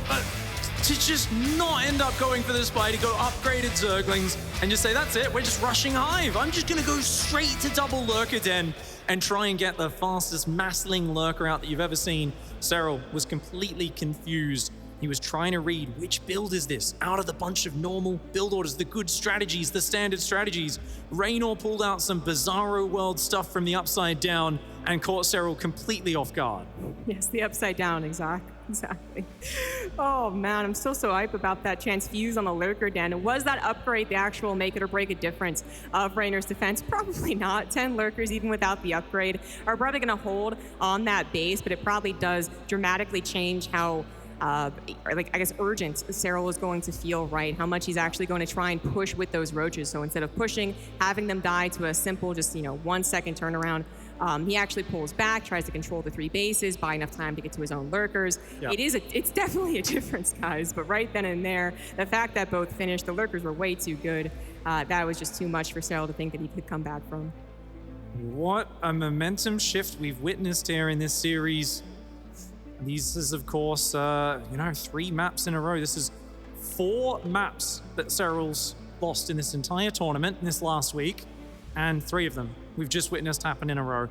It's a huge momentum swing, and that last game there, I mean, that's just not... There's wins, there's losses, and then there's games that just really, really want to push you into a dark and tilted place, Zombie Grub. And I tell you, when your opponent pulls out some nonsense like that in the grand finals and totally screws you over on the mental game, it's very frustrating. This is where Cyril needs to knuckle down and find a way to move past that last game. It was so befuddling, so confusing, but he's got to go into the next game with a bit of a fresh mindset. And if he's expecting more shenanigans like this, I think he's got to get away from the Corruptors. The Corruptors are a bit of a one-dimensional tool. It's very not fluid. And Raynor, we see what he does. If you put yourself in the slower, more kind of less nimble unit composition of Roach Corruptor, he dances around it. He does this sort of style where he finds a way to get in from all sides. I think if you're in that situation against Cyril, you don't want to go for a Mutalisk war. You've got to just go for the Infestors, the Lurkers, the Vipers yourself. Go to the late game. We know that he's a god at late game. We do know that. It's just that there have been multiple, even really big tournaments where he has fallen victim to the Muta play. It seems like it's going all right. It seems like he's doing all the right things. And then it actually turns out that he's been a little too contained. Guys, it's been an amazing best of 7 series so far, but we are going to take a break. When we return, it is the grand finals of IEM Katowice.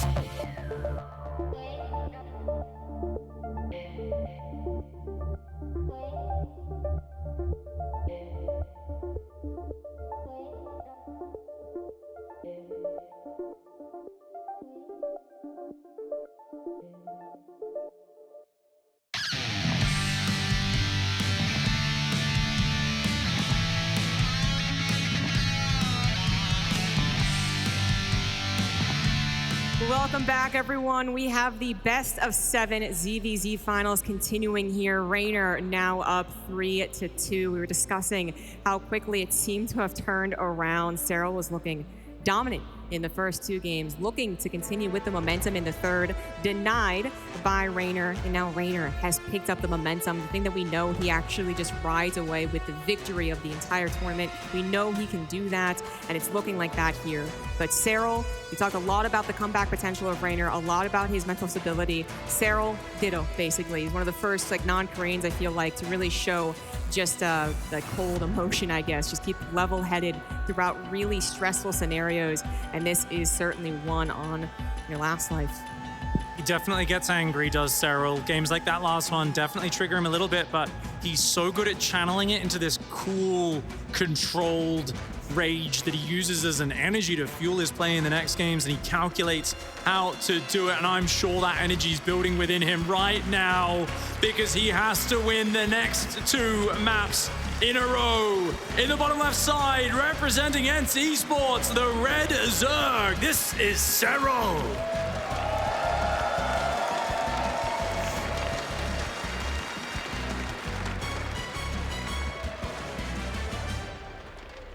In the top right of 2,000 atmospheres, we do have the Blue Zerg looking for his 2nd victory at an IEM Katowice. He is Clash's Rainer.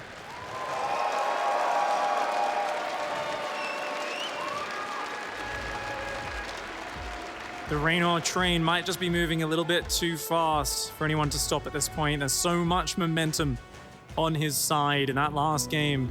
Oh, that's definitely the sort of game that sparks joy for Raynor. He knows he just did some cheeky stuff.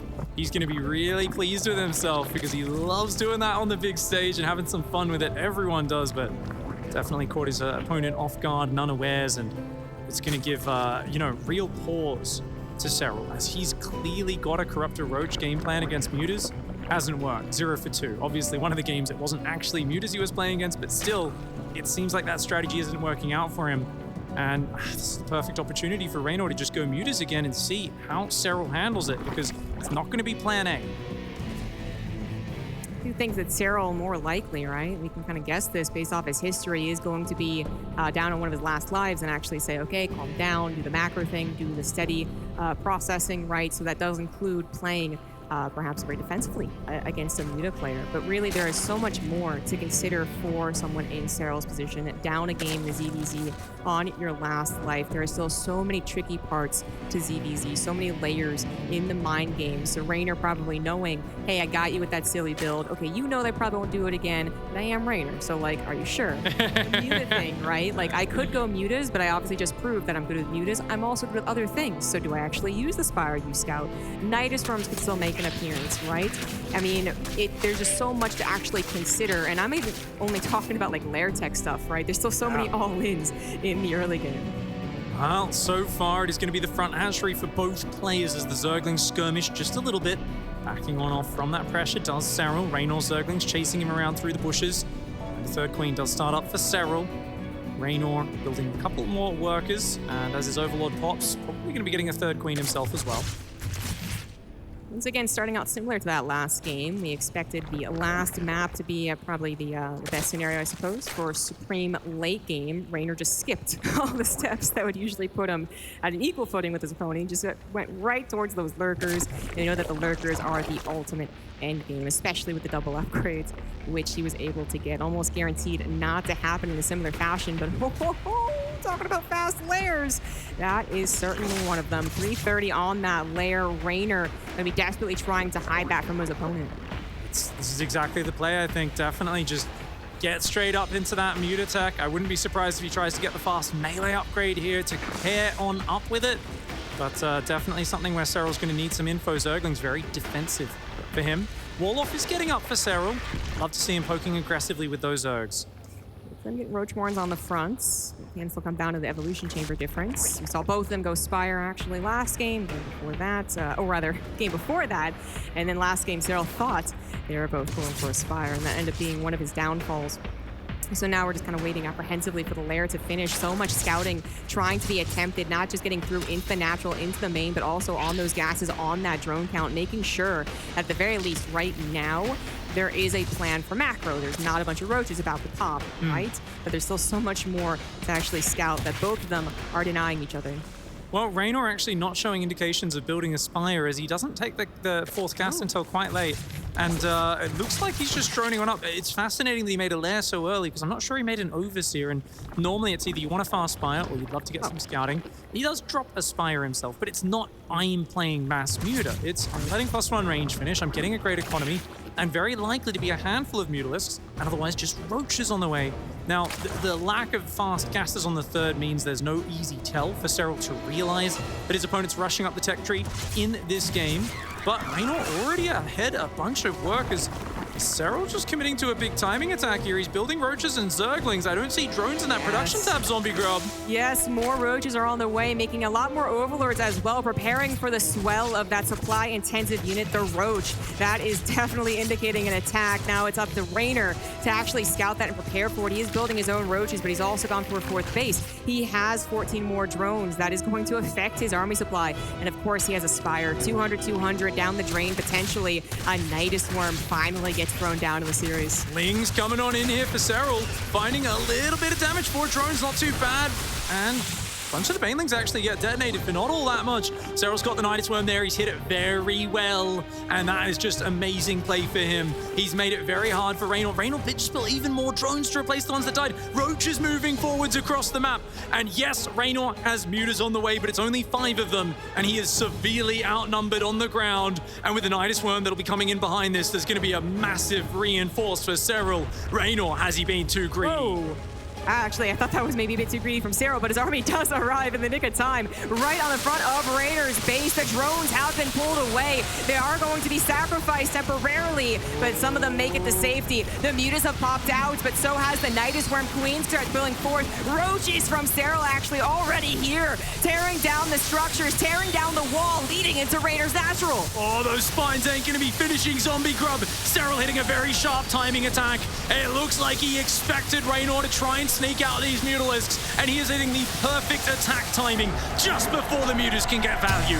And there it is, going to game 7. Serral saying, no, you don't get to be the one that just plays around here. I am prepared to punish you, and doing so in dominant fashion, making that build just look super easy. Raynor had no idea, not fast enough anyways, and that Nidus Worm being as aggressive as it was just made it, I mean, who would actually hold that, right? Unless your spine crawlers perhaps were built in the main, but then at that point you'd be sacrificing 2 hatcheries. It'd still be game over. It would be incredibly hard to hang on in that situation, and honestly, it's just building too many workers and going Aspire. If you're already up 14, 15 workers and, you know, roach first roach, it's so hard to defend, especially with the Nidus Worm reinforcing. You're trying to build Mutalisks as well. Got caught on the greedy train, and Serral manages to smash the glass that says, in case of emergency, break this, pulls the emergency brake, and it looks like finally that 3-game winning streak of Raynor is put to a halt. It's back on match point. It could be anyone's series at this point. How many times has ZVZ had the emergency break when necessary? Nidus. Probably a lot of times at this point. That is the Nidus worm. It's smashing through the glass. It literally is that. It's a very good way of handling it. And it's something where both players are going to be so careful. We are going into the smallest map out there. It's all going to be decided in a brutal battlefield. Down here in the bottom right side, the Finnish beast. Put your hands together for NC Sports, Cyril!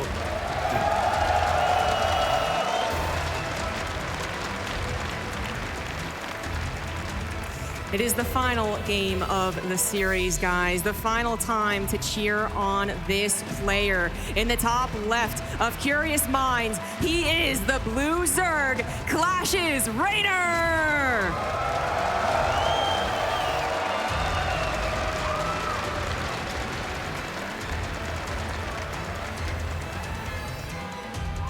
Hatchery first for both players here on Curious Minds. And this is a map where the attacks come across so fast, so quick in the opponent's faces.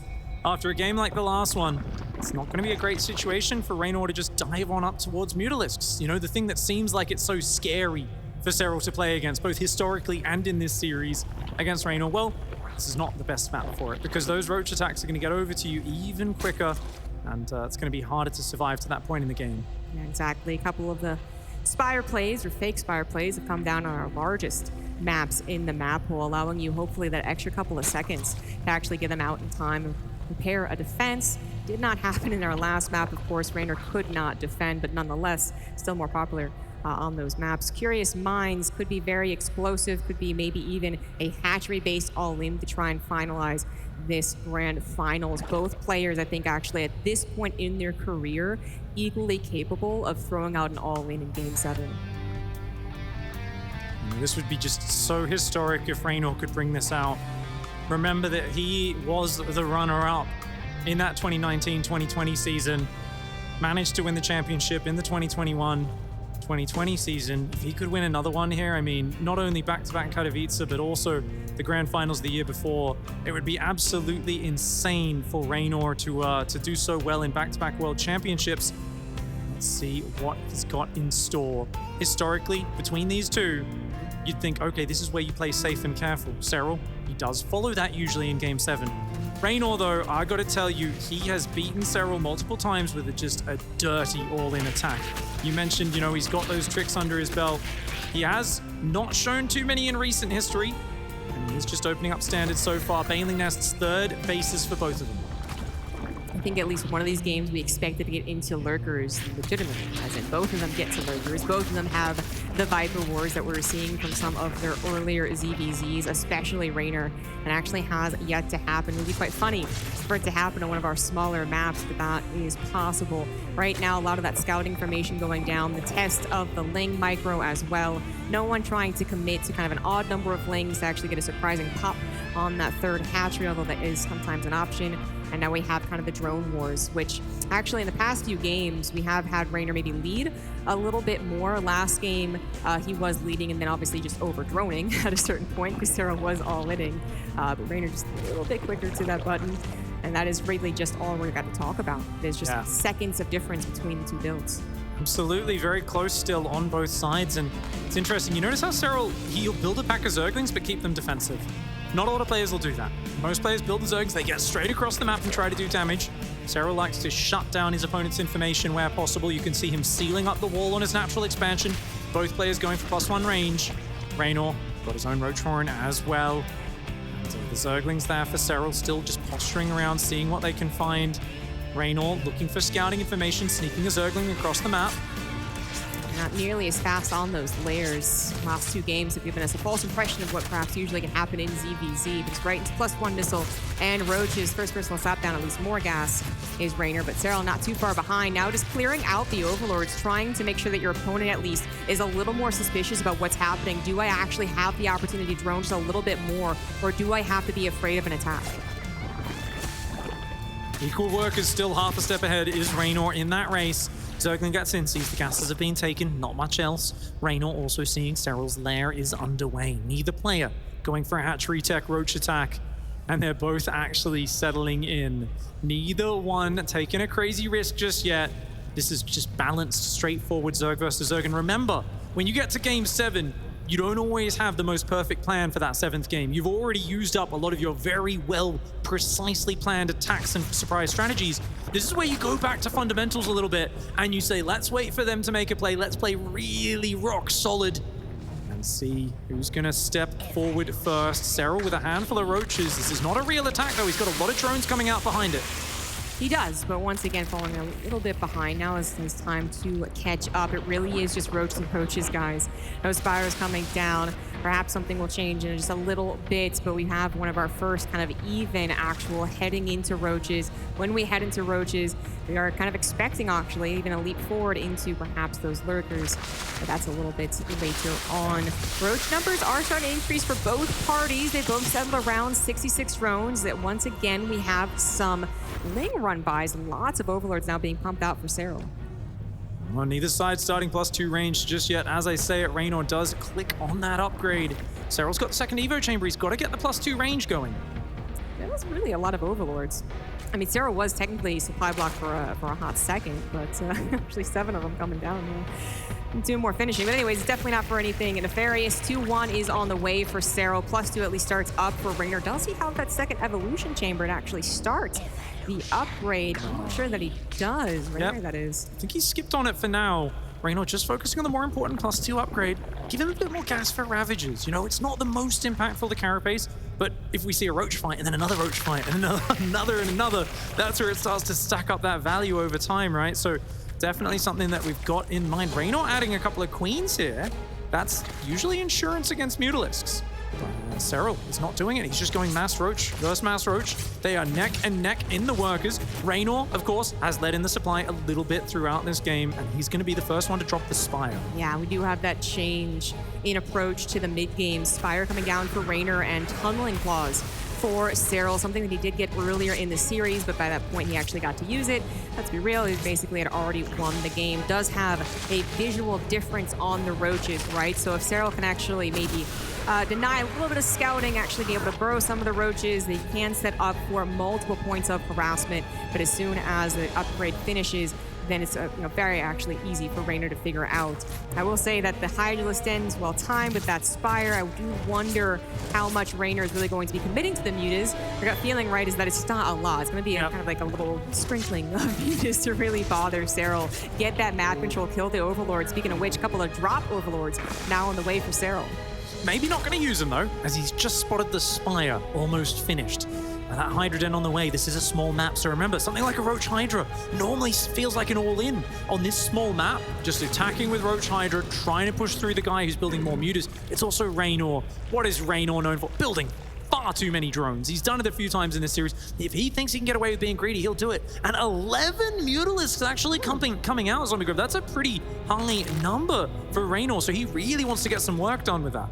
We do usually expect like 8 with that type of Spire timing, but 11 can have a little bit more to say. Maybe the defense is going to come down to those mutas. This actually happened really quickly. Serral actually pulling the trigger, getting on top of Raynor's roaches. Raynor, where is your army? The mutas are coming out. There it is, coming from the south side, a little late to the party, but nonetheless still having a good time. That was temporarily very scary, but now it's actually Serral on the retreat being chased by the mutas. Very scary moment there for Raynor, but he managed to frantically get those roaches over, scramble to defend. And the roach is going to burrow to start regenerating. Overlords will start getting picked off. Value will start coming out for the Mutalisks. Now, the Hydras have been shown. I'd love to see Serral drop an infestation bit. Look at that, the burrowed roaches. Of course, well, they get dropped and they can be burrowed to continue to maneuver around, getting already 5 drones and a queen inside the main base. Nice harassment from Serral. Now, obviously, there's a lot of other things to consider other than just how the roaches look. Are there Overlords headed to my base? But they are trying to get some good harassment. This is also a benefit of having those mutas. Clear up the Overlords for the scouting, clear up the Overlords that are trying to drop. But once again, Raynor finds himself out of position. And look at this, he's got the upgrade advantage and some Hydras in the back. That's going to add a lot of damage to this army. Serral with a beautiful Roach Hydra attack. The Biles spreading forward, breaking Raynor's line. Raynor right now getting Roach dropped at the same time. They popped back up inside his main base and picked off even more workers. Serral, absolutely relentless. And he wants this trophy that's eluded him for for so damned long. Raynor, he's barely hanging on. He's got his third base being taken out. He's had to transfer drones to his fourth. Raynor's not out of it yet, but things are looking great for Serral. Absolutely, that is a huge loss of that base, and Raynor still finding himself down in that upgrade. It could just get worse. He knows that he has to return some damage. He has to put the pressure on Serral at this point. He has successfully supply blocked him, but that is very temporary. Serral still has the equal army supply. The Hydra's kind of behind it as well, dealing a lot of DPS. It probably is very safe for him to grab this upgrade, grab this infestation bit, and extend his lead. Oh, there we go. Nice roach run by from Raynor. Just 2 roaches darting on in there. And here we go. Attack on the front as well. Quick cancel on the Ravager Morph from Serral. And his reinforcements will close in on it. Biles landing for Raynor. And a quick evacuation. Raynor definitely needs to get out of there. And the Biles do hold back Serral for now. Raynor, of course, short on cash. Serral with a 25 army supply lead at this moment. He's going for Hive. He's going for a Lurkiden. +2 carapace to continue his upgrade advantage. Those Mutalisks need to find some value. I mean, Raynor did find Serral's army temporarily out of position. A little bit of revenge, but not nearly enough. He is kind of desperately hoping that Serral really does get distracted a little bit too much. Perhaps he loses some Hydras on the front line. Perhaps he morphs his Lurkers in error, actually close to the army, something along those lines. But so far, Serral is holding on to his 4 bases, getting to that superior technology. Raynor at this point forced to just play consistently with a mid-game army that might give you a little bit more mobility as your opponent adds on Lurkers, sure, but ultimately is not the better late-game army. Oh, the Muta's getting value, but Serral has snuck on by him again. And he's got roaches burrowed into the bases. Raynor, though, also running roaches into his bases. This is chaotic. There is a lot going on all at once. Who is going to come out on top? 8 drones go down for Serral. The Mutalisk still alive and getting value. Raynor is digging deep. He wants those back-to-back championships, and he is willing to dig in his heels right now. But he's gonna have to make a play, Zombie Grub. He does not have a Hive. He does not have an infestation pit even. He's seen the Hive and the Lurkiden on the way. He's got to make something happen right now with these Roaches and Ravagers. And I'm not sure this is going to be it. It is hitting before that +2 carapace of his opponents, but it's too good of an arc, too good of defender's advantage to actually take that particular fight. Lurkers have now finished up. Their upgrade is on the way. At this point, Raynor, yes, he's desperate to do some damage, but he's also desperate just to live. If he could get to his own Lurkers, draw the line in the sand, then maybe even without the upgrades, even without the bank, he could start to mount a comeback. Heck, Dark was doing it a lot to him yesterday, but can he play like that player? I'm not sure about that. Raynor really needs to find an opening, and Serral is just not giving him one. Right now, he's controlling the map is Raynor. He's about 2.5 minutes behind on those important upgrades. Vipers and Lurkers very far behind for him. Almost gets a Lurker, and then does quickly get out, but more drones going down. And this is awesome damage to the economy of Serral. He's going to find another trade on the north as well. There is a Lurker in there. You've got to watch out for those Lurkers. Finds Raynor. Yeah, his Ravagers actually thought maybe they could take the fight. There's so many more Ravagers for Raynor, right, that maybe he thought he could do something, but that was incorrect. They actually get trapped where they were, and a lot of them go down. Lurker harassment now has started. Raynor once again down in supply, and even worse perhaps is back on his side of the map without any Lurkers. If he lets Serral get to his half, it's going to be terrible. He's got to buy another couple of minutes, Zombie Grub, but he doesn't have time. Serral realizes the advantage he has. Serral's economy has taken a bit of bruising in these last waves, but it does not matter because his army is uncontested. The Lurkers methodically moving forward. Raynor's got to try to catch them when they're unburrowed, and he's got to buy time. Even giving up this base is absolutely worth it. He cannot fight into that choke point.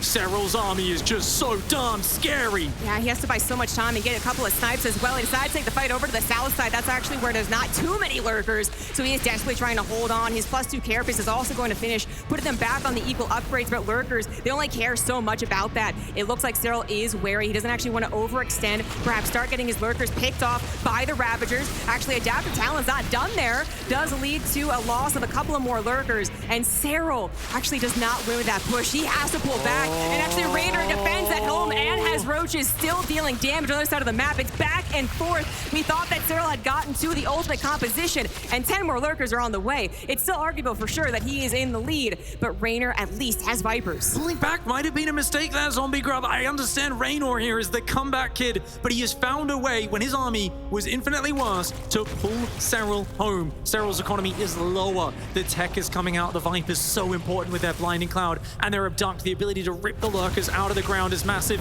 He still still controlling a forward position on the map, desperately trying to buy time. Raynor knows he can't fight head on. He's trying to do run buys, but oh, the lurkers are close. Get out of there, Raynor. Yeah, now they have that speed probe. Oh, the misclick from Cyril. A couple of more lurkers in Raynor's pocket. I was gonna say they are so good at being able to reposition, but also to actually dodge and get out of the way of the other army. But it's not actually the case for that particular fight. Raynor starting to feel a little bit of confidence again. Now has those Vipers as well. So when his back is up against the wall, it's actually not as bad as it was a minute ago. Oh, he's actually getting into that tech. I can't believe he survived. He was so massively far behind in tech, but oh, that's a big catch for Cyril. And Raynor, just when it looks like he's catching up in the tech, does get a massive army of roaches caught out. They're gonna run by, and a lot of them deep in the red. No! Oh! Referee A! Oh no! Oh no! Oh my gosh, I guess there are worse moments, but... Now, obviously, one of the other admins would have hit that pause button, so the moment that lag screen does kind of go out and that player drops, it will immediately pause. The player's obviously not too pleased with that, as it looks like there was some sort of PC crash somewhere out there wherever the referees are set up, something along those lines. But honestly, what a crazy moment this has been. Yeah. And of course, we'll keep careful in terms of talking about the gameplay in case those headsets do come off. But what an intense moment, Zombie Grub. Yeah, we'll stick to complimenting what they've already done, I suppose. And I do want to compliment Raynor on the hold, right? And the way that he's doing it is actually a bit reminiscent of perhaps a TBT. We talked a lot about, oh, actually, we're getting into the game. All right. Notice we're back in the game, so forget about that analogy. Not important. Far more important was that Raynor had just had a lot of roaches, still important for his purpose. Actually caught a little bit off guard, had to run away. Some of them managed to evacuate, but Raynor does once again have a couple of things going for him. He had the faster Vipers, well now Cyril does too. He has perhaps the more mobile army, but that does mean that when the lurkers are burrowed, he can't necessarily take it on. He just has to find them burrowed or have the Vipers go for the abduct, and that's exactly what he does. Multiple lurkers getting killed there. Cyril's economy's really weak, Zombie Grub, and he's not really reinforcing it. It really feels like Cyril just wants to use this army here, keep a massive army on the field and do what he can with it. Of course, Raynor is tied with him, 50 workers himself, but Raynor is the one who's being a little bit quicker to pop that worker count back up and try to recover.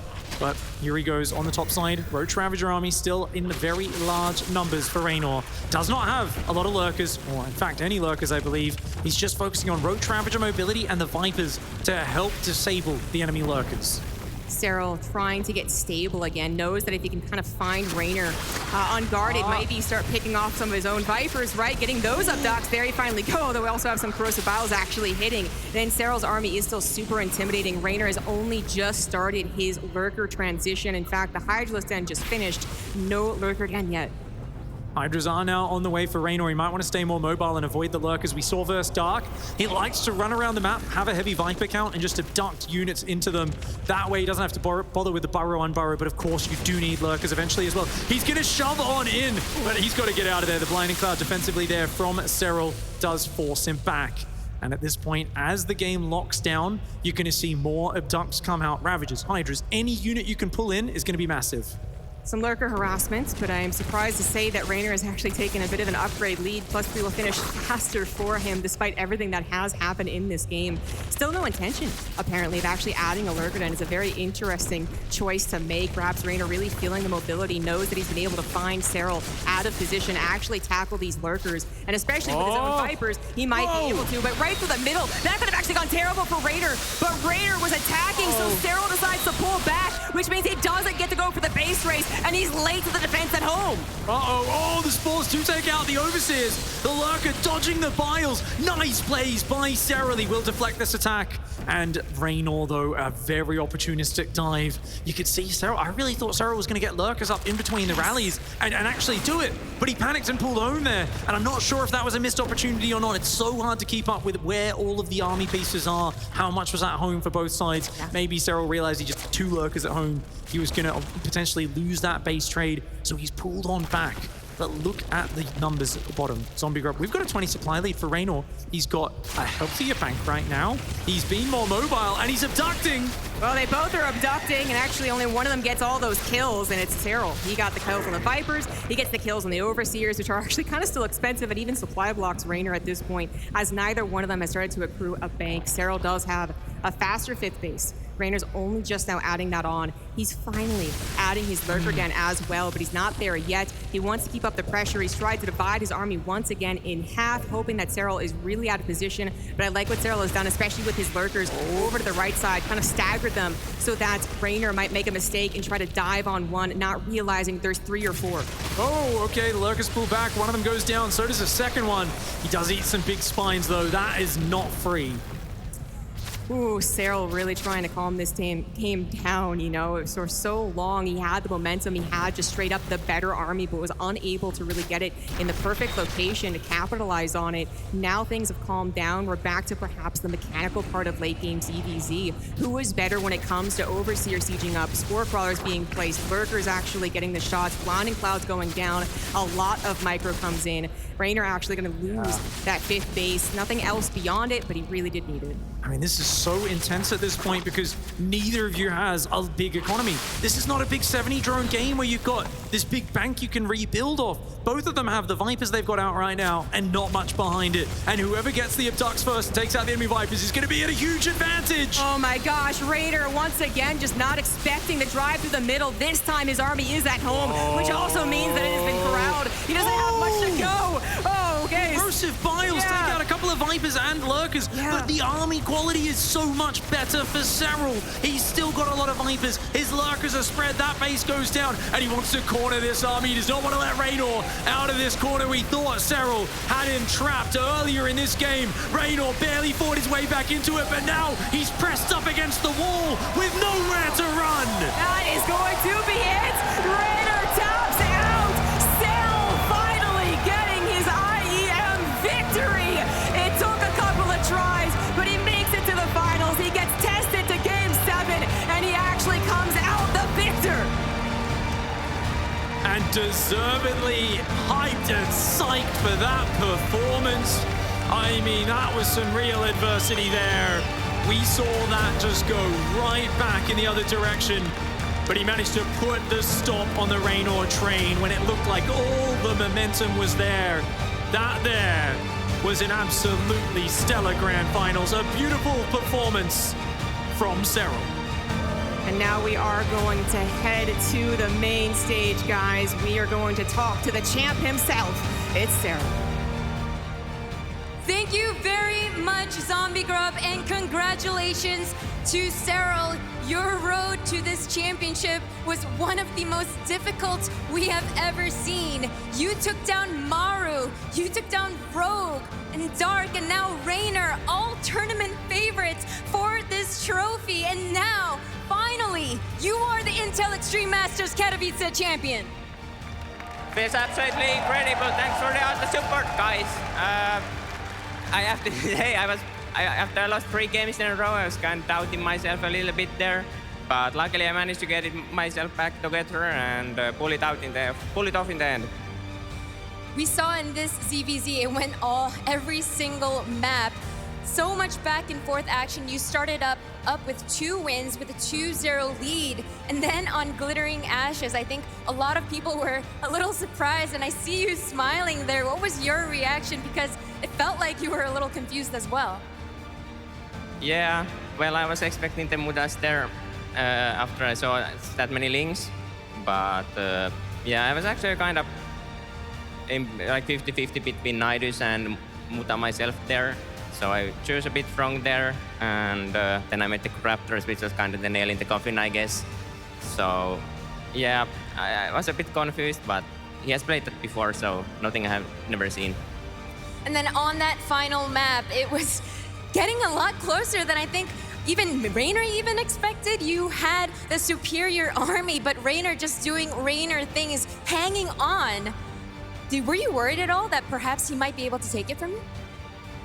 Yeah, I kind of was, because I didn't get, I felt like I was stuck at 170 supply, but I didn't know I had the lurker count higher than he all the time, and Yeah, I mean, I felt like I was winning the whole time, but I did feel like I might be throwing this a little bit, which I was, but luckily not too hard. Luckily not too hard because you did pull out the win at the very end and now you are the world's champion. The last time you did so was BlizzCon 2018, 3.5 years ago. To remain at the top of this game, this hard game, StarCraft 2, for 3.5 years, that is absolutely amazing. What can we look forward to for the rest of this year? More victories and exciting games.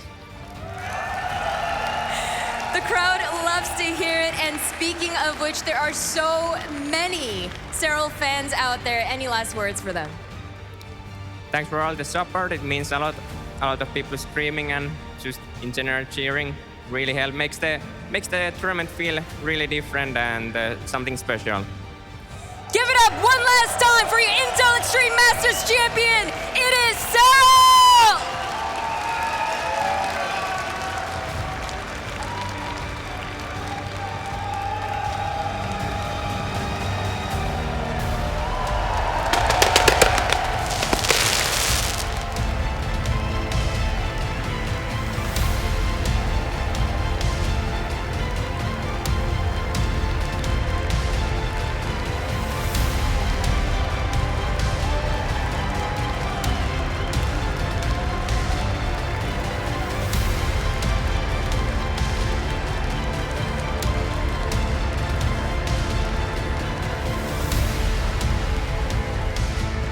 Scenes here from the Intel Extreme Masters as Serral has finally shrugged off any repercussions from the previous tournaments, any monkey on his back when it comes to Katowice. He now crowns himself the world champion on this stage that gave him woes in the past years, but he makes it to the very, very top. It's his second world championship throughout his career, and oh my days, how he made it work in this final. 4-3 against the previous reigning world champion, Reina.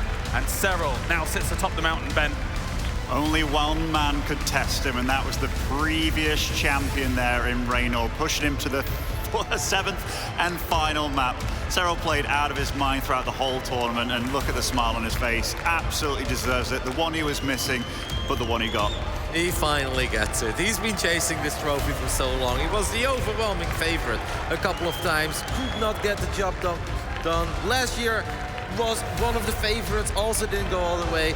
This time he did. He was untouchable all the way up to the grand finals, but we did say he is going to get tested in this best of 7, and boy, he was, James. In that final game at one point, I truly thought it started slipping away from him. But those Vipers, the moment he was actually down 25 or 30 supply, he landed a couple of very big abducts, and I think that those Viper kills is what ended him with the victory in the end. That was one hell of a best of 7. Oh yes, it was. There was no curse when it came to phenomenal games yesterday, leading into today, what was going to happen. But no, we were not disappointed.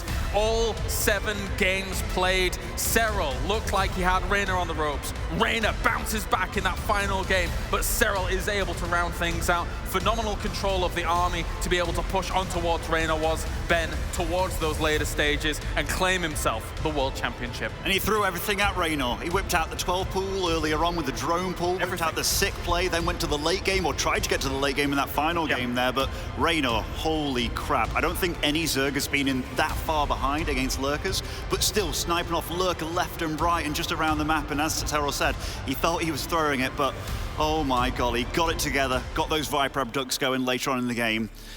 Great way to clinch it out. Yep, Reina got closer than anyone else got to becoming a back-to-back Katowice champion. Just one map away, perhaps one fight away at any given moment in that final game. But in the end, it is Yona who finally gets his hands on that trophy that he's been chasing for so long. Of course, becomes only the second StarCraft 2 player on this planet to win both BlizzCon and Intel Extreme Masters Katowice. Rogue has done it. Serral joins it as well. That was Yeah, that was a series and a half. At first, it was very fast-paced, a lot of short games. Yeah. But we still looked at each other and said, that ain't a bad final. And especially with the storyline, 2-0, the man that's been untouchable, is he just going to run away with it? Suddenly loses 3 in a row. But I said it earlier today, and I will say it again. The mental strength of these players is unreal. Absolutely. We complimented Gabe, we complimented Reina for it, but Sero as well. Because if this is the trophy that you're missing, if this is the one that you've been chasing for so long, and almost the entire tournament has been a walk in the park, suddenly you lose 3 in a row to that, then still turn that around. That is mighty impressive. Absolutely. No, as you say, mental fortitude. To be 2-0 up, to come back 3 games on the side of Reina, to then, as Cyril, take that one map off the back and then push it to that final 7th game. Both sides, just such a well-fought final. Yeah, and I mean, like, on the roll of losing those games as well, he's making misreads, like going for the corruptors and stuff, and it's like, oh gosh, is Cyril crumbling? It's crumbling. Oh. But then, no, he gets right back into it, ties it up, and then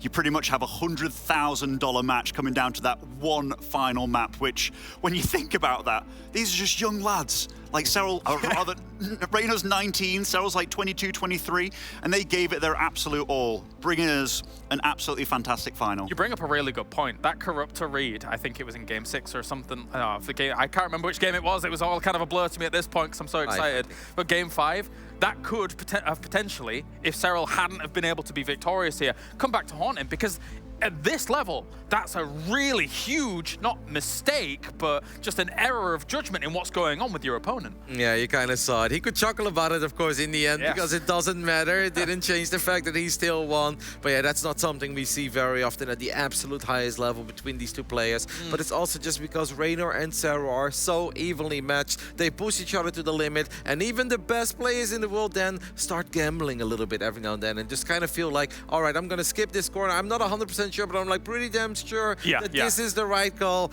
Once in a blue moon, even the goats are going to look silly. But I mean, it was a fun final. It was a good story, a couple of fun strategies, but that final game, that truly had it all. I mean, Reina, he is known to be very clutch, and he almost did the impossible because that game was pretty much over early on. And at one point, we're all like, is he actually doing this? And then right when you start getting very worried for Sarri, you're like, oh no, it's not his year again. He still turns it around. He wins that Viper fight. That had it all. That game 7 truly had it all. And that is it, ladies and gentlemen. We now know our 2022 world champion. It is Cyril here. He finally claims himself the Intel Extreme Masters Katowice trophy. And that's going to wrap it up. I guess I'll give you guys some final thoughts. We're about to wrap things up here. Ben? Final thoughts? I mean, what more to say? It took 2 to make this the final that it was. So yeah, it did. Very big, well played to Reina as well. He played phenomenal, but congratulations to Cyril. Feels it's been too long to see him at the top again. A lot of great victories ahead and exciting games. I'm looking forward to those, Jonah. But it's been a beautiful year. Let's not forget that everything we do over the entire year leads up to this tournament. We've had a lot of very fun DreamHack Masters. We had a couple of other fun events as well that also gave these players EPT points. But in the end, I think right now we've been on a 6-day magical journey of absolute non-stop StarCraft. And every single day, we thought it can get better. And I think even the final day, we were worried because yesterday, we had so much fun. The day before we had so much fun. We're kind of worried, like, is this going to be one-sided? Is this going to be super short? Then Gabe just comes out 2-0 over Reina at first. Couldn't close it out, but that still made for one hell of a semi-final. And then in the end, you have the 2 Europeans that have been pushing each other forward for a couple of years now. One of them, the Katowice champ. One of them, the BlizzCon champ. And they go all 7 games. I mean, I don't think as a StarCraft 2 fan, I can really ask for much more than that. So final thoughts is it was a 10 out of 10 StarCraft 2 week. Nigh on perfect. Yeah, thanks, right. Thank you very much, gentlemen. Thank you very much to everybody tuning in around the world as well. That is the World Championship in the books here as the Intel Extreme Masters Championship goes to Cyril. He wins himself $170,000 as well as the title of World Champion once again. We'll see you next time for more StarCraft action. Shadows, I've come to make a name, ready for battle, cause I got a thing to claim, think that I'll crumble, I'll show you in the slide. Where you see me coming, better run for cover, cause I'm not slowing down, I'm never going under. I survived the pain, I know it.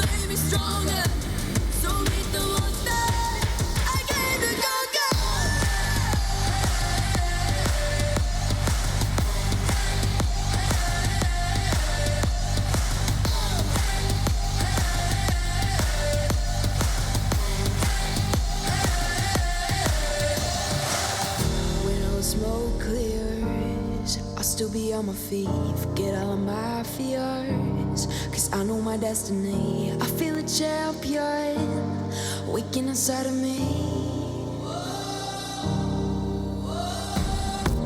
It's in motion, the legend's begun. This is my moment. Can't break my focus, know where I'm going. This is my moment. Where you see me coming, better run for cover, 'cause I'm not slowing down, I'm never going under. I survived the pain, I know it made me stronger. So meet the monster, I came to conquer.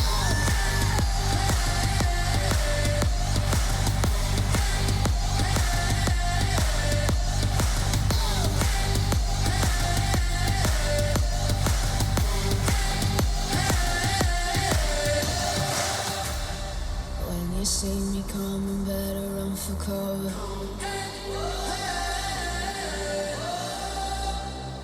I survived the pain, I know it made me stronger.